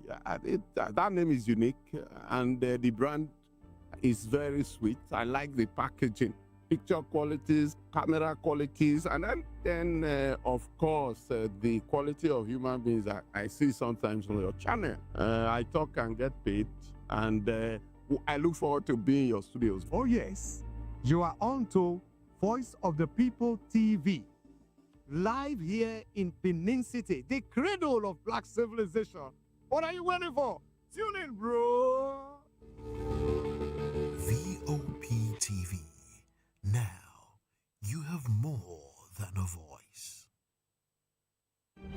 In a world where power shifts its every headlines, news breaks and events happens, we bring you unbiased and explicit information on politics, economy, and state of the nation. We break down the chaos. Facts, not fluff. Truth, not spin. We discuss not just politics, but a glimpse into the future. Join Moses, Chukuma, and Fina on Voice of the People TM. Voice of the People Television. Now you have more than a voice. The red carpets, awards, the razzmatazz, music, fashion, interviews, and more. Spotlight on Voice of the People Television. Let's feed you with all the juicy stories in the global entertainment space, bringing you the glitz and glamour as they hot. Stay tuned to Spotlight, 1 p.m. Monday to Friday. Spotlight on VOP TV. Entertainment like never before.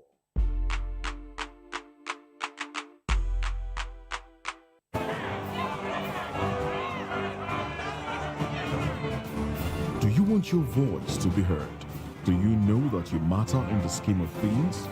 The People's Voice, the show where ordinary citizens take center stage as we discuss the biggest stories that affect you and I. With you in mind, we facilitate lively discussions, debates, and interviews on the topics that matter most to you and I. From social justice to economic empowerment, education to healthcare, governance, and more. Tackling tough topics and amplifying your voice. Join the conversation and make your voice.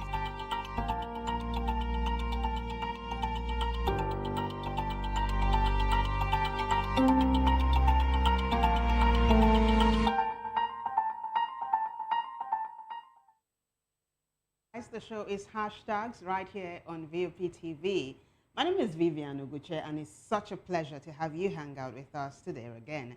So, if this is not your first time, I'm saying again, but if this is your first time, accept a very warm welcome from us. I say us here because I got my co-anchor. You're going to be meeting him in a short while. In the meantime, this is where we're going to tell you all things trending, all things topical, and lots of things are fresh on the plate today. I can promise you that. And then we have a couple of follow-ups like we do. That's tradition here, right? So, hey, if you're game, let's get this show on the road. That is, if Ikechukwu is ready. Hi, Vivian. Yes. Hi, good evening, guys. Ikechukwu Agwago. And yes, like Vivian said, this is exactly where you get everything that is trending across the world.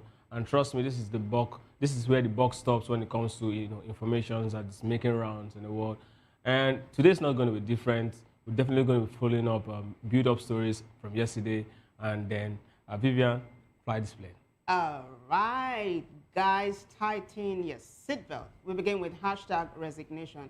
So yesterday, Bayo Onanuga, presidential spokesperson, just drummed the bombshell, and he said, hey, Defense Minister Badaru just resigned, health concerns, right? That was yesterday.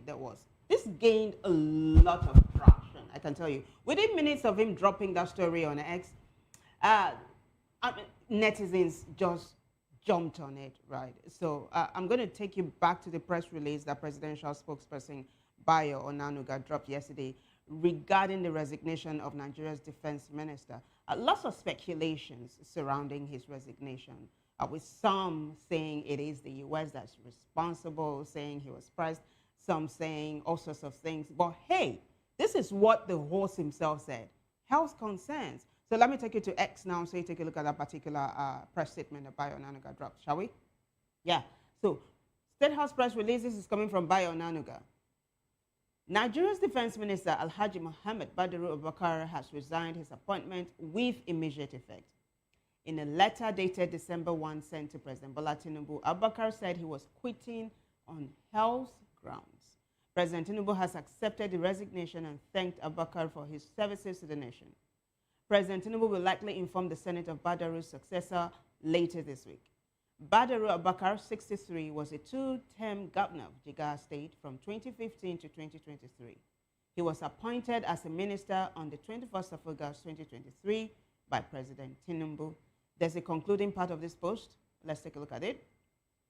This is it. And then Bayo Onanuga goes on to say his resignation comes amid President Tinubu's declaration of a national security emergency with plans to elaborate on its scope in due course. Kechiko, I want you to latch on that last paragraph. You know, not too long ago, President Tinubu had declared a national security emergency, right? So what Onanuga is doing is touting a possible shakeup in the security apparatus. Again, this is going to be another one, probably the third one in President Tinubu's 2 years as president. So that statement was signed as, by Onanuga, special advisor to the President, Information and Strategy. Now, netizens are reacting. Let's quickly take a look at the responses before we jump on to the next hashtag, which is related. So Madi Shehu says, the truth shall manifest. Badaru is hale and hearty. His open clash with the junior Minister of Defense, Metawale, and the upper hand Metawale has in and around the villa is frustrating enough for him to resign. Sickness being his reason for resigning is untruthful, dishonest, diversionary, and an afterthought. So Ikechukwu, Madi Shehu thinks there's a power tussle in Asurok, and probably that is why Badaru resigned. This is not the first time. You remember one time when a presidential spokesperson resigned. He used to be a journalist. Was Ngalali. And Bayan Onanuga. It was power tussle. Even though Ngalali said it was, you know, obviously they'll definitely give something some else. family issues and all of that. But do you think Madi has some scoop here? It's possible he's actually telling the truth, but I mean, we're definitely going to take the whatever it is that's coming from Villa. Yeah, because I mean, whatever the Villa reveals at this point is should be the official statement of what really happened. But then I think his resignation, I'm talking about the Minister Badiro now, is, I mean, should have come yesterday, not even today. I mean, a long time ago, because these guys who are supposed to, you know, be in charge of security are actually not doing their job. If they're doing their job, will not be this in this state, right? And in a very serious climb, many of these guys have been resigned or forced to resign or sacked, a better word. So I think it's actually good. Let's see who is going to step in and then help us secure our nation better. Okay, the person who's going to step in looks like we know already, and there is so much goodwill. That's going to be our next hashtag. But hey, let's not let the tail wag the dog, right? We move on to the next response to this particular hashtag. It is hashtag resignation. Netizens are speculating as to what really is responsible for Badaru's resignation. There's another one. Let's take a look at it. I'm taking you back to X now. Let's do it. Yeah. Engineer Shaibu says, after 7 months of daily abductions, bandit weddings, and Boko Haram collecting taxes in Sokoto, Badaru has finally resigned on health grounds. Which health exactly? The one that suddenly appeared after Nigerians started asking why a defense minister spends more time in Jigawa commissioning boreholes than visiting troops dying in Sambisa? Next, please, who's resigning tomorrow? Lai Mohammed's replacement. This is sarcasm Absolutely. Of the highest order. Absolutely. Let's revisit it. Under President Muhammadu Buhari, Lai Mohammed was what? Minister of Information. I mean, we say no more. Let's go to the next response, really. It is still hashtag resignation. Uweme PhD says, political appointees resigning on health grounds. This is new in Nigeria. Last time I checked, all high-ranking politicians and aides died in their offices. Ifeanyi Uba, Abakari, Issa Dongoyaro, Rotimi Akeredolu. Anyway, I wish him the very best as he takes care of his health. But hey, what if it's really health concerns? You must not stay in office when you're ill. That's why I say this is the first time. Well, that's why I said this is the first time. Always the first time for everything. I think there was one more. Let's take a look at that one. And then Kechukwu and I will wrap it up. The very popular I Occupy Nigeria says, una they run pure China style system now. Every resignation are health grounds. I beg, who for Nigeria they resign on top health matter? Make una just talk through. Una push them out the same way una push out the CDS. No need to package them. The CDS being the chief of defense staff, who all of a sudden has become the man of the moment. Well, I Occupy Nigeria goes on to say, anyway, we go watch who una go put there next. Whatever the case be, Nigeria must win. We no fit afford failure at this point because these people they gradually take control of the whole country. So I Occupy Nigeria is asking, or he's saying, we go watch who una go put there next. Well, you don't need to wait for too long, I Occupy Nigeria. Our next hashtag is going to sort of answer your question. So we move on to the next hashtag now, which is hashtag Minister of Defense. So the CDS that I Occupy Nigeria referred to earlier on, he was saying that he was pushed out, has become the golden boy. really, on and offline. So President Tinubu has nominated him to be Badaru's replacement.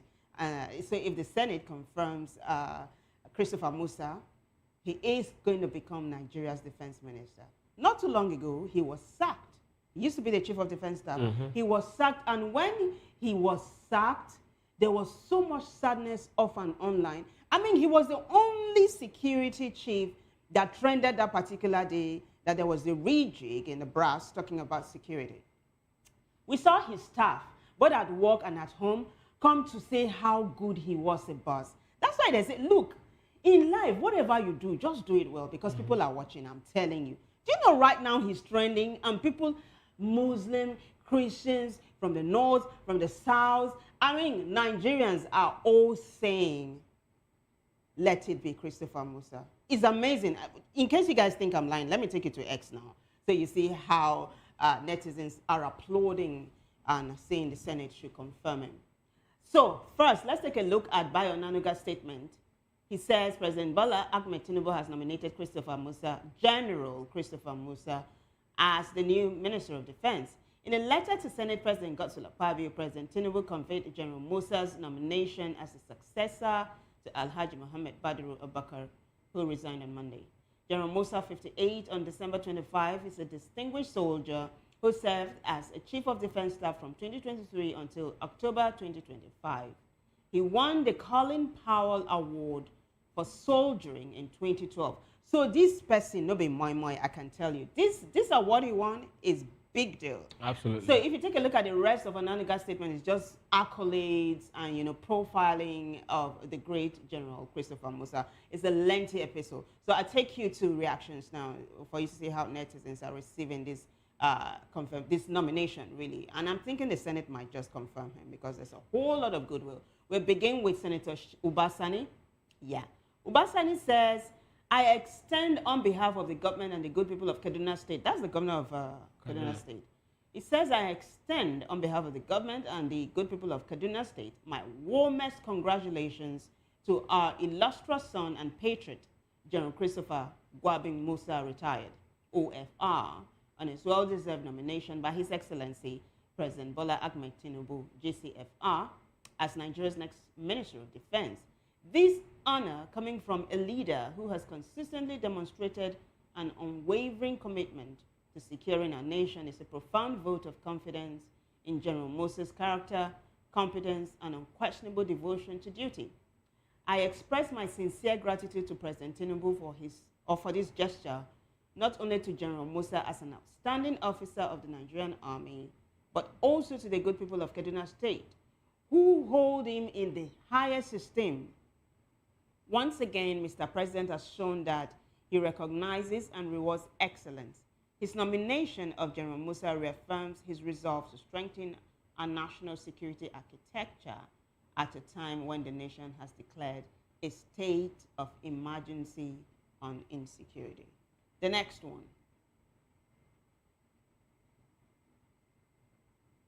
So, Flexible Queen says, with the intelligence, aura, courage, and integrity this man possesses, he deserves to be the Minister of Defense. More of this kind of comments you'll be saying. Let's take a look at the next one now.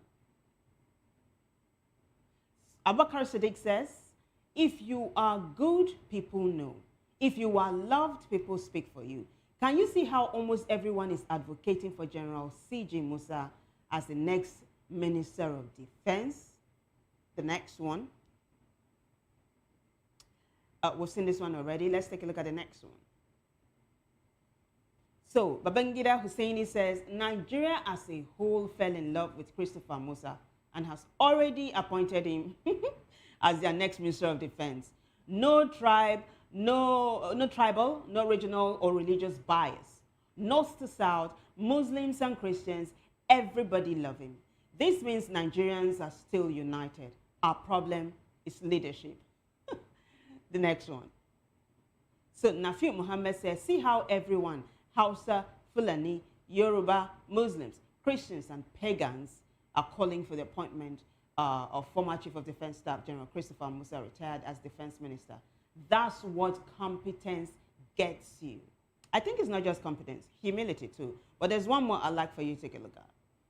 So, Nefertiti says, General Christopher Musa as the Minister of Defense is fantastic. Governance should never be a rocket science. Badaru stepping down is not enough. America will not work with Bello Metawale. The man needs to go. Politics must end. Governance and security must be your priority. This is just amazing. There is one more. Let's take a look at it. So, Abakar says, such is life. Christopher Musa, then Chief of Staff, then Chief of Defense Staff, was once seen saluting Bello Metawale, the Minister of State for Defense. Today, Christopher Musa is now his senior in office, having been nominated as Minister of Defense following Badaru's resignation. Okay, I keep saying there's one more, but this is just so sweet to let go. There is actually one more. I'd like for you to take a look at that. So the Real Church Gist says, Bishop Abioye's prayer have continued to make the difference in my life. This is General Musa speaking. He gave a testimony, and I'm going to play the video for you. So the Real Church Gist says, General C.G. Musa, Nigeria's immediate past Chief of Defense Staff, who testified 6 months ago at the Bishop David Abioye-led Conquerors Global Assembly, has been nominated as Nigeria's Minister of Defense. Bishop Abioye used to be the #2 man at the Redeem before he... yeah, you don't know all of this. Well, there's a video. Take a look at it. I'll take a listen. Rosemary, I want to say a very big thank you. But before I go further, please, I've learned one thing from Daddy. Wherever he is, Mommy will always be there. So whenever I visited, he will always ask, where is your wife? Permit me to invite her here. I feel very, very honored and privileged to be here today. Myself, my wife, and my family. It has been a long time since I've known Daddy, but he never knew me then. But I didn't know how he was able to know me. When I was in Maiduguri as a theater commander fighting Boko Haram, he kept calling me, and I was wondering how he got my number, how he knew I was there. But he never, ever relented. And his prayers have continued to make the difference in our lives. And that is to tell you that we serve a living God who will never, ever let us down. Sometimes we're the ones that actually make things not possible for us because we doubt ourselves, we doubt our God. I grew up in the church. I was born and raised in Sokoto. My wife, born and raised in Delta State. She's my pillar. She is a prayer warrior. And because she has learned from Mommy, I want to say thank you to this congregation. And thank you, Daddy and Mommy, for bringing this together. You can see wonderful things, and I can assure you, the more you attend here, the more blessings you'll get. Daddy and Mommy have remained steadfast in the Lord, and God will continue to bless you, sir. We are privileged, we are honored, we are blessed just by knowing you. I want to call on all of us as Christians, never ever to be timid. Never shy away to show that you are a Christian, that you follow Christ, wherever you are. I've seen people, because they want higher places, they tend to hide, shy away from God. Remember, the Lord Jesus said, if you are ashamed of me, when we get there, your name will not be in the book. We serve a living God that will never, ever let us down. I want to appeal to all of us to love ourselves, love our country. We're going through challenges. It's not only in Nigeria. And I want to assure you that God Almighty loves this country and will never let this country go down. The Sahelian region and West Africa is facing unprecedented challenges by the jihadists. And they are hell-bent on taking over. God will never allow them to succeed. But we need our prayers. As Christians, we need to pray consistently. It's no state secret. This is why people love him, right? On top of the fact that he's highly placed, he's also humble. He's also a born again. He says something, if you're a Christian, never be ashamed to show it, right? Or else your Lord will be ashamed of you. He also said his wife is a prayer warrior. How can you be married to this kind of man and not be a prayer warrior? I mean, it's crazy. But I know you don't have much to say regarding this testimony. But let's talk about the man himself. Yeah. So this is the first time President Tinubu has made a nomination and the whole country is with him. This is like a golden moment of unity. It's rare, and I'm sure President Tinubu is enjoying it. Just yesterday, practically the whole of Nigeria was against him when he nominated Reno Mokri and FFK as ambassadors designate. But this is a 360. Very well. Yeah. I think this is the biggest in the history of Nigeria, where Nigerians seem to follow military positions and office occupiers to see, okay, this is exactly who we want. I mean, it's unprecedented. We don't do it. Yeah. We are not interested in. No, this is the first time. Nigerians are not. Yeah. I think the only time Nigerians seem to show a little bit of, this man is actually a good man to be there is the case of the late Alex Bade, former chief of army staff. Yes, true. under. His demeanor is similar to that. Very of well, Christopher a fine Musa. soldier and all of that. So of course he was killed, but that's another story. But Christopher Musa is also another very likable person, and that's exactly. And this time around, he took over this whole story of President Tinubu's appointment. Even what happened yesterday, everything seems to be like, okay, this president has made the very best decision since since assumption of office. Obviously, so I think it's a good one. Let them just confirm it. Let's get to see, how much of a work he's going to put in. Because I mean, Nigerians want to be safe, and if they trust you this much, it means you know how they say it now: to whom much is given, much is expected. I mean, he didn't just start. Absolutely, It's come a long way, right? It's one thing to have the goodwill. It's another thing for people who are supposed to make it easy for you to help you. There's a reason why he has such goodwill. And I'm sure that he's going to perform beautifully well. And that is my prayer for him. So we're just hoping that the Senate will just go home and say, yes, please. There should be no kind of delay when it comes to matters like this. And we say congratulations to you, sir. We move on to the next one, actually, which is #VP slot. So, Dele Momodu, veteran journalist, is the publisher of Ovation magazine and a bona fide member of the ADC, the Mega Coalition Party. So, not too long ago, he came out to say that former Vice President Atiku Abubakar's camp is shopping for a VP, and they are looking at Peter Obi, former LP presidential candidate. And also, they are looking at a former transportation minister, former governor of Rivers State, Rotimi Amechi.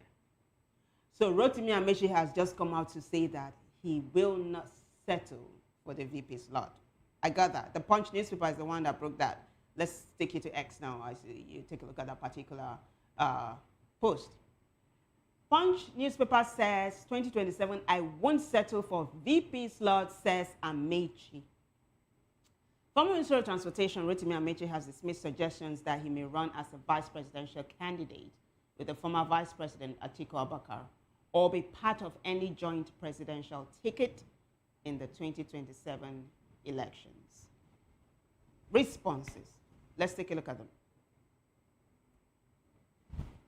So Mike Alogwa says, I want to make it clear that he's responding now. I want to make it clear that that's Amechi, the ADC coalition, are the most serious politicians in Nigeria. You are playing with Nigerians and they are very arrogant. I don't even understand what this person is saying, but let me try to continue to read. And he goes on to say, how come none of you have considered a closed-door meeting to decide who will be your president and vice presidential candidates? This will reduce any waste on conducting primaries and buying delegates. You need to get down from your high horse or Tinubu will beat you all hands down.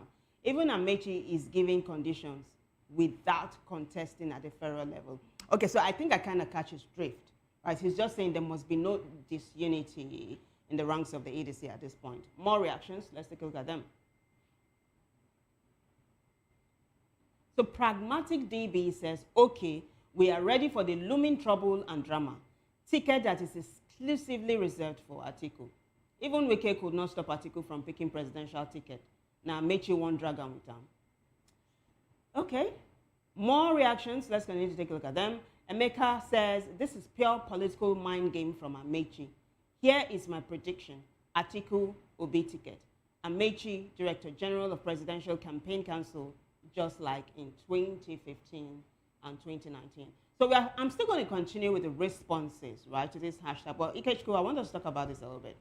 Emeka is predicting Atiku Obi ticket. Is that a possibility? With politicians, it's a possibility. Oh, okay. But the reality, I think it's going to be difficult for it to happen. Obi has shown strength. You cannot pull over 6 million votes. I mean, he and Atiku pulled around 6 million votes. You cannot pull that number from your very first time you're contesting an election with the kind of loyal fan base that you have, and then settle for VP slot. But then, right, Atiku is a bigger politician. So if he settles, it's still within the ranks in political order. But the big question is, will he still command the same, number of fan base, going as VP slot? Because a good number of them have said it is just him or nothing else, and that's where, but if this ticket eventually works, I don't think there's anything that's going to stop it from winning. If the Atiku Obi ticket There's nothing else. Yeah, because I want us to break down the numbers a little bit. You alluded to it earlier on. In the last presidential election, President Tinubu came first. Yeah. Atiku came second. 6.9 votes. Peter Obi came third. 6.1. And Kwankwaso came fourth. Yes. Good. So if these two that's about for a merger, that's about over 13 million, over 13, around 13 million votes or 13 plus. So if Atiku manages to take the legendary 12 million votes that Buhari left, even if he doesn't take it, because in addition to Peter Obi 6 million, that's going to be massive. Let's even look at it the way it happened in 2023. 6.9, 6.1, that's 13. The president got 8 million votes. So the landscape is not the same again. That's what I'm saying. So many governors defect from, the PDP to the APC and from other parties to the APC. So the landscape is not. But let's ask ourselves, how many governors did Peter Obi had in 2023? Well, so you see, how many did Atiku have? Well, the PDP is actually quite big at the point, not as big as it is now. But the thing is, why I said what I said is that in today's politics, Nigerians are very well enlightened in terms of, electorates are very enlightened.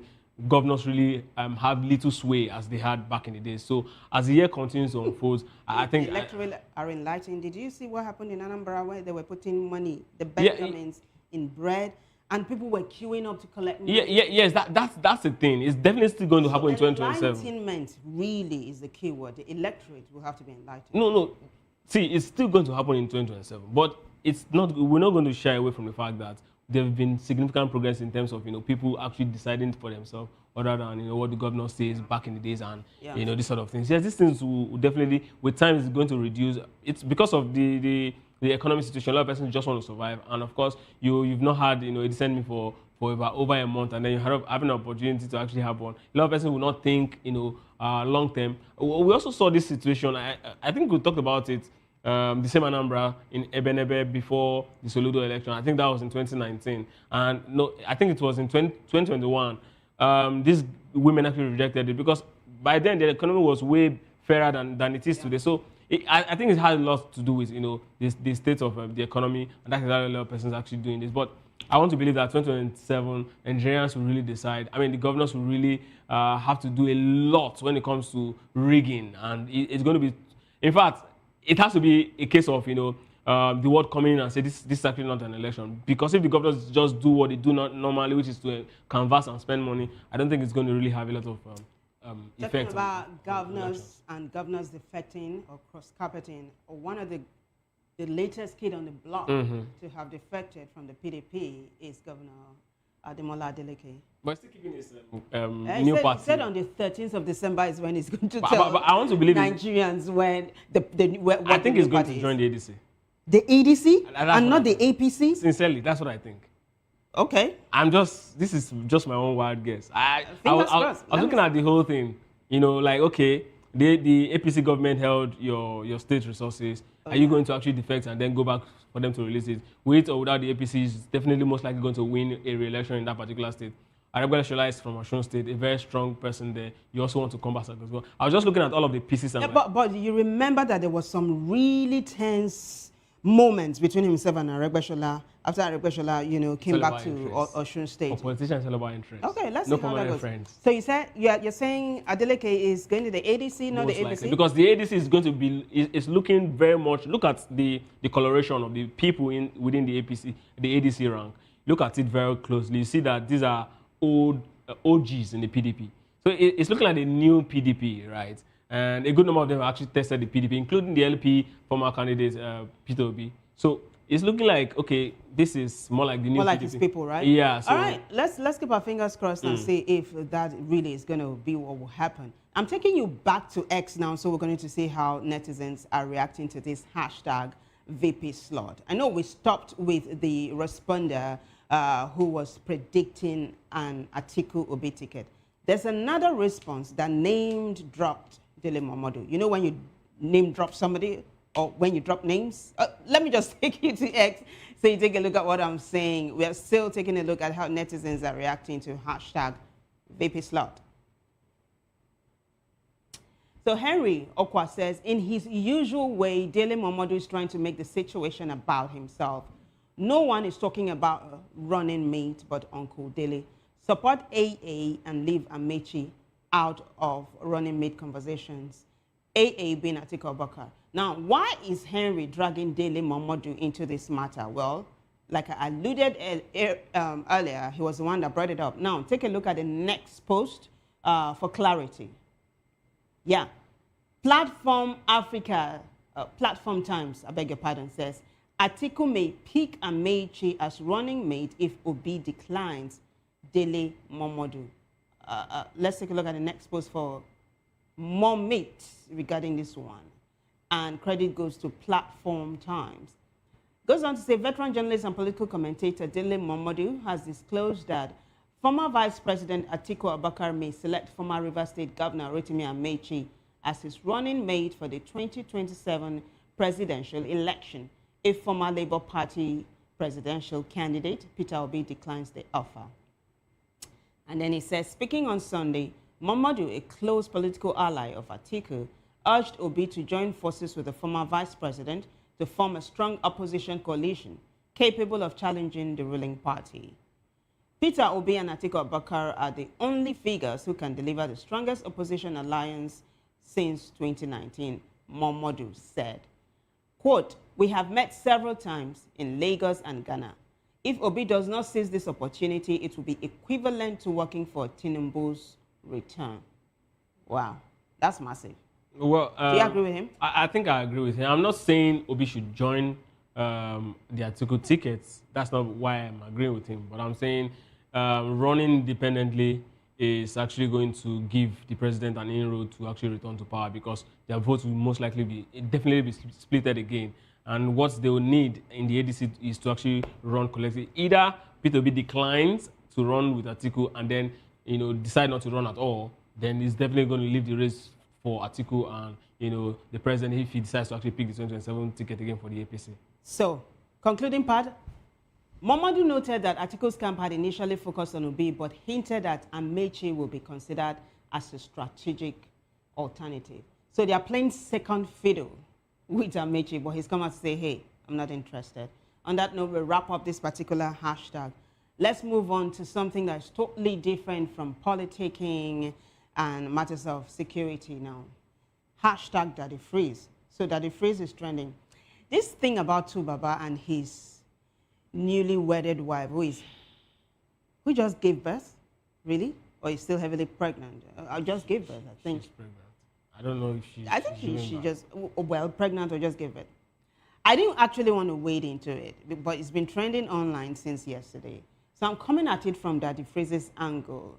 Daddy Freeze is the on-air personality who brought this whole thing to the fore, right? He's trending right now because he said a number of things. So walk with me. It's a timeline. It's going to be a post and then a video, a post and a video. So Daddy Freeze was on a live stream with Tubaba's manager and ally, as well as Tubaba at some point yesterday. And so he's been breaking things down for Nigerians to see. At some point, we saw that women gathered to beg Daddy Freeze to intervene so that nothing will happen to Two-Face. I'm like, oh my God, what is this? Is this even for real? So hey, I don't want to go personal, right? So let me take you to X. I think Linda KJ has the first spin on it. I take you to X now. It is hashtag Daddy Freeze. So Linda KJ blog says, during Daddy Freeze's live stream, it was revealed that Two-Face Idibia had planned a collaboration with Odumodu Black. But when everything was already arranged, his wife Natasha reportedly shut it down, saying he was taking his music career too seriously. Can you even wrap your head around this? But hey, take a listen.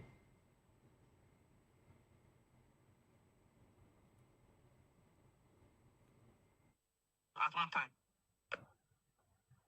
through a friend of mine reached out to Odumodu Black's team.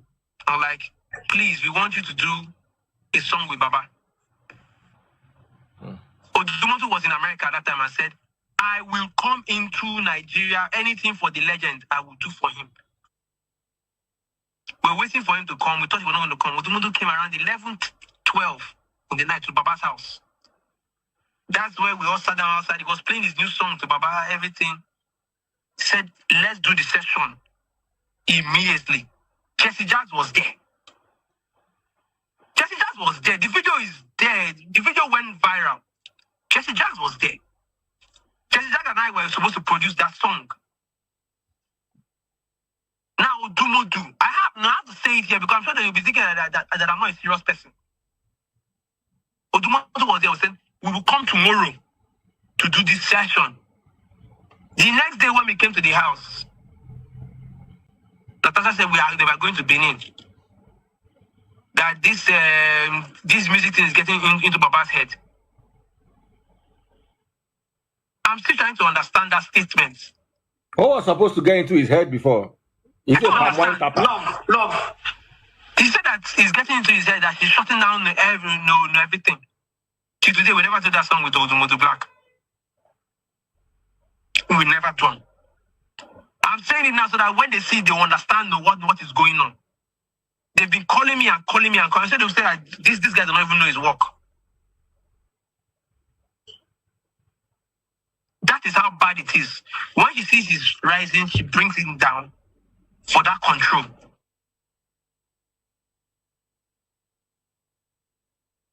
So that's Two-Face's former manager. Please go on. Is actually, please go on. Well, I mean, I'm just looking at it. I'm just thinking about, that quote from Proverbs. It is better to live. How has he said that? It's better to stay with a nagging wife than to stay in the. No, it's better to live on the edge of a roof than to live with a nagging wife. Again, marriage or relationship is something that has to do with people really understanding themselves before jumping into it. And this is where I'm definitely going to be faulting Two-Face, because I don't think this incident that Natasha is showing, or that people have claimed that Natasha has shown, is actually something that started today. I think it started long before now. And it's sad that, Two-Face actually allowed this to fester, eventually got married to her, and now, we are seeing all of this. Is it too late? It's absolutely not too late. I don't want to put myself in Two-Face's position, because if I were in his position, I don't think I would be able to actually deal with what is. I mean, I had incidents or cases of, they're going into, physical attacks and, bottles and other stuff, attacking themselves physically. It's actually very, very sad. This is one very big problem when you settle, or when you get married to someone who thinks she's very powerful, and that's exactly what Two-Face actually are suffering at this point. But again, right, I think in all, people should really just learn who their partner is, learn who you actually want to live the rest of your life with. If you can actually get to see these persons that can actually manage this certain character that this person has, then of course you can go. But from what we are seeing here, I know this is not the first time. This started way before they eventually tied the knot. Perhaps Two-Face felt this is an issue he can actually handle. And now, marriage, they say, amplifies things. And this is where we are now. It's so sad for the legend. I mean, Two-Face has nothing else other than his voice and his song. And that's what he's blessing the world with.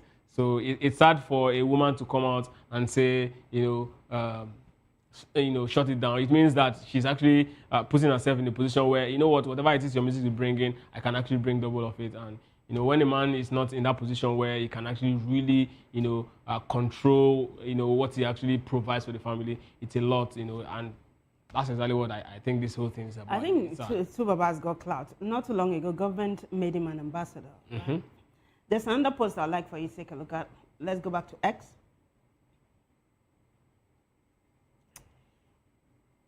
Hashtag Daddy Freeze. Let's take a look at the next post now. Thank you. All right, the next post from one jobless boy. I don't know if he's really jobless, because I've been seeing this post every single time. He said, she punched him, scratched him, kicked him. I took some stray blows. Kaka Ibokwe tells Daddy Freeze that the sad story of what's allegedly going on between Tubaba and Honorable Natasha. Next post. No. Okay, the video. I will not say it here, but I will prove it. And it will be, if they say I'm lying, let them come. The reason why I know that she bought flight tickets, she called me, asked me for my name, that she wants to book a ticket for me to Benin. I never flew to Benin with that ticket. The most of that money was wasted. Then that day she said she must go to club, she must settle herself from the hospital. We are going to club. This is the one that is not feeling fine. We are going to club. That is the only way she can settle with her husband. This. Then, as we're going downstairs, Baba said that if you're going to the club and you want to embarrass me outside, I won't follow you. Oh my God. All hell was let loose. She punched him, scratched him, kicked him. I had to stand in the middle, me and the bodyguard. I took some straight blows. I tell you. That was the Nigeria abuse. That was it. I took some straight blows. From Natasha to Tubaba, or from Tubaba to Natasha? Nobody did not lift a finger.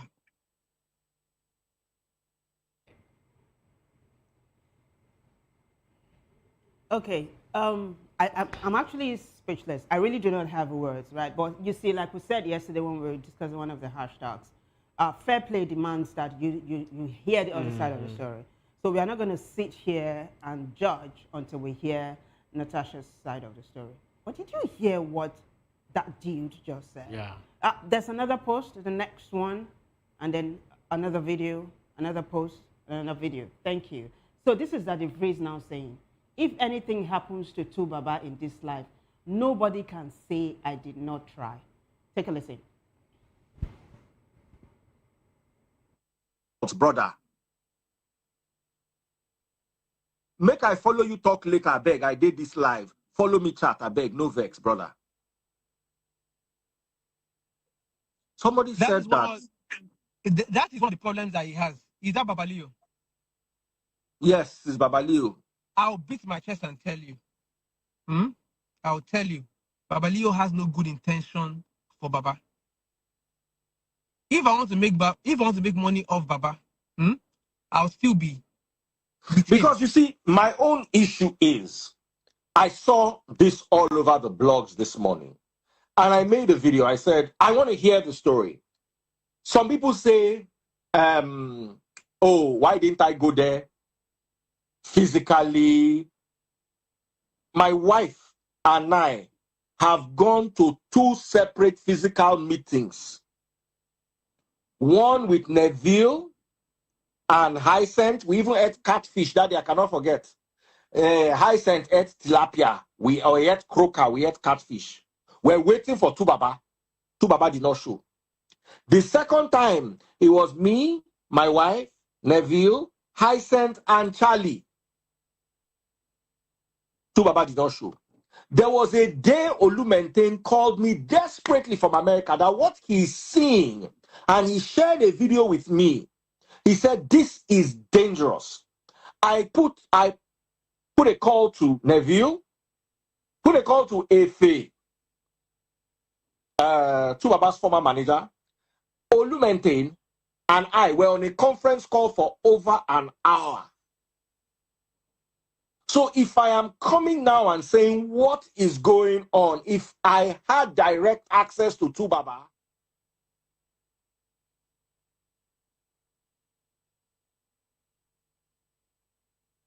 apparently, this is not even anything to laugh about. Apparently, that the phrase is saying this has been going on and he's been trying to mediate, you know, and in fact, a number of times said they went and Tubaba did not show. He kept mentioning Hyacinth being Tubaba's younger brother, right? There's one more I want for you to take a look at before we wrap this up. Women begging Daddy Freeze to do something. Take a look at the post first and then the video. So Nigeria Story says, women are on Daddy Freeze's live begging for men to help save Two-Face from Natasha. Take a listen.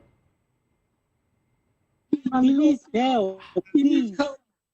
Please help. Not today. Guys, please. Men, stand up for your man. Please. Please. okay, let us have a legal perspective in this case. We've got Belinda Uju Belinda, how are you doing, and what is your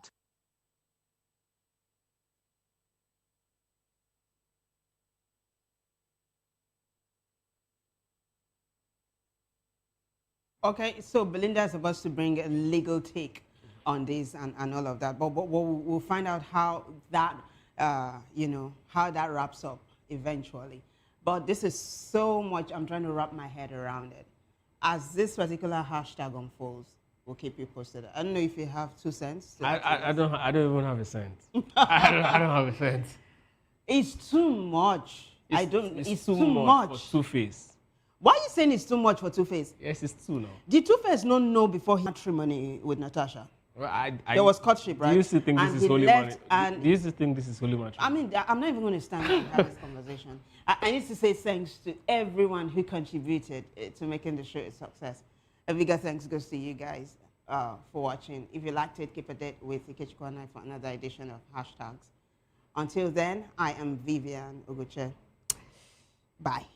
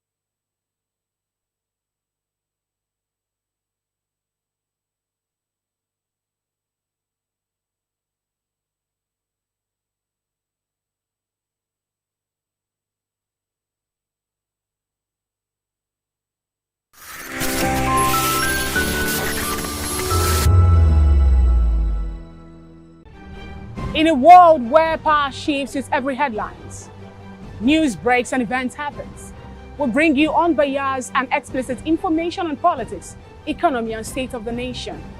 We break down the chaos. Facts, not fluff. Truth, not spin. We discuss not just politics, but a glimpse into the future. Join Moses, Chukuma and Fina on Voice of the People TM. Voice of the People Television. Now you have more than a voice. The red carpets, awards, the razzmatazz, music, fashion, interviews, and more. Spotlight on Voice of the People Television. Let's feed you with all the juicy stories in the global entertainment space, bringing you the glitz and glamour as they hot. Stay tuned to Spotlight, 1 p.m. Monday to Friday. Spotlight on VOP TV. Entertainment like never before.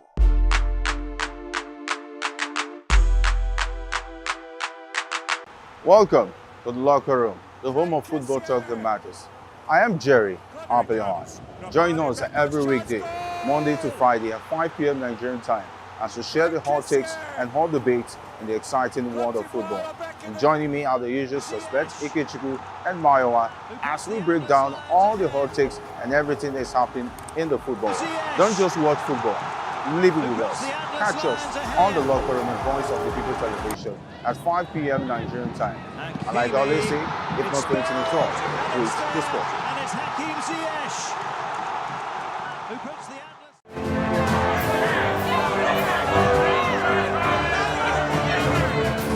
Do you want your voice to be heard? Do you know that you matter in the scheme of things?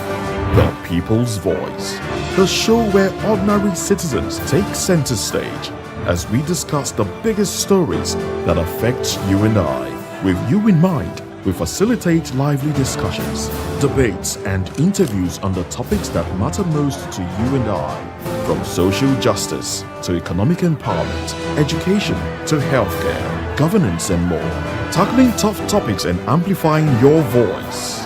Join the conversation and make your voice count. The People's Voice. Make your voice count.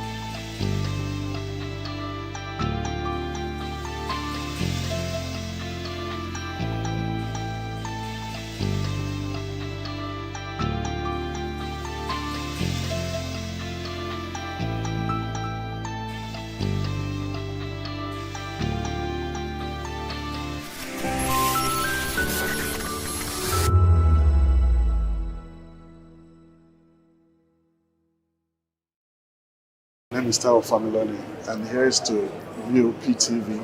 Keep watching, stay tuned, do not touch that dial. Arararara, my name is Made Kuti and you're watching VOPTV. Keep watching. Welcome, my name is Zika Davis. Distinguished ladies and gentlemen, boys, viewers, everybody, boys and girls. This is VOP TV. Do you know what that means? Voice of the People TV. You don't have a voice, don't come here. You better make sure your voice is heard.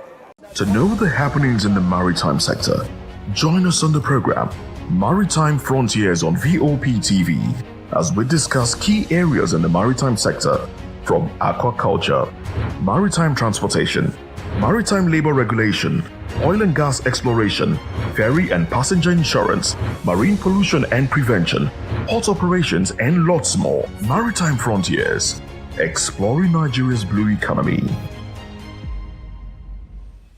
In a world where truth is the ultimate power and opinions scream the loudest, it's time to wade through the noise. Hunger no get tribe! Hunger no get religion! And scan the human interest and trending topics that matter. Stay tuned to The Issues, your plug to the stories making the buzz, from politics to science and technology, social justice, and more. Let's tackle the tough questions and expose the truth. The Issues on Voice of the People Television, Mondays to Fridays, 8 to 9 p.m. The Issues. Don't just react, understand. Behind every broken deck lies a broken promise. Education shapes the nations. But who is asking the right questions?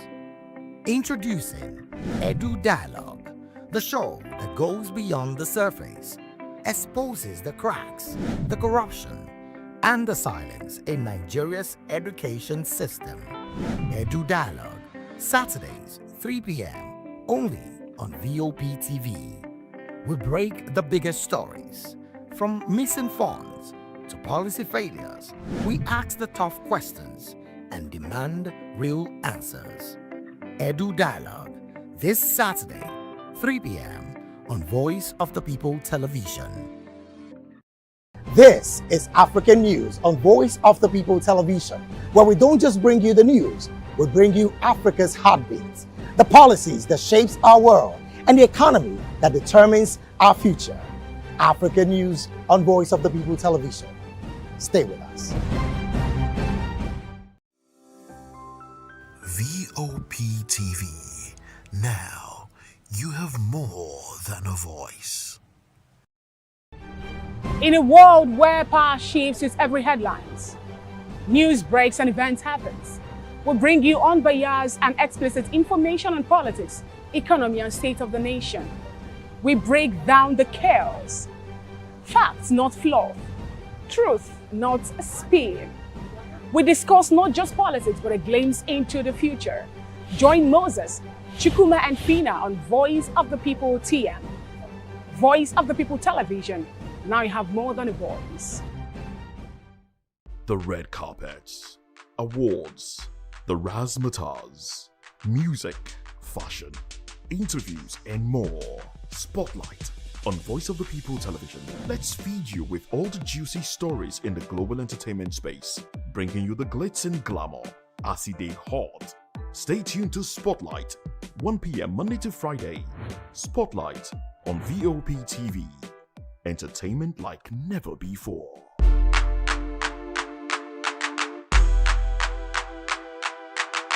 Welcome to the locker room, the home of football talk that matters. I am Jerry Arpelehon. Join us every weekday, Monday to Friday at 5 p.m. Nigerian time, as we share the hot takes and hot debates in the exciting world of football. And joining me are the usual suspects, Ikechukwu and Mayowa, as we break down all the hot takes and everything that's happening in the football. Don't just watch football, live it with us. Catch us on the locker room and Voice of the People Television at 5 p.m. Nigerian time.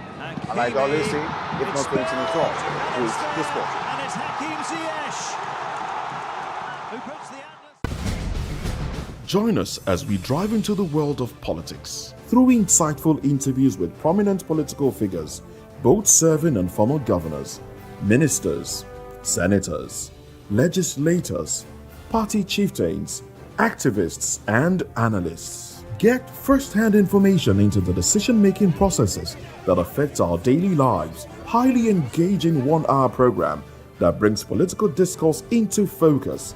I am Chukwuma Okoro.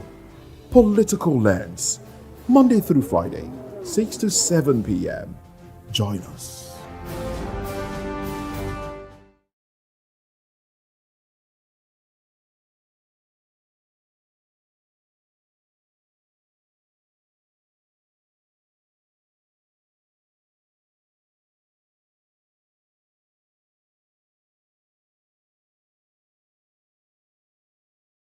I'm Vivian Oguche.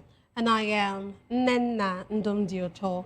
Before we begin the news, kindly visit our website www.vop.ng for fresh and trending news. Here are the headlines. Tinubu names former CDS as Christopher Musa as Defense Minister. Also, President Tinubu meets service chiefs in Abuja. Tinubu launches 2026 Armed Forces emblem. Government OT meets President Tinubu in Abuja. Senate moves to create single national emergency number. Also, court restricts should arrest public comments. Senate moves to create. On the foreign scene, Pope announces plans for African tour. Well, in business news, federal government targets social protection for private sector workers. In sports, Aino Boniface Ihanacho back in Eagles 2025 Afghan squad. Well, in the world of entertainment, Creative Economy Ministry unveils Christmas Culture Festival.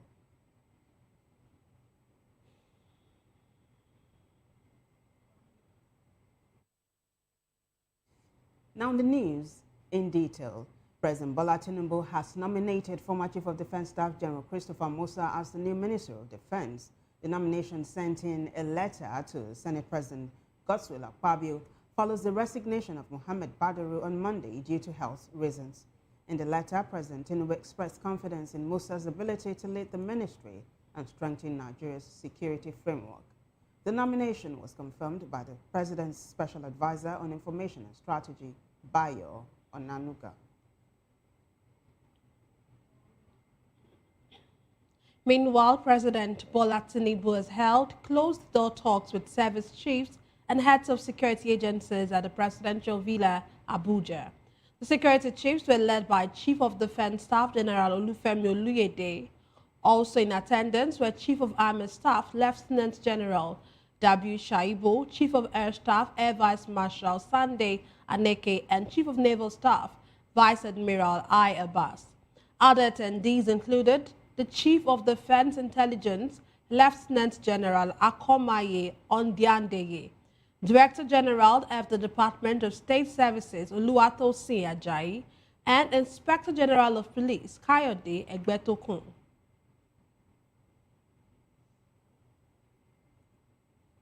In the meantime, Bola Tinubu has launched the 2026 Armed Forces Remembrance Day Emblem Appeal Fund in honor of Nigeria's fallen heroes, wounded veterans, and 7 troops on the front lines. A total of 320 million naira was donated at the ceremony held at the Council Chamber of the Presidential Villa in Abuja. President Tinubu led with a 200 million naira donation, describing support for fallen soldiers' families and 7 troops as a sacred duty. Senate President Godswill Akpabio contributed 100 million naira after being decorated with the emblem by the National Chairman of the Nigerian Legion, Grace Morenike Henry. FCT Minister Nyesom Wike added 20 million naira, bringing the total to 320 million naira. Speaking at the event, President Tinubu said Armed Forces Remembrance Day, observed on January 15, remains a solemn moment to reaffirm national commitment to those who paid the ultimate price for unity and peace. He applauded troops for confronting terrorism, insurgency, banditry, oil theft, piracy, and other threats, noting improved security outcomes under recent reforms, including mass insurgent surrenders, the neutralization of key terrorist leaders, and strengthened maritime operations. President Tinubu also revealed that the Ministry of Defense is developing a program to reclaim ungoverned spaces using the expertise of retired military personnel. The event was attended by Vice President Kashim Shettima, National Security Advisor Nuhu Ribadu, members of the National Assembly, cabinet ministers, and service chiefs. This next report says the federal government's drive to expose sponsors of terrorism has sparked reactions across Benin City, the Edo state capital. Some residents welcomed the move as a step towards curbing violence, while others stressed the transparency and concrete evidence must guide the process to ensure justice. Correspondent Rhoda Journey reports. In City have shared mixed reactions to the federal government announcement to publicly name individuals and organizations allegedly financing terrorism. Some welcomed the move, describing it as a positive step toward tackling insecurity. Others, however, voiced caution, stressing the need for transparency and proper investigation to avoid wrongful accusations. It will be a step in the right direction. It's not just only pointing them out or mentioning their names, but also doing the needful, persecuting them. Because nobody is bigger than the federal government. But again, I must be sincere, from what we are hearing everywhere, even most high-ranking persons in the government are involved in terrorism. So let's see how they can point out themselves, because sincerely, it has gone beyond be careful. People are saying they want to go and expose this, expose that. They are all part of them. They are 10 and 10%. It is all politics. Just to blindfold the people around. They know what they are doing. They know what they are saying. They just want to tell all of us that we are working, whereas they are not working. Both the federal government and the terrorists, they are all terrorists. They are all terrorists. How can you say now, say, no subsidy? Whom are they paying into? From where the subsidy emanated? I remember I was buying 45 kobo per gallon here, 74. That on 51 years now, 74 at fuel. Otin Babangida came and destroyed the whole nation. Where the surplus was surplus, Gawan declared Udoji. Everybody was everybody that time. But after Babangida and his episode, down to our era today of the same no subsidy, they are all terrorists. If they want to expose them, they don't even need to take permission. Evil is something we need to remove from our society. Those sponsoring then, this present government is a fake government. From the onset, a country where a Boko Haram member was sentenced to 20 years imprisonment, and Nnamdi Kanu fighting freedom fighter, life imprisonment. A country where, what do you call them, repented Boko Haram bandits are put into the military. How will they fight the battle? Many residents said they hope the plan will lead to real action against terrorism, while also urging authorities to ensure that due process is followed in identifying suspects. In Benin, Rhoda Johnny, VOP TV News. Rhoda, thank you. Elsewhere, unknown gunmen suspected to be members of a cult group have abducted at least 5 students of the Rivers State University in Mohia Satellite Campus. The students were reportedly taken at gunpoint from their off-campus residence in Imoha local government area in the early hours of Tuesday. Spokesperson for the Rivers State Police Command, SP Grace Iringe Koko, confirmed the incident and described the attackers as cultists. In another development, President Bola Tinubu on Tuesday received Abia State Governor Alex Oti at the presidential villa in Abuja. The meeting is reportedly linked to efforts to secure the release of indigenous people of Biafra leader Nnamdi Kanu. Kanu was sentenced to life imprisonment on terrorism-related charges by a federal high court in Abuja in November 2020 2025, a verdict that sparked protest and calls for his release. Governor Otti recently visited Kanu at Sokoto prison, where he is serving his sentence. The engagement is seen as part of a coordinated effort by legal and political stakeholders to find a resolution to the long-running case.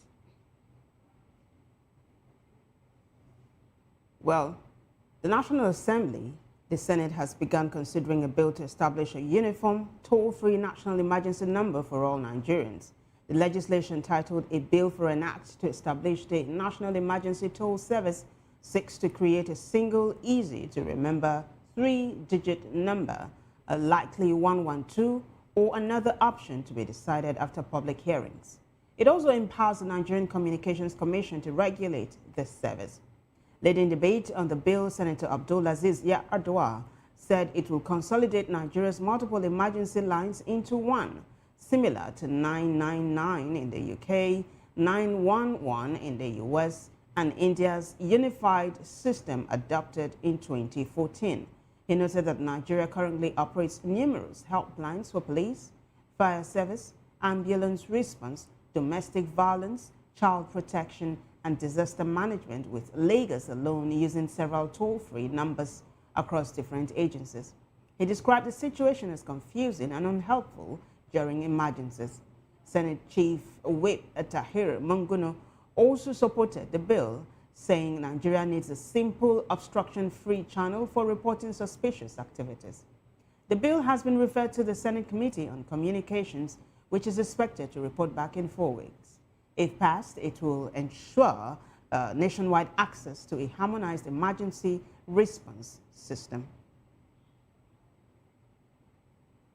And now to legal matters. A federal high court in Abuja's barred politician and online publisher Omoyele Sowore from making statements that could threaten national peace and security. Justice Mohammed Umar warned that Showore's bail could be revoked if he violates this order. The judge noted that Sowore provided sufficient evidence for the courts to grant bail and self-recognition. He also pointed out that Sowore had previously run for president, had been granted bail in an earlier case, and that his international passport remains held by the court as a bail condition. The ruling followed a bail application by Showore's lawyer, Marshal Abubakar, after he was arraigned on a 5-count charge for allegedly defaming President Bola Tinubu on X and Facebook. Still on legal matters, the Economic and Financial Crimes Commission told the Special Offences Court in Ikeja, Lagos, that co-defendant Henry Omoyele voluntarily made his statements in the ongoing $4.5 billion fraud trial involving former Central Bank Governor Godwin Emefiele. Emefiele faces 19 counts related to gratification and corrupt demands, while Omoyele is charged with 3 counts of unlawfully accepting gifts. Both have pleaded not guilty. EFCC operative Alvan Gurman, testifying in a trial within a trial, said no officer coerced Omoyele into making any statements. Justice Oshodi adjourned the trial within a trial to Thursday, the 15th of January, and Friday, January 16, 2026. Moving on now to political matters, the People's Democratic Party, led by Tamino Turaki, has issued certificate of expulsion to FCT Minister Nyesom Wike and other recently expelled members. Speaking at the PDP headquarters in Abuja, Turaki recalled that the party had unanimously expelled Wike, former Ekiti State Governor Ayodele Fayose, National Secretary Samuel Anyanwu, and 8 others for anti-party activities and fostering disunity, including litigation against party interest. The party also dissolved its structures in Imo, Abia, Enugu, Akwa Ibom, and Rivers State. Turaki said the expulsion certificates have been sent to the affected members via courier. Well, elsewhere in politics, Adebayo Adedamola has emerged as the People's Democratic Party's candidate for the Osun 2026 governorship election. Adedamola scored 919 votes out of 557 cast in the PDP primary held in Osogbo.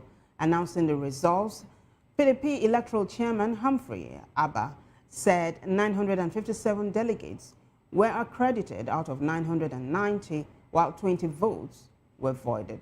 Officials of the Independent National Electoral Commission and a committee from the PDP National Headquarters, led by Abba, witnessed the exercise.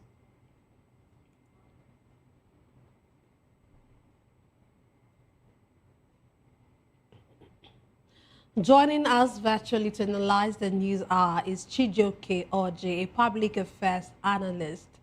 You're welcome, Chijioke. Thank you for being with us tonight. Thank you for having me.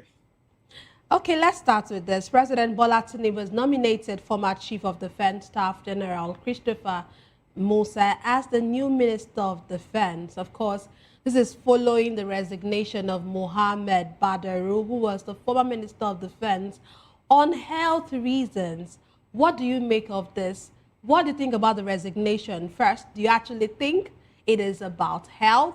And again, you know, getting to nominate someone who the president had actually just pushed aside, if I could use that statement, and then made someone else the Chief of Defense Staff, and now he's bringing him back on board as Minister of Defense. What do you make of all this development? Well, it's still part of the comedy being displayed by the current administration. Some people will see it as a rejig, saying it that, yes, the military rank and order will definitely, in most cases, fall into listening more to a senior colleague, you know, because even the current Chief of Defense Staff were all the juniors of the immediate of Christopher Musa. First of all, let me address what you asked initially regarding the resignation of Bago. It was expected because the administration seems to be hearing more of the gossips of the social media gossips, where now becomes the only channel through which I feel the president and the very few people get to know what's happening in the country, or perhaps the image from the international community.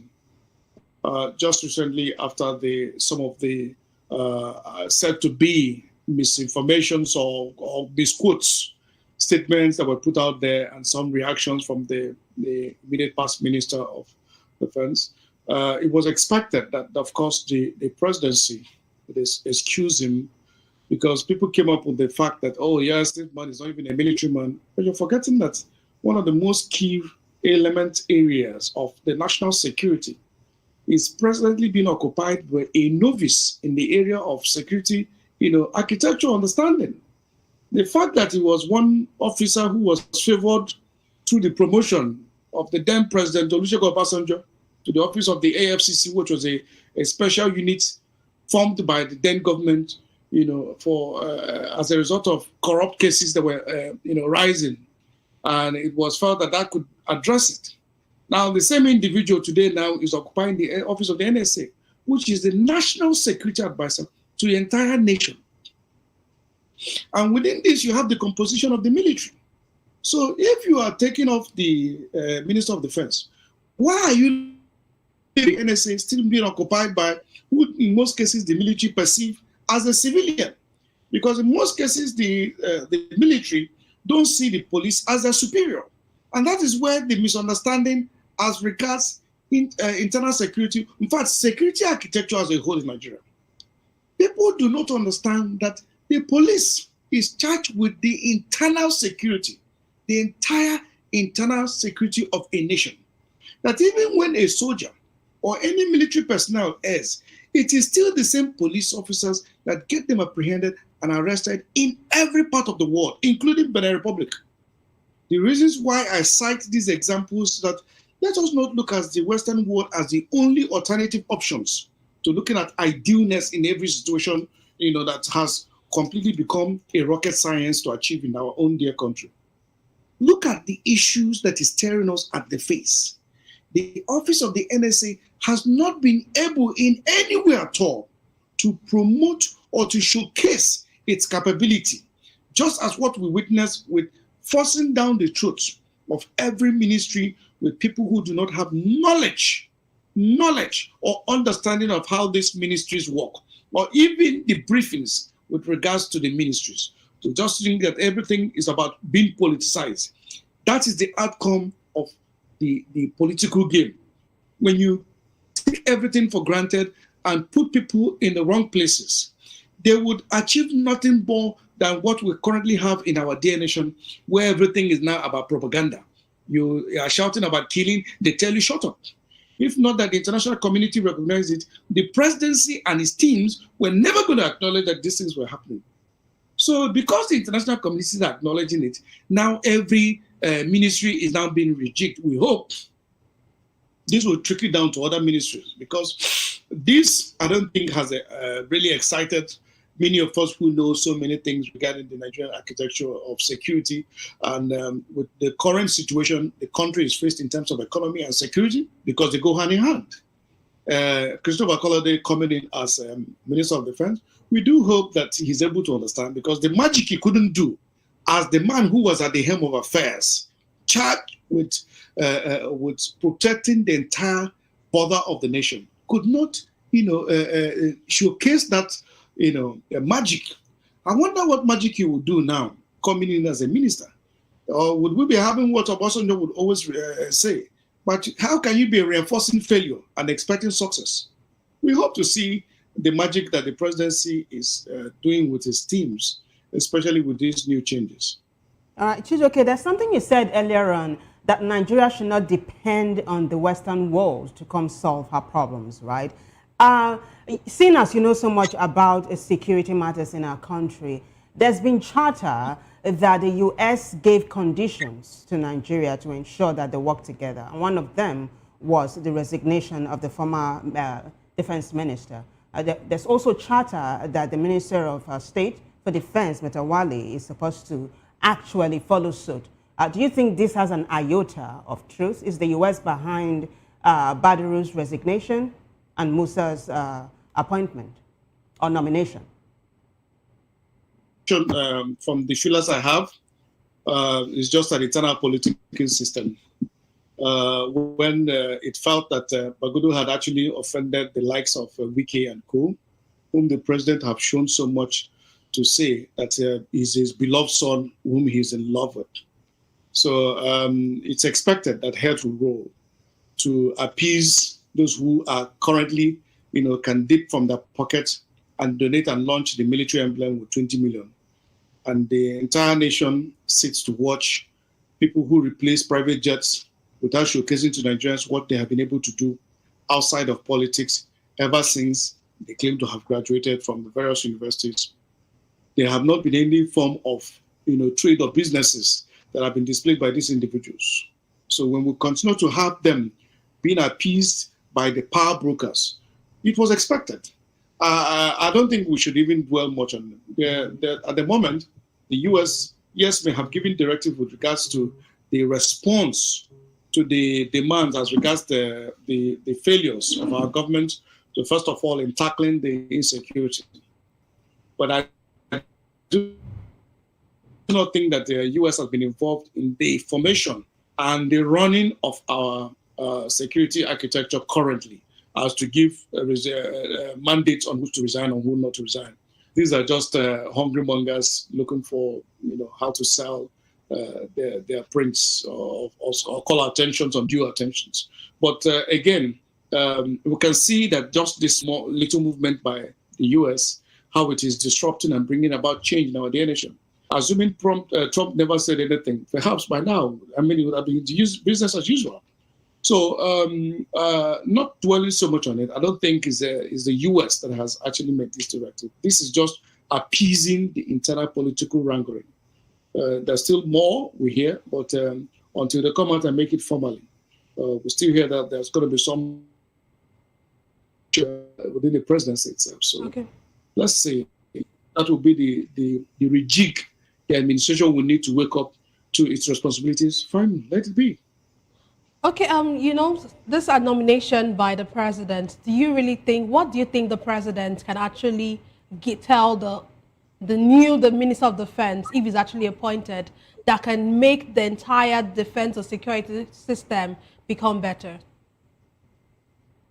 Well, with what we saw with the previous administration of Muhammad Buhari, where it was a carry-go, and now seeing with the current Senate and the House of Representatives that has become a rubber stamp, it's expected that they won't even, have any out of delay. In fact, we probably be expecting to take a bow and go. And in most cases, it is the largesse.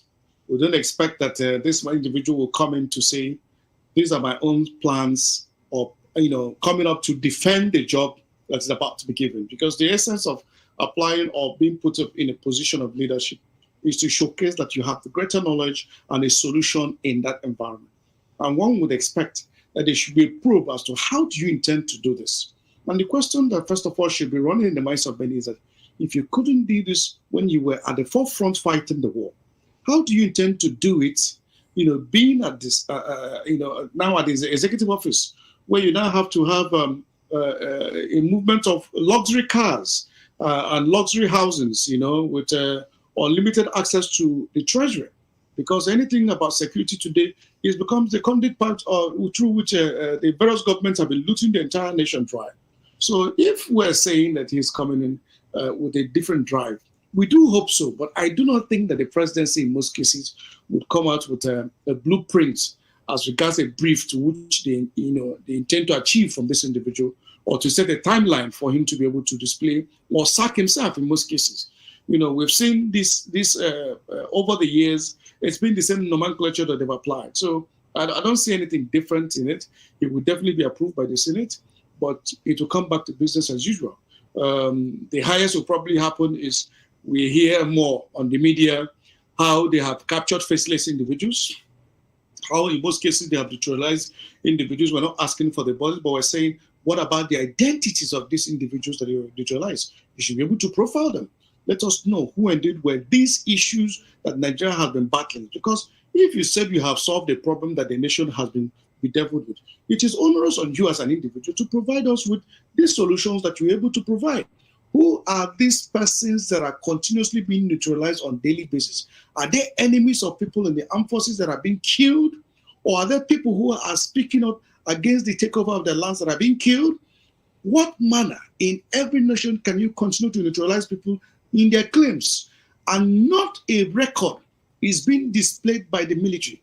Every time we hear is a press conference called by the military spokesperson, giving an account, of how many people have been neutralized and how many they've arrested in most cases. We don't get to see them. We don't hear anything about them. The media is meant to be asking, where are the details of this individual? Where are they from? So if we're saying we're providing solution, we should be able to put it out there on the glare. This is no longer about the privacy. The Nigerians are demanding for solution, but they want to see that the solutions are practicable and it is visibly to the glare of every Nigerian.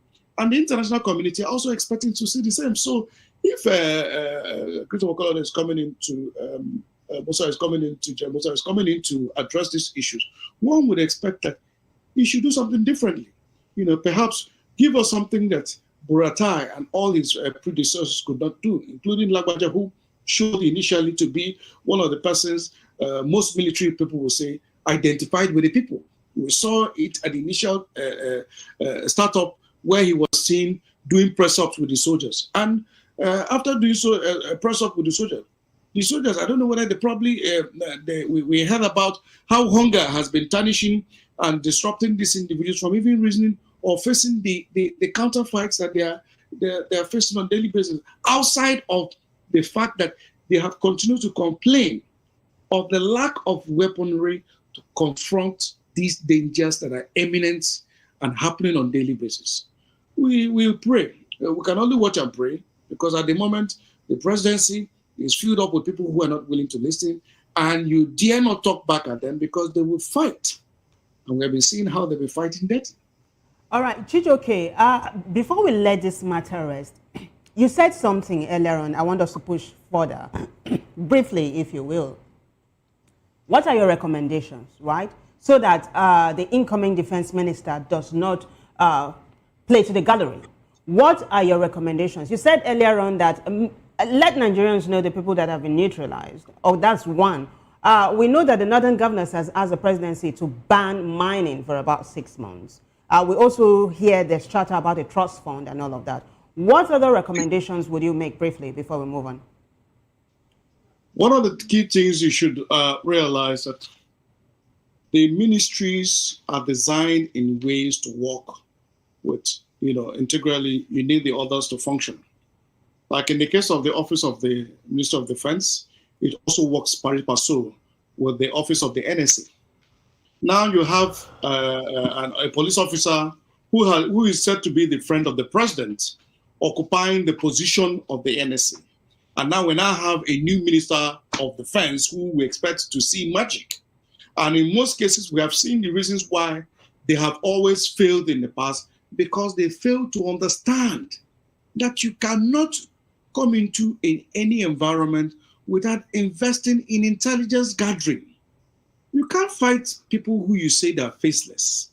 Then all of a sudden, the presidential spokesperson in a recent program came to the glare of Nigerians and told Nigerians, the entire whole world, that the presidency and the military know where these people are situated. In fact, just yesterday, the NSA, in a visit to the Catholic priest, where the last remaining unrecovered persons, because now you have so many kidnaps that are taking place, including the one I just heard today, now telling Nigerians that the children or the people said to be kidnapped are in safe hands and will return home. So what this means is that there's a confirmation that the military, the presidency, and the people in government are aware of these individuals that are neutralizing and killing innocent Nigerians and are being funded admissibly by Office of the NSA. At least we have not seen the NSA come out to counter it. When the former governor of Kaduna State, in the person of El-Rufai, came out and said that the office is just paying these people monthly salaries, but is also ensuring that they are not harmed as well as being taken care of. So how can we continue to expect magic when, if this the government is funding these people and they say they know where these individuals exist? Now we're bringing in a new individual who was just let go a few weeks ago, because it's less than about a month plus ago that these individuals were dissolved, and is coming back again. Is it now to continue to supervise what was happening, or is it that the militancy and these insurgencies are happening as a result of protests that Musa was retired, or is it that Musa is the best person to bargain with the individuals, because it has become a nation of bargain with these individuals that were no longer faceless, because the government has acknowledged through the spokesperson, the mouthpiece of the president, that the military knows and are in touch with these individuals. That alone,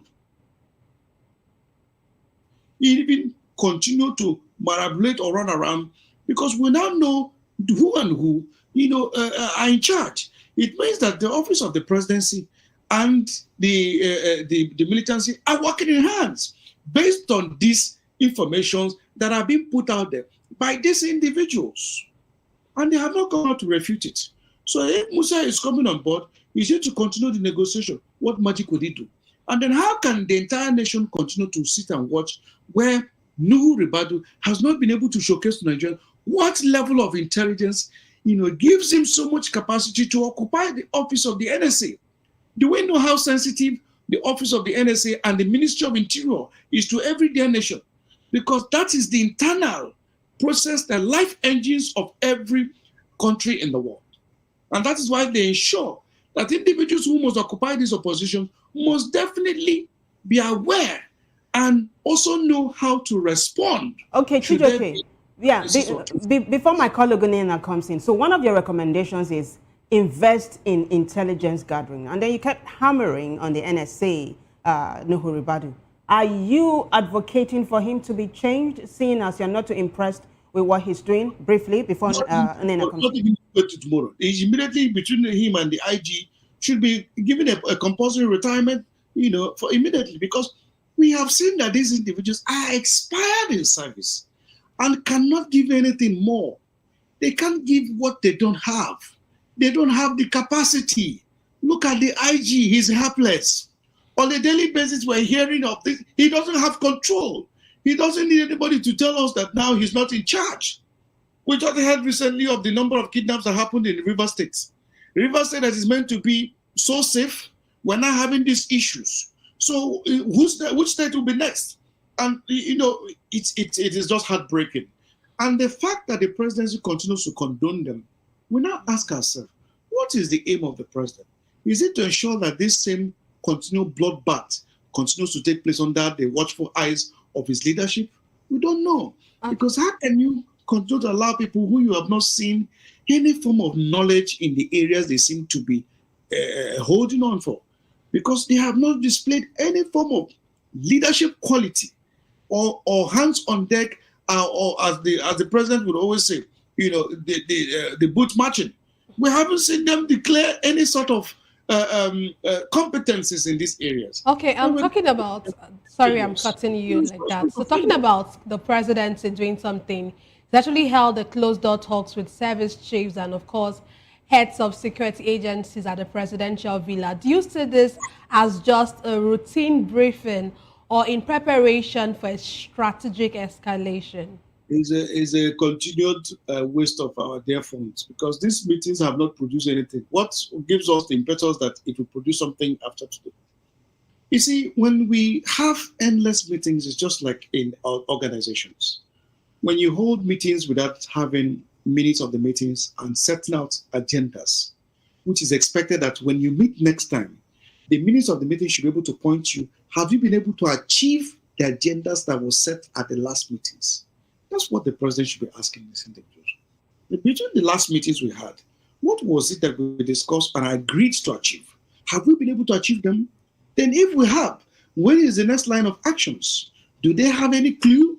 What we're saying is people who have turned Nigerians' governance into a modeling agency where it is a showcase of the best dresses and the showcase of the best luxury cars, and the dehumanization of our security operatives who have become carrying members and all showcasing all kinds of eye services. That is what our tax money is being spent on.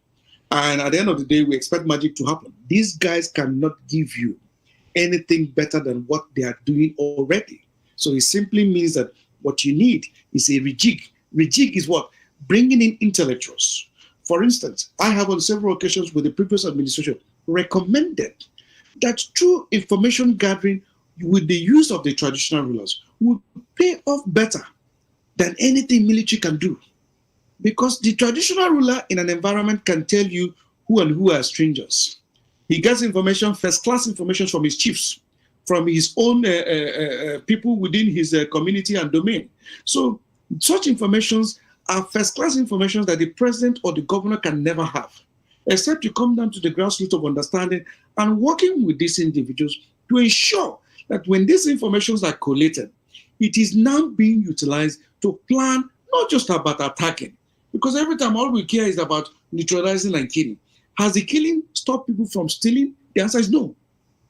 But we can look at the alternative, that if an individual has been empowered with knowledge and skills, would he go stealing if indeed the activities for which he can earn a living exist? People are doing a lot of things because of the desperation to survive. Now, in most cases, Nigerians have continued to cry out that the fact that you're having able-bodied men and women in the north, in the form of alamadri, that are not engaged in any form of farming or any lucrative activities, they will be readily available to take up arms, because the politicians of today who have continued to display, endless wealth, just like the Kogi State Yahoo boy in the name of Dino Malaya, has never been showcased to ask, what are the taxes where this gentleman is paying, if he's gentle, and then how does he make his money? Now they continue to display mindless wealth before a people that are said to be extremely poor, and in people who have finished school and have, probably in some cases have learned one skill or the other. There is nobody to engage them. There is nothing to be engaged on, and they see alternative. How then do you think that the Nigerian military, that is less than 1% of the said figure of the total population of Nigeria, which I still doubt, that is yet to be equipped with the latest technology or even the minimum to confront issues, now be able to protect its integrity in a situation where we have over 1,700 unmanned borders? It's only imagination of or a child's play that will continue to expect miracle to happen. These miracles will never happen.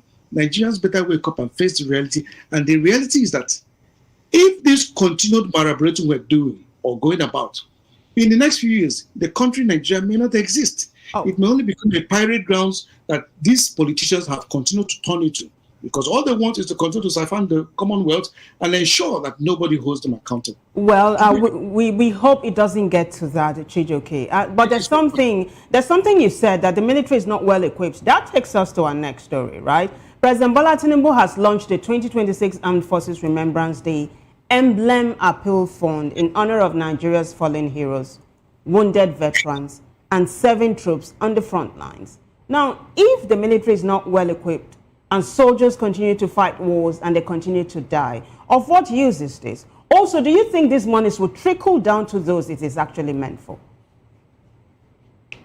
At the top, and even when we talk about you're donating 320 million. In fact, most cases you find there are military women and men at the airport begging for people to, donate for these emblems. It is so shameful. I will ask ourselves, what is happening with the recoveries that EFCC and ICPC are doing? What about other agencies that are said to be recovering funds from politicians? Because today, it has now become a norm and a culture that once an individual has been appointed today, the next thing is either to start stealing or to start seeing how to sabotage the entire nation. So it has become a norm.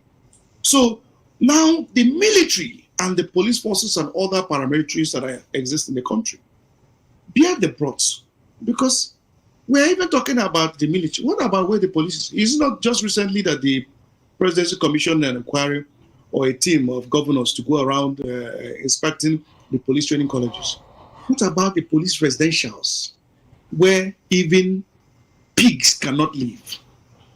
And in most cases, we're talking about overcrowded, we're talking about dilapidated structures that are endangerment to lives. And these people have no choice but to raise children in these environments that become vulnerable to abuses and all kinds of things that happen in the police station. I would encourage you, the media, to please do your undercover investigation into the Nigerian police and the military barracks. What you would uncover will break the heart of any living human being on earth. Because the things these individuals face with not just what happens to when their serving heroes die, that is the breadwinners of the family die. These people are evicted without any form of consideration or care for the families they leave behind. If the Nigerian presidency or the teams are saying that this thing they're saying is a lie, let them provide something of alternative truths to it. So today it has not become something of pride to serve with honor. It has become something of the last most unfavorable route or channel to serve in any capacity as a military personnel or as a security personnel within the entire nation, apart from those who's now become the protector of the thieves. Yes, we call them thieves because legitimate ways of how they have earned these monies. But now they have become the ones we now call VIPs. In a nation, we now call people VIPs. So the ordinary man has no existence in Nigeria. But the VIPs now are now being protected by the police and the militaries. And in most cases are abused beyond imagination. You see them running errands for Madame and Oga, as we will say in our local. But the most disheartening aspect of it all is that each year we talk about the fallen heroes. What have we done to improve the lives of the living, of the ones or the families they leave behind? What is the encouragement or message you send to those who are still serving? Back in days, I had lots of military friends and a lot of personnel in the paraforces. And one of the joys they did the work was never out of the pay. Everybody that is knowledgeable of the income of the average policeman or military man or any paramilitary forces in Nigeria knows that they are not well remunerated. Okay. But it's the pride to serve the integrity and the protection of the sovereignty of our dear nation that has always been their number one mandate. But today, I can tell you, it is never a thing of joy for anybody to say he wants to carry arm to protect our sovereignty. Okay. Protect who? Is it for the politicians or for the well-meaning Nigerians? So the emblem being launched, we hope that they will see it differently and begin to address the way and manner these families are, evicted. Just recently, the catastrophe government we'll have to. Okay. Certain personnel. Ochidoke, because of time, we'll have to cut you short here. Thank you very much. It's always a pleasure to have you talk very passionately about the issues concerning Nigeria. Thank you so much for being with us on News Hour. Thank you so much. Okay, we want to reiterate that the views of our analysts are solely theirs and not that of VOP TV as a station. We'll take a break now. When we return, we will bring you more stories.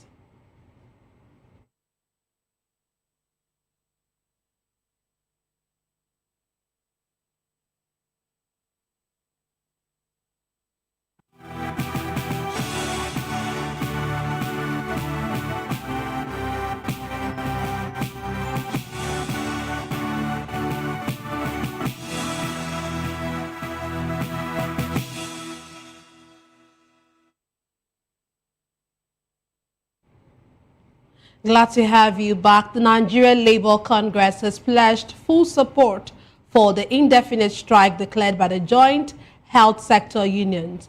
NLC President Joe Ajaero, in a statement from Abuja, said the union stands with the striking health workers. The strike follows the federal government's delay in implementing the latest memorandum of understanding signed with health unions on October 29, 2024. The workers are demanding full implementation of the consolidated health salary structure. Well, turning to other stories, Nigerian drivers, I should say, face road risks as the use of second-hand tires continues, with experts warning that worn-out tires can fail suddenly, leading to accidents. In Benin City, motorists say the scarcity of reliable, affordable, and new tires leaves them little choice but to rely on used ones. They are calling on the government to regulate the market and provide safer options. Our correspondent, Rhoda Johnny, reports. Millions of Nigerian drivers remain at risk on the roads due to the widespread use of second-hand tires, which experts warn can fall unexpectedly and lead to serious accidents. Feedback from motorists in Benin City shows that many rely on second-hand tires because reliable dealers offering affordable tires are scarce. Others said used tires are simply the only option their budgets can accommodate. The cost of tire in the market is so much. When you have maybe the new tire, it will 45,000, 50-something thousand, and you can easily get a fairly used tire for 20,000-25,000 naira. We know that the fairly used tire is not that too good, but we are trying to manage because the cost is too much by buying a new tire. That is why we are not just okay with it, but we just have to manage it. This is my own tire I'm using now. It's not up to 2 to 3. Let me say 2 months. You don't define for side. If you go check and I don't define for side. I don't know that they put tire joint tire. They put on joint tire. I don't know why. So I don't know. But they will fear us. We no fit afford new one. Now the fairly used is still there. To buy new one now, the new one it's too expensive. But that fairly used, we can manage it.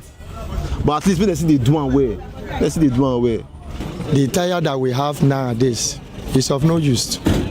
It's all fake tires. And because of that, every one of us are buying fake tires, and we spend unnecessary money for what we're not supposed to spend. Because since we don't have Dunlop and Michelin company, no longer exists in Nigeria. But maybe those ones they are existing in other part of the world. But no longer exist, so they make us to buy fake tire. And tire nowadays, tire is one of the essential in motor. Because if you does not have a good tire, like for example rainy season, if you don't know how to drive, it can cause accident.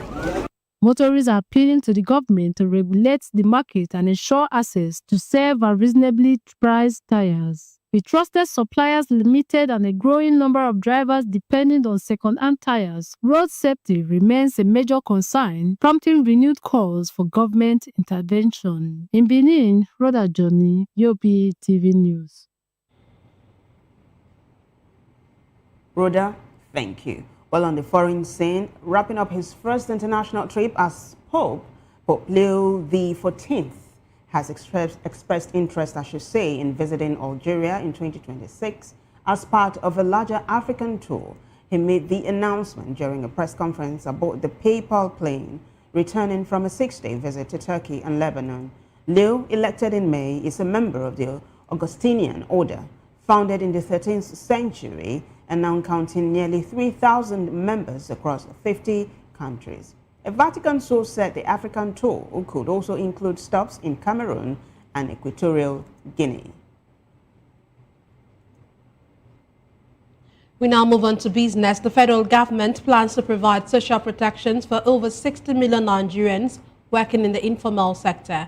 Minister of Labour and Employment, Mohammed Dingyadi, disclosed this in Abuja at the National Dialogue on Extending Social Protection Coverage to Informal Economy Workers. He said the government will partner with key agencies to roll out mobile health insurance and micro-pension schemes for workers in markets, farms, transport clusters and workshops. Dingyadi stressed the commitments to closing the protection gap using technology-enabled systems. ILO Country Director for Nigeria, Ghana, Liberia and Sierra Leone, Vanessa Fowler, emphasized the social protection is both a human right and an economic necessity. In sports news, Super Eagles head coach Eric Chell has released a 54-man provisional squad for the 2025 Africa Cup of Nations. The list features most of the familiar faces from Nigeria's failed 2026 World Cup playoff campaign, including Victor Osimhen, Ademola Lookman, Samuel Chukwueze, Alex Iwobi, Stanley Nwabali, Wilfred Ndidi, Calvin Bassey, and Moses Simon. Also included are Arko Adams, Tolu Arukudari, Frank Onyeka, Shemi Ajayi, William Troost Ekong, and Zaidu Senuse. A notable omission is 20-year-old defender Benjamin Frederick, one of the bright spots during the World Cup qualifiers.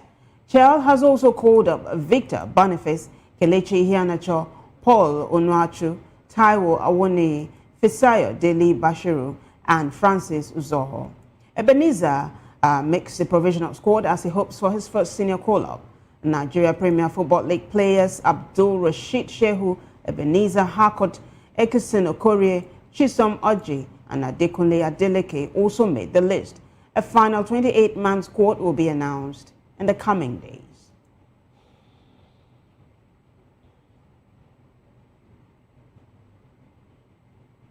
In entertainment news, the Ministry of Arts, Culture, Tourism and the Creative Economy has announced that the inaugural Nigerian Foods and Culture Festival will hold from December 16 to 17, 2025 at the Tafawa Balewa Square cricket pitch in Lagos. Minister Hannatu Musa disclosed this during a briefing in Abuja. She said the festival aims to showcase Nigeria's rich cultural heritage and creative diversity. Musawa added that Lagos was chosen as host city because of its reputation as a center of cultural and creative excellence.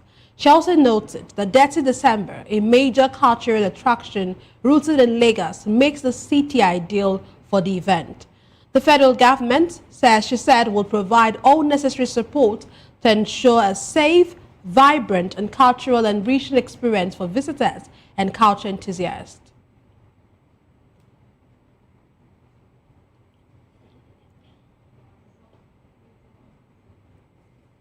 Well, that wraps it up for us in News Hour. But before we go, a quick look at the headlines. We told you that Tinubu has named the former CDS Christopher Musa as defense minister. Also, President Tinubu meets service chiefs in Abuja. Tinubu launches 2026 Armed Forces emblem. Governor Oti meets President Tinubu in Abuja. Also, Senate moves to create single national emergency number. Court restricts show arrest public comments. On the foreign scene, Pope announces plans for African tour. In business, federal government targets social protection for private sector workers. Well, in sports news, I know Boniface Iheanacho back in Eagles 2025 AFCON squad. And in the world of entertainment, Creative Economy Ministry unveils Christmas Culture Festival. Do well to subscribe to our YouTube channel. On YouTube, we are Voice of the People TV, and on other social media platforms, we are at VOP TV Live. If you witness news happening near you, we want to hear from you. Send your eyewitness report, event coverage request, photos or videos directly via WhatsApp to 0814-606-4057. You can also reach our newsroom by email at news@vop.ng. I am Nnenna Ndomdioto. And I am Vivian Oguche. Thank you for watching.